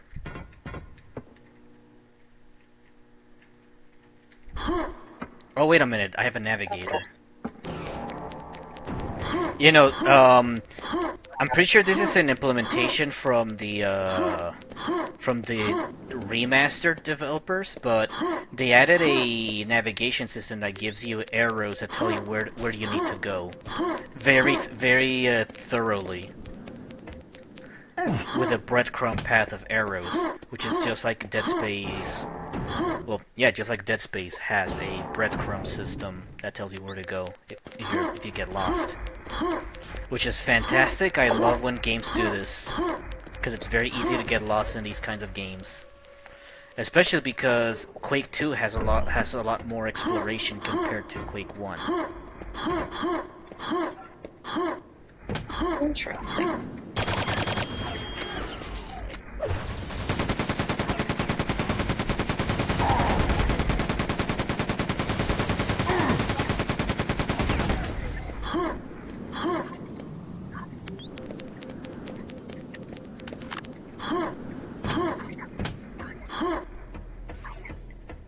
Huh.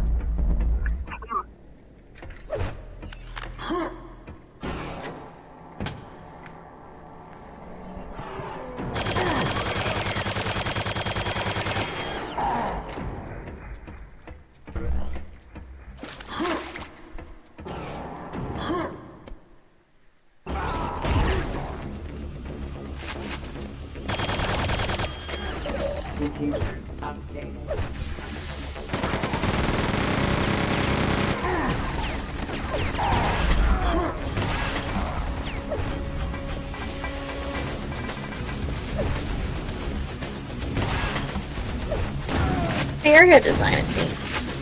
Yeah, no, I always like the Quake level design, especially when it leads to sci-fi. My favorite level design art style has always been Quake 3. Because Quake 3 kind of leads into like kind of feels like a skate park in space. That's what I describe it as. The aesthetic. A futuristic skate park in space. And it just works.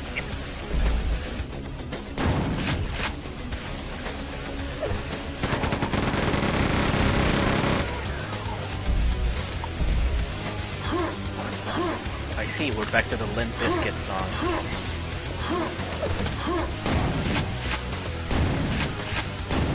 Doesn't actually have anything to do with Limp Bizkit, I just think it sounds like Limp Bizkit.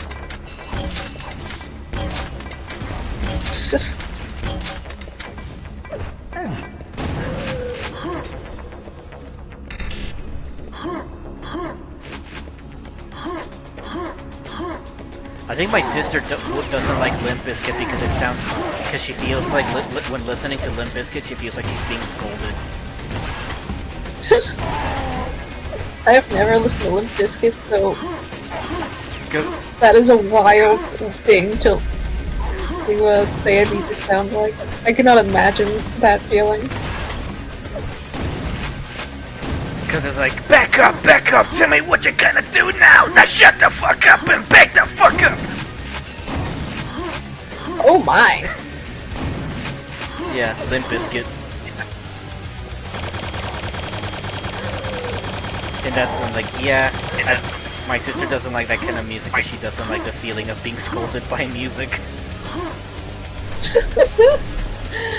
Oh my god.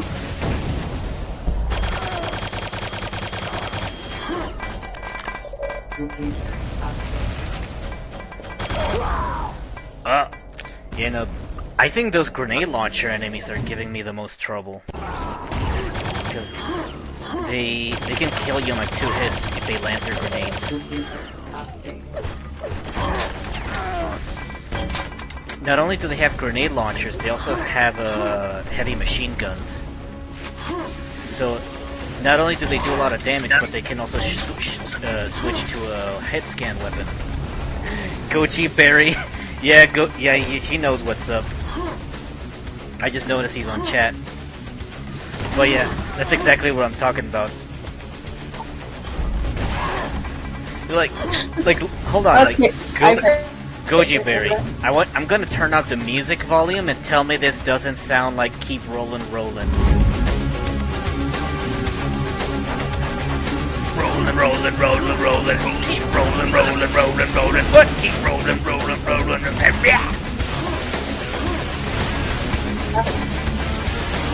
Back up, tell me what you're gonna do now. Shut the fuck up and back the fuck up. Okay, I love that actually.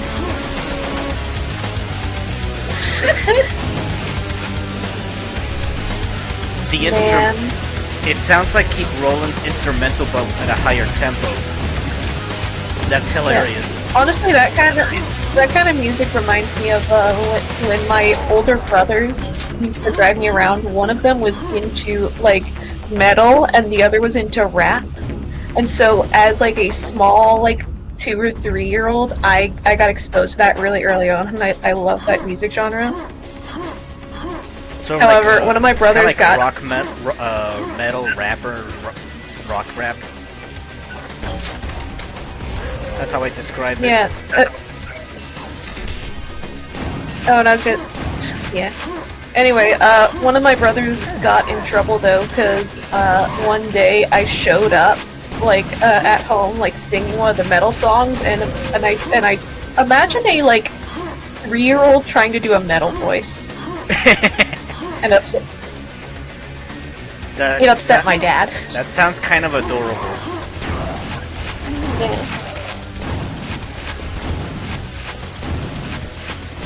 My father thinks that metal is devil music, and he doesn't like it when I listen to it, but I don't care. You did all for the nookie, come on the nookie. I don't remember that lyric. Is that from Keep Rollin', Goji? I'd like to get a railgun, but I don't know when I get the railgun in Quake 2.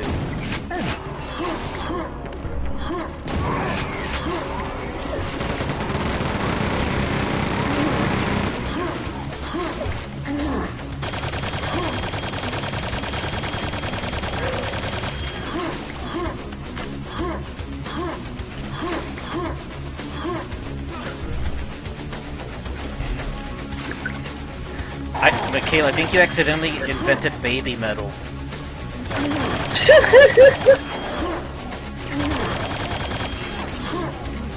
I mean, yeah, maybe. They should have put me in a recording booth instead of getting my brother in trouble.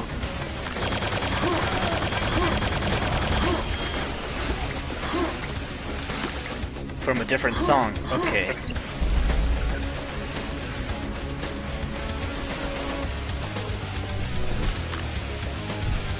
Currently quaking in your boots right now?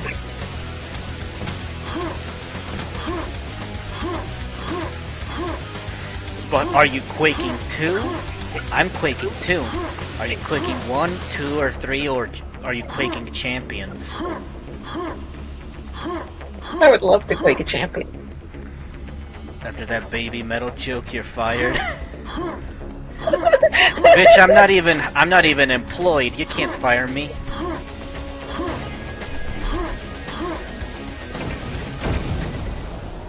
What are you gonna do? Hire me so you can fire me? Because I could really use some employment right now. Please hire me.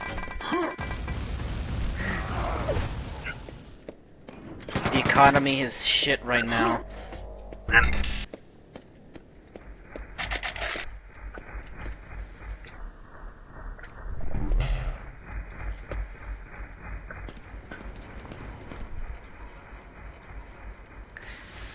Aw, man, you're quaking too?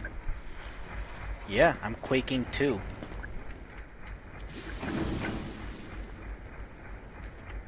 Oh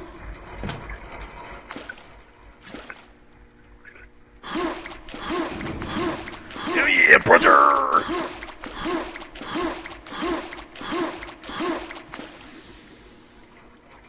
Okay, when is the platform gonna show up? Okay, it's about time.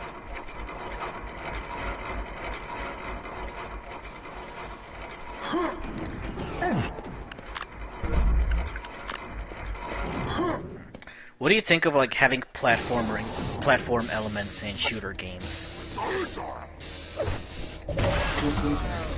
Me? Yes, you, Michaela. I think it personally makes it worth playing, because I have played pure shooters and I think they're very boring. But if you add stuff like platforming and shit, it makes it interesting for me. Because Quake and Doom have some platforming going on, especially Doom. Doom, Modern Doom has a lot of platforming.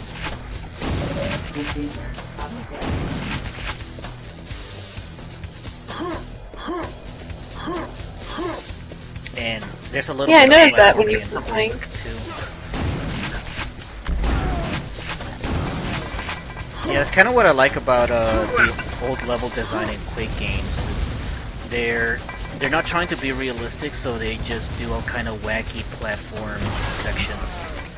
Kind of like Callisto Protocol. Remember about that one?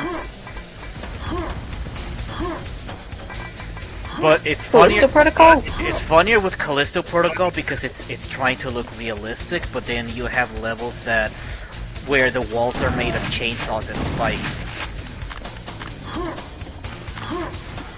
That sounds metal. Where you're fighting zombies at the same time.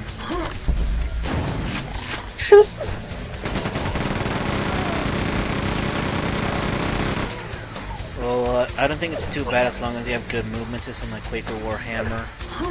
Okay, so that's what Goji thinks. But yeah, definitely like platforming in a shooter only works if there's movement to back it up. And Quake definitely has the movement for platforming.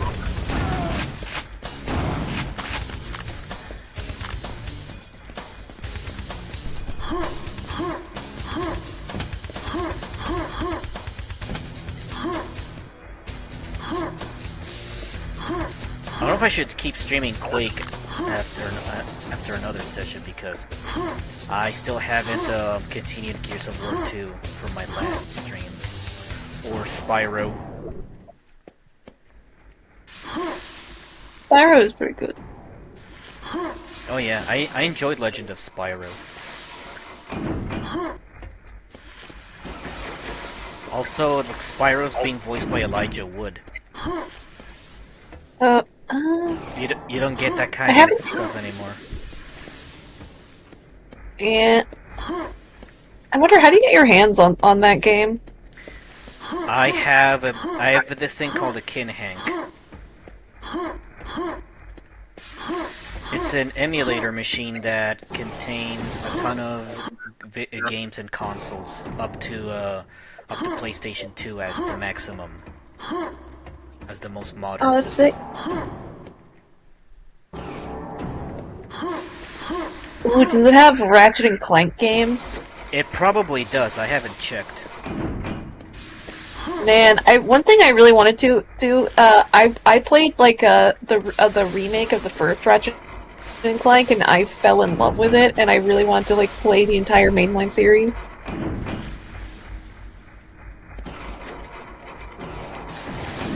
I don't have too much history with Ratchet and Clank.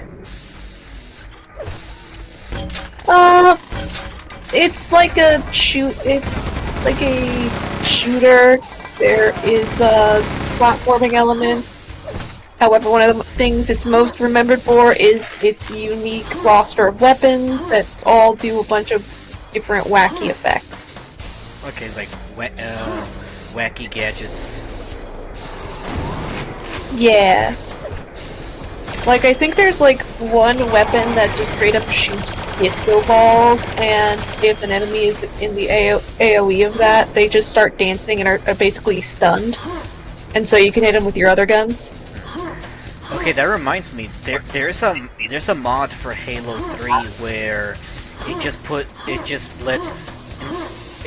a Halo 3 mod where you just straight up use a bunch of Ratchet and Clank weapons.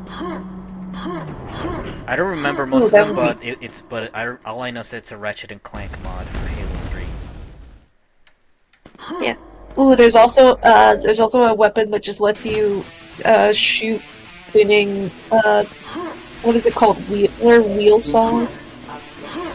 Buzzsaws? Yeah, you basically shoot buzzsaws at enemies.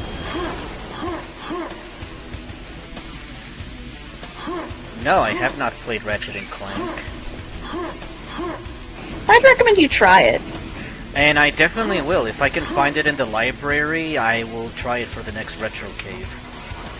There's a lot of Yeah, one thing I have. There's a lot of games I want to try for Retrocave. Yeah, I think one of the few things that I think the remake I played was maybe. Did they take out some of the sex jokes? Probably. Or were they still in? Yeah.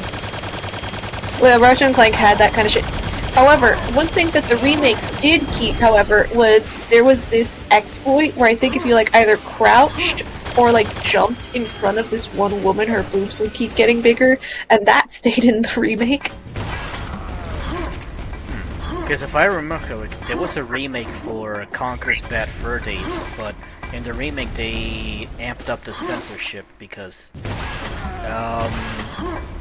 they like censored words like twat and some of the words that weren't censored already by the game.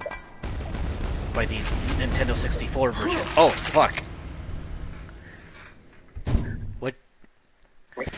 Crushed. Damn.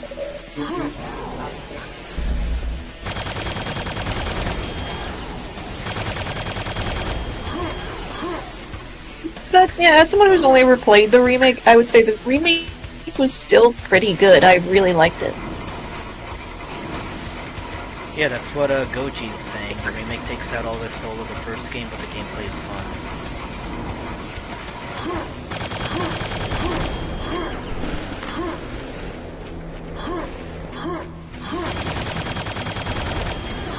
I am fascinated by what I was missing. Message me if you ever play that.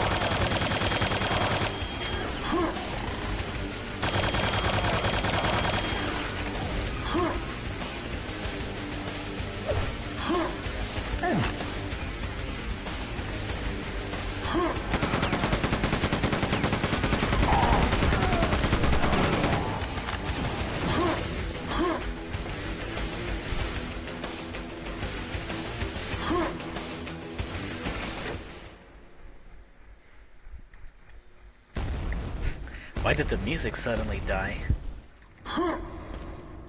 Did you find like another key? Ah, no. No, I just said. Oh man, I was hoping it.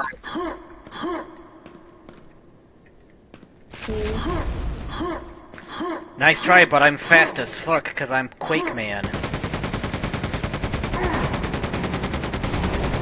I am Doom Guy, Quake Man, and Wolfenstein Bloke.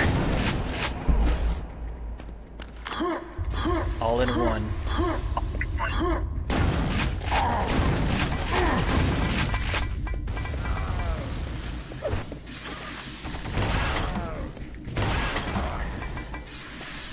The boob joke thing was in fact removed in the remake because the current Insomniac employees are stuck on cruise, says Goji Berry. Music always does that in Quake 2? Interesting, I did not know that. Yeah, wait, I thought they kept I thought they kept like the weird boob thing in the remake. I thought I saw someone. Well. Which is weird because this is a Quake 2 remaster, but I guess they wanted to keep it accurate to the original and kept the weird music cut off. Which you'd think in a remaster you'd think they'd want to fix it, but apparently not.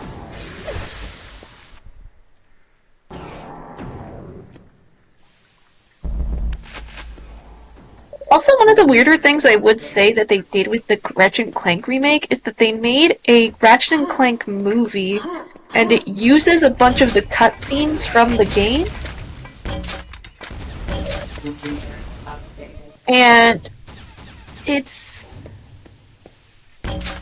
the movie is not very good. And it's really confusing if you also played the remake. That's probably why I've never heard of the Ratchet and Clank movie. Usually any video game adaptation that isn't good usually is not mentioned. Save boob jokes.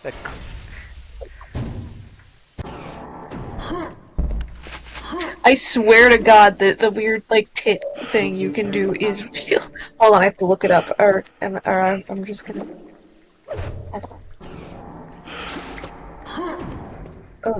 Rip my Google search. As your punishment for your crimes, you shall be known as Hamburglar. The rest of you shall be known as French fry murderer and nugget rapist. Right. Oh, God. So, remember that joke from Robot Chicken about the origin of the Hamburglar? The rest of you shall be French fry murderer and nugget rapist.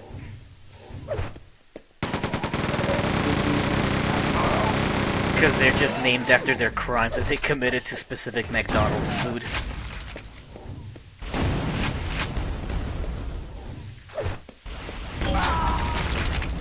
Oof. This game truly has gone cock and ball difficulty. It's not even a nightmare mode. Also, I have like low health.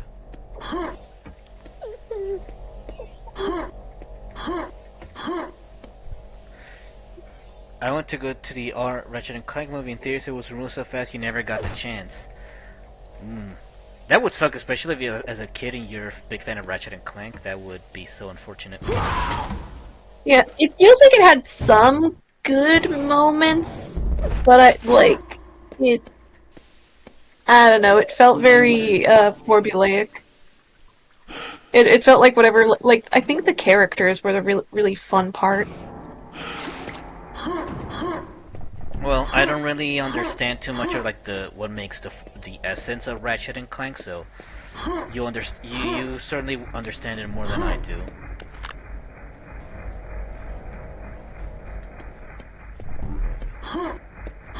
You shot your grenade as soon as it launched from your gun. No, I was trying to rocket jump. That's what I was trying to do.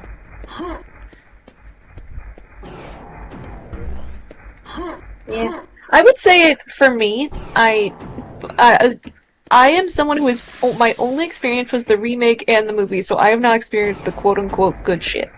However, from my experience, it was the characters. The characters were very fun. I really. I assume you can see the YouTube chat that you're talking to. Yeah, I'm definitely just talking to both of you, I guess. Okay. Or, like, I think you were saying something about, like, I don't know the essence, and I was thinking about that, and my thought was just, for me, that was the characters. Like the characters were very fun, like, Ratchet, Clank, the alien guy, the alien scientist guy, the guy in the green suit. All very fun. That's why they keep bringing them back in a lot of the sequels, apparently. Just got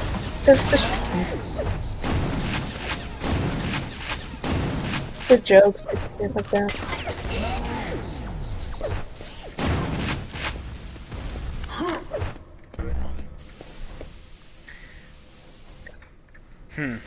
So Goji Perry wants us to play the original trilogy of Ratchet and Clank. I can't promise that I'd play the trilogy, but I'd definitely give one of the games a try.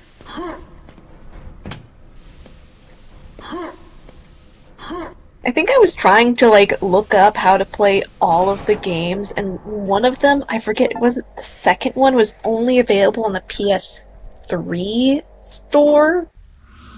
Or was it the fourth one? I shouldn't talk about this kind of stuff when I haven't researched it in forever. Okay, apparently I have like 5 levels left on Quake 2, but like the levels are also like massive.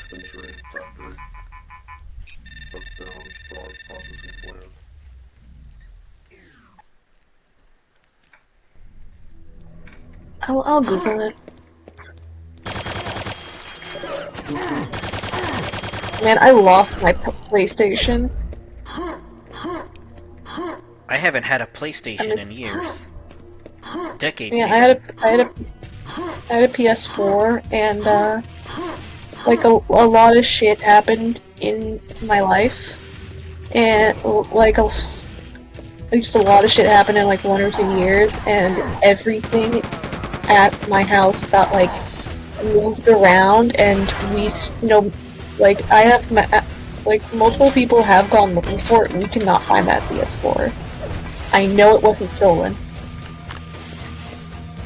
But no one can find it.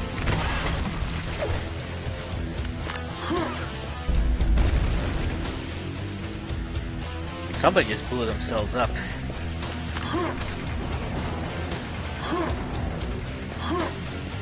Wasn't Oh wait, it? wait! Look, I don't even have to activate the bridge. I'm just gonna rocket jump because I'm an epic gamer. OMG Epic Gamer! I can rocket jump. Just like Team Fortress 2 Soldier.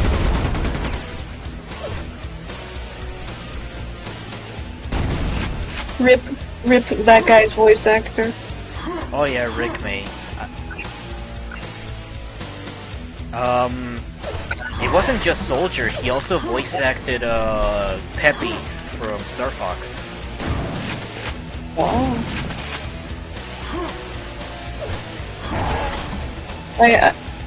Damn. I only knew him as the soldier. A very active, it looks like Goji is about to leave. Good night, thank you for stopping by. We really enjoyed your company, and we hope to see you again.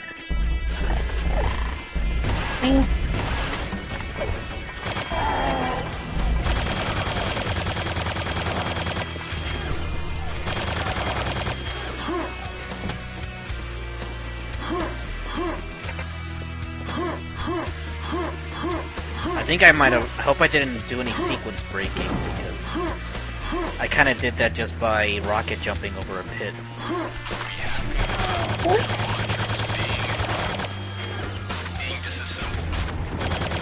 So far, the plasma rifle is my favorite gun. Very reliable.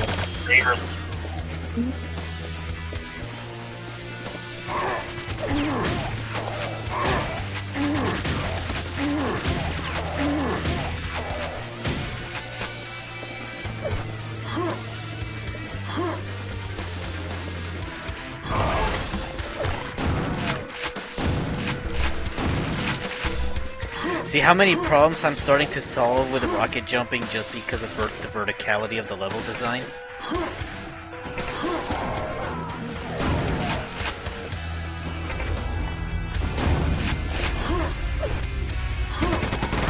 Oh, rockets sure he's doing this stuff.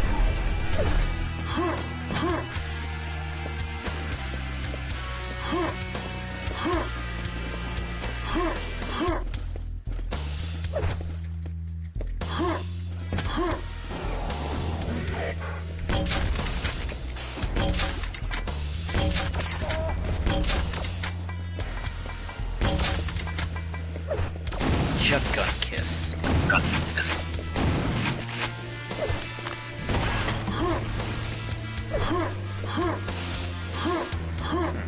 When you think of the word shotgun meow, what do you imagine? Shotgun? Shotgun Big chunky gun. Shotgun meow, I mean. Cat holding shotgun. Because for me, it's a cat that has their face pressed up against like their owner, and then they meow even though their face is pressed up against their owner, so it's like muffled. Aw. And according to Doodle Connor, a shotgun meow is like a supersonic meow. Interesting. I think it's funny because like the word shotgun meow is so vague that it can be interpreted in different ways. Just a weird combination of words.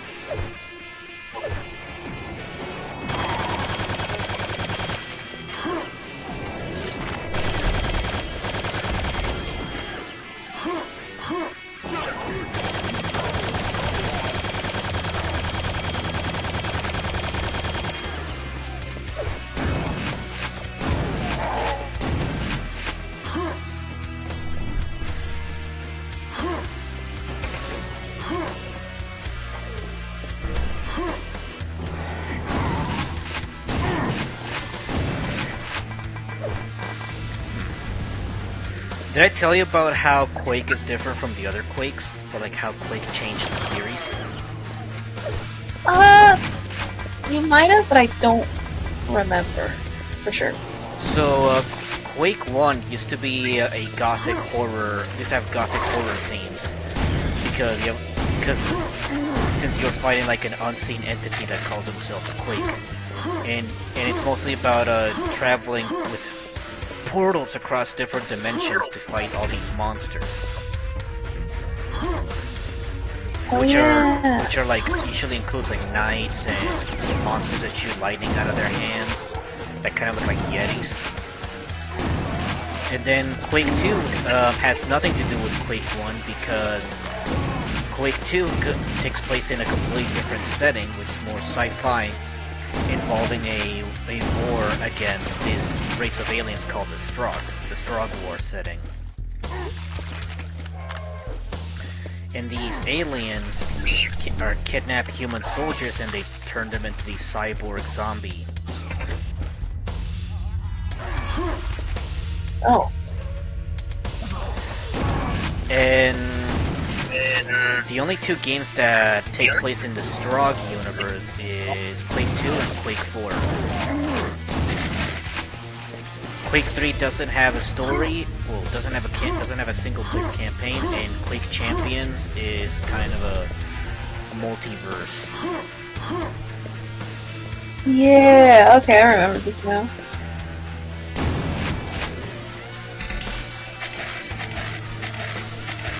Me, I'm just glad that I have more Quake levels to play. Even if it is the Strog universe, which isn't that good.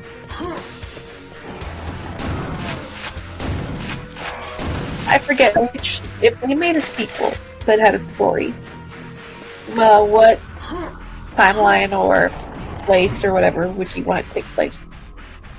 If I made a Quake game? Mm-hmm. Oh, that's a very good question. I'd make a new one actually. Ooh. I'd make a timeline that uses the Quake 3 aesthetic but it uses the combines the single player PvE of both the Strog games and the Quake 1 continuity. Just mash everything together. That's what I'd do. Holy fuck, what is that? Oh, yeah, these are the kidnapped human soldiers that are being processed into Strogs. Before they're turned into Strogs, they're driven insane. Oh. Through a mind. Oh no, I wasn't talking about that. I was talking about, I just heard this weird sound outside, like it sounded like someone was doing donuts very close. Oh, okay. But it's gone now, they drove away.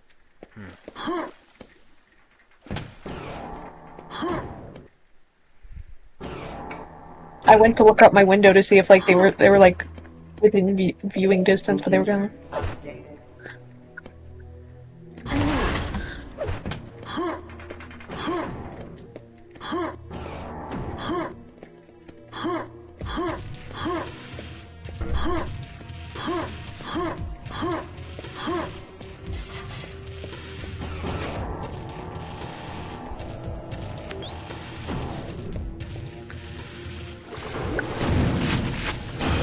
For some reason, there's also like evil Strog fish. I guess the fish have become evil as well.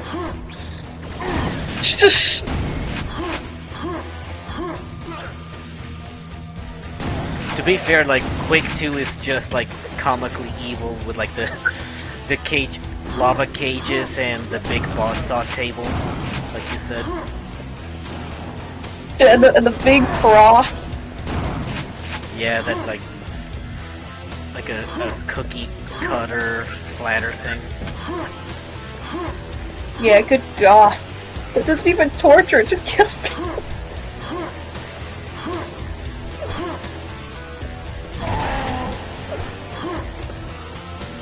They're just making more and more elaborate ways to murder. Oh, what the fuck? Ooh. New enemy, and I don't know what the fuck they just did to me, but I'm freaked out. For a second I was like... With Yeah, like tentacle with it? Yeah, they like grabbed me with tentacles. It was nasty. Yeah, it was scary. I wasn't expecting that.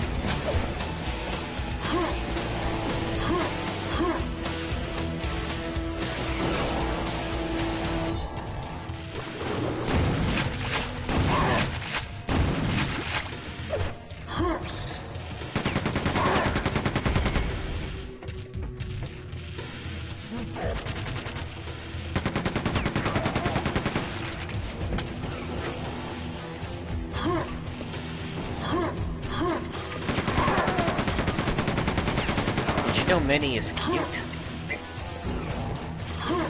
They're extremely rare. Extremely aware that she's cute. Yeah, That's funny. I live with her.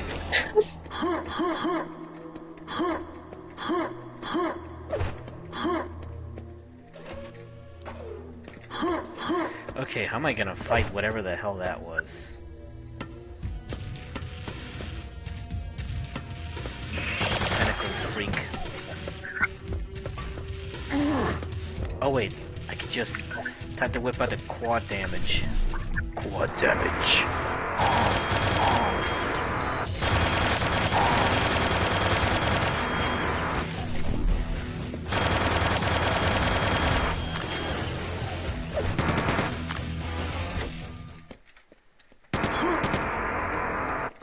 Oh, the music just cuts off like that again. Yeah. Damn, I thought the first time was related to the pyramid No, apparently key thing, that's and I just was like some "Ooh, that's weird... cool." That's just a weird quirk of Quake 2.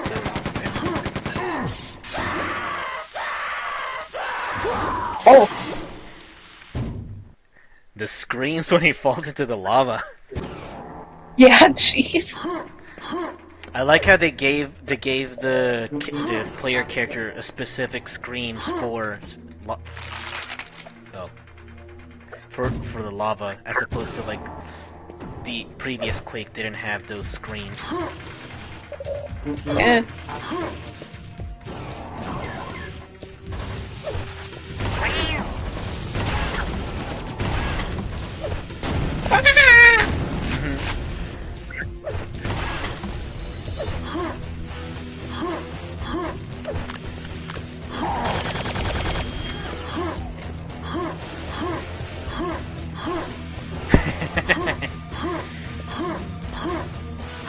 I have a weird sense of humor. That's okay, I forgive you. I like it though. Hey man, so do I. Oh no, I completely forgot to. I forgot a secret level. Shit. Damn. Oh well.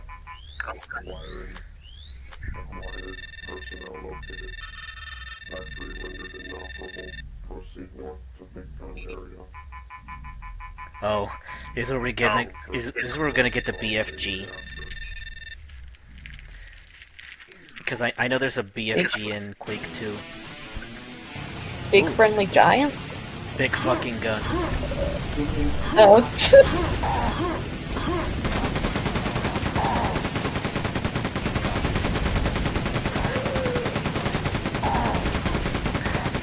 It's funny how the original Doom movie tried to censor the BFG by calling it the Bioforce gun.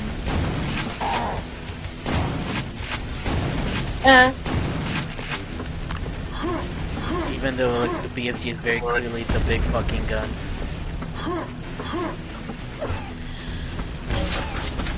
Oh, what is that? A new enemy. Oh, it's like a half-naked cyborg woman with a rocket launcher for a hand.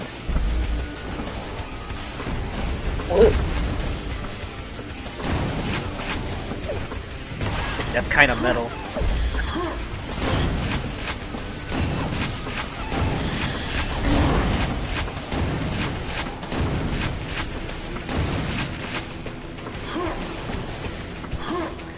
cyber women, because regular women weren't dangerous enough. Damn it.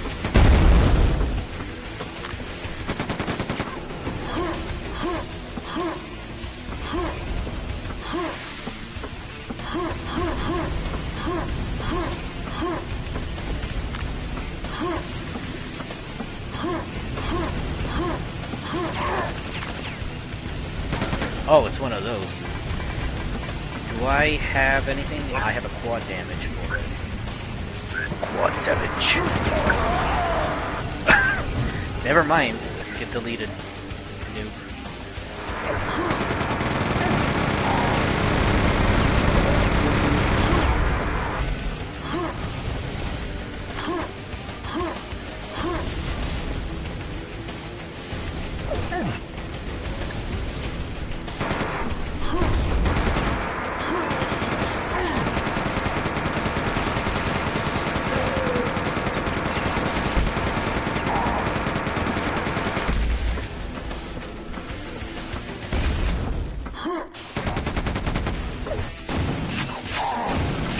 We're back to Vietnam core.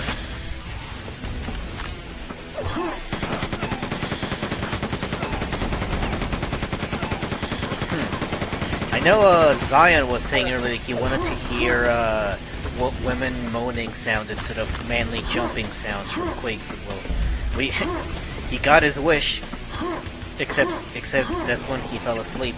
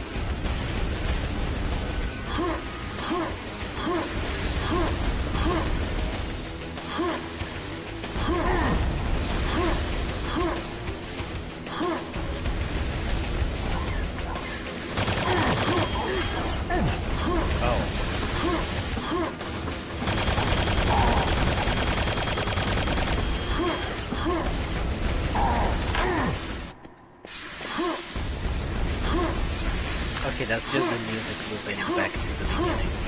Let that music cut off again.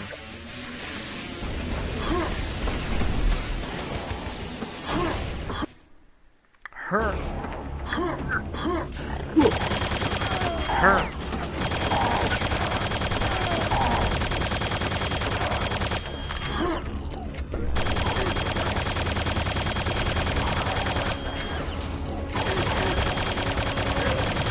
Cool, we're finally gonna get the real gun.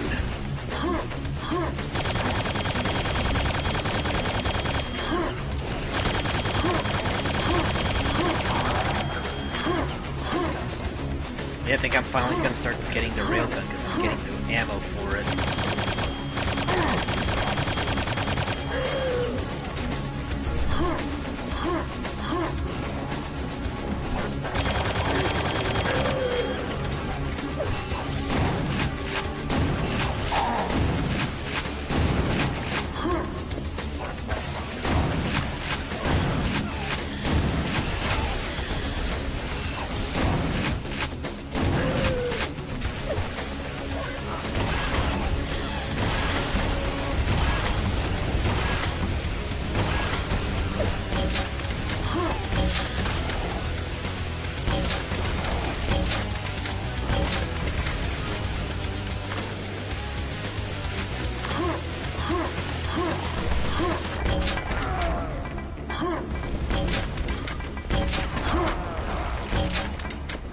Cannon fodder.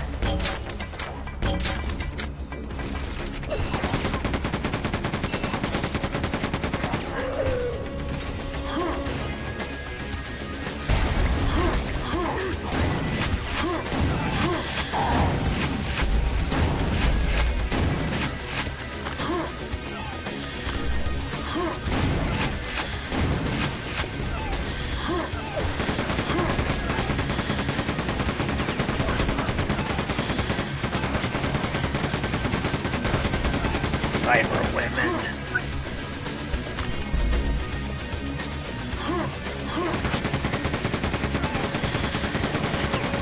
Oh wow, no, they even got their big ass tits out that are just conveniently covered by pieces of metal. Wow. Funky.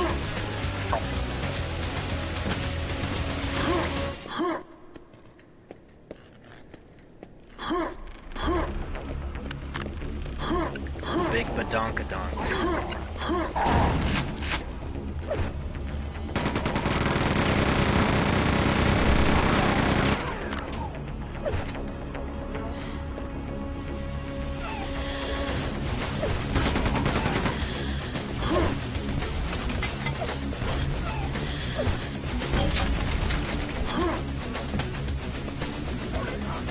Oh, there's the BFG.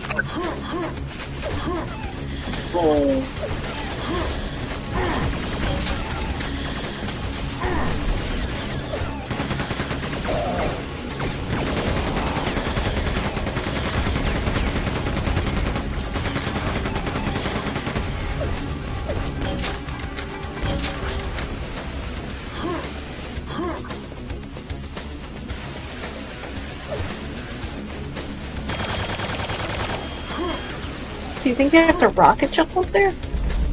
Maybe, but there's probably something else I need to do. Let me do that right now. I'd probably need a key for it. Yeah, no, I can't do that yet. I was too smart for the game. Okay.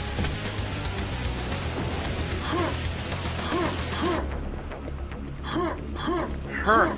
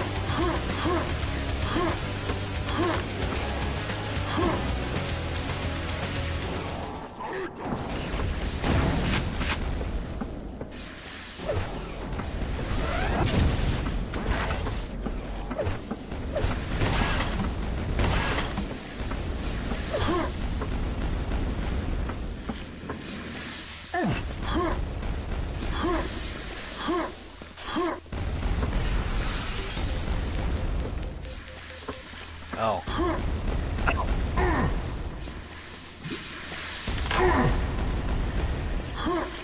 I was going the wrong way.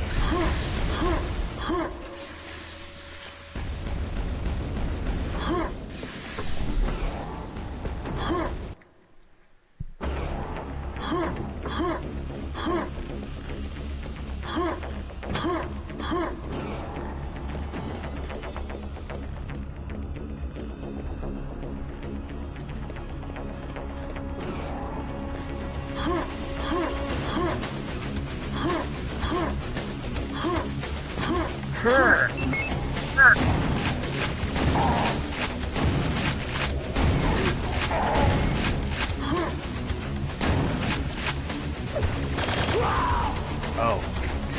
got sniped.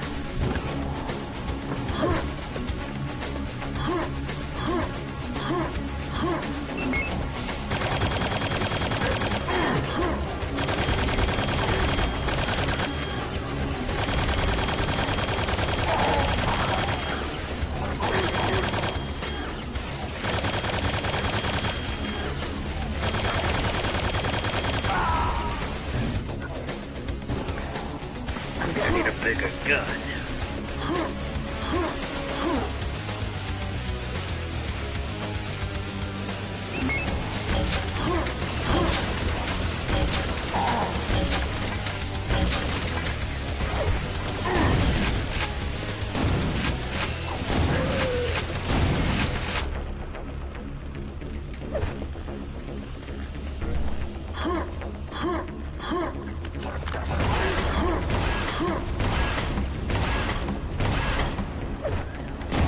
Quad damage.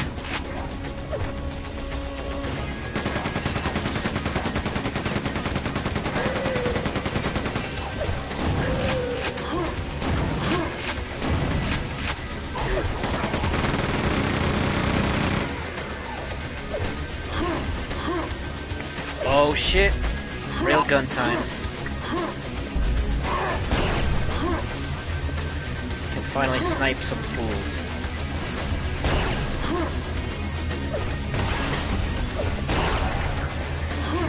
Oh shit. I'm just touching the laser.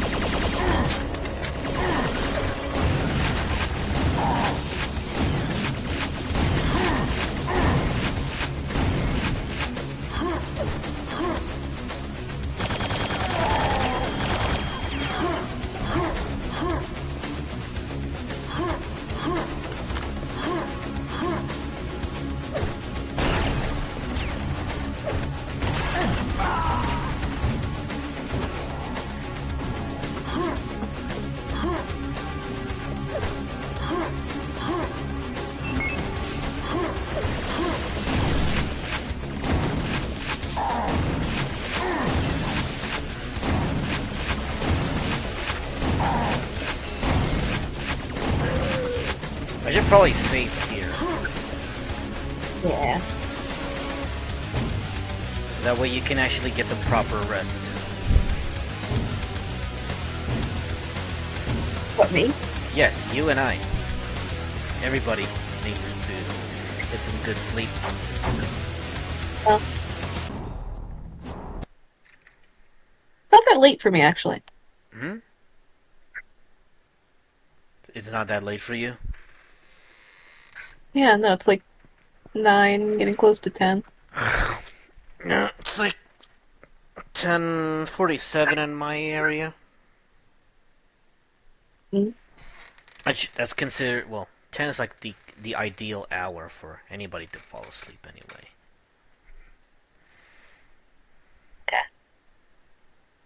Oh, I'll see you next time then. Okay.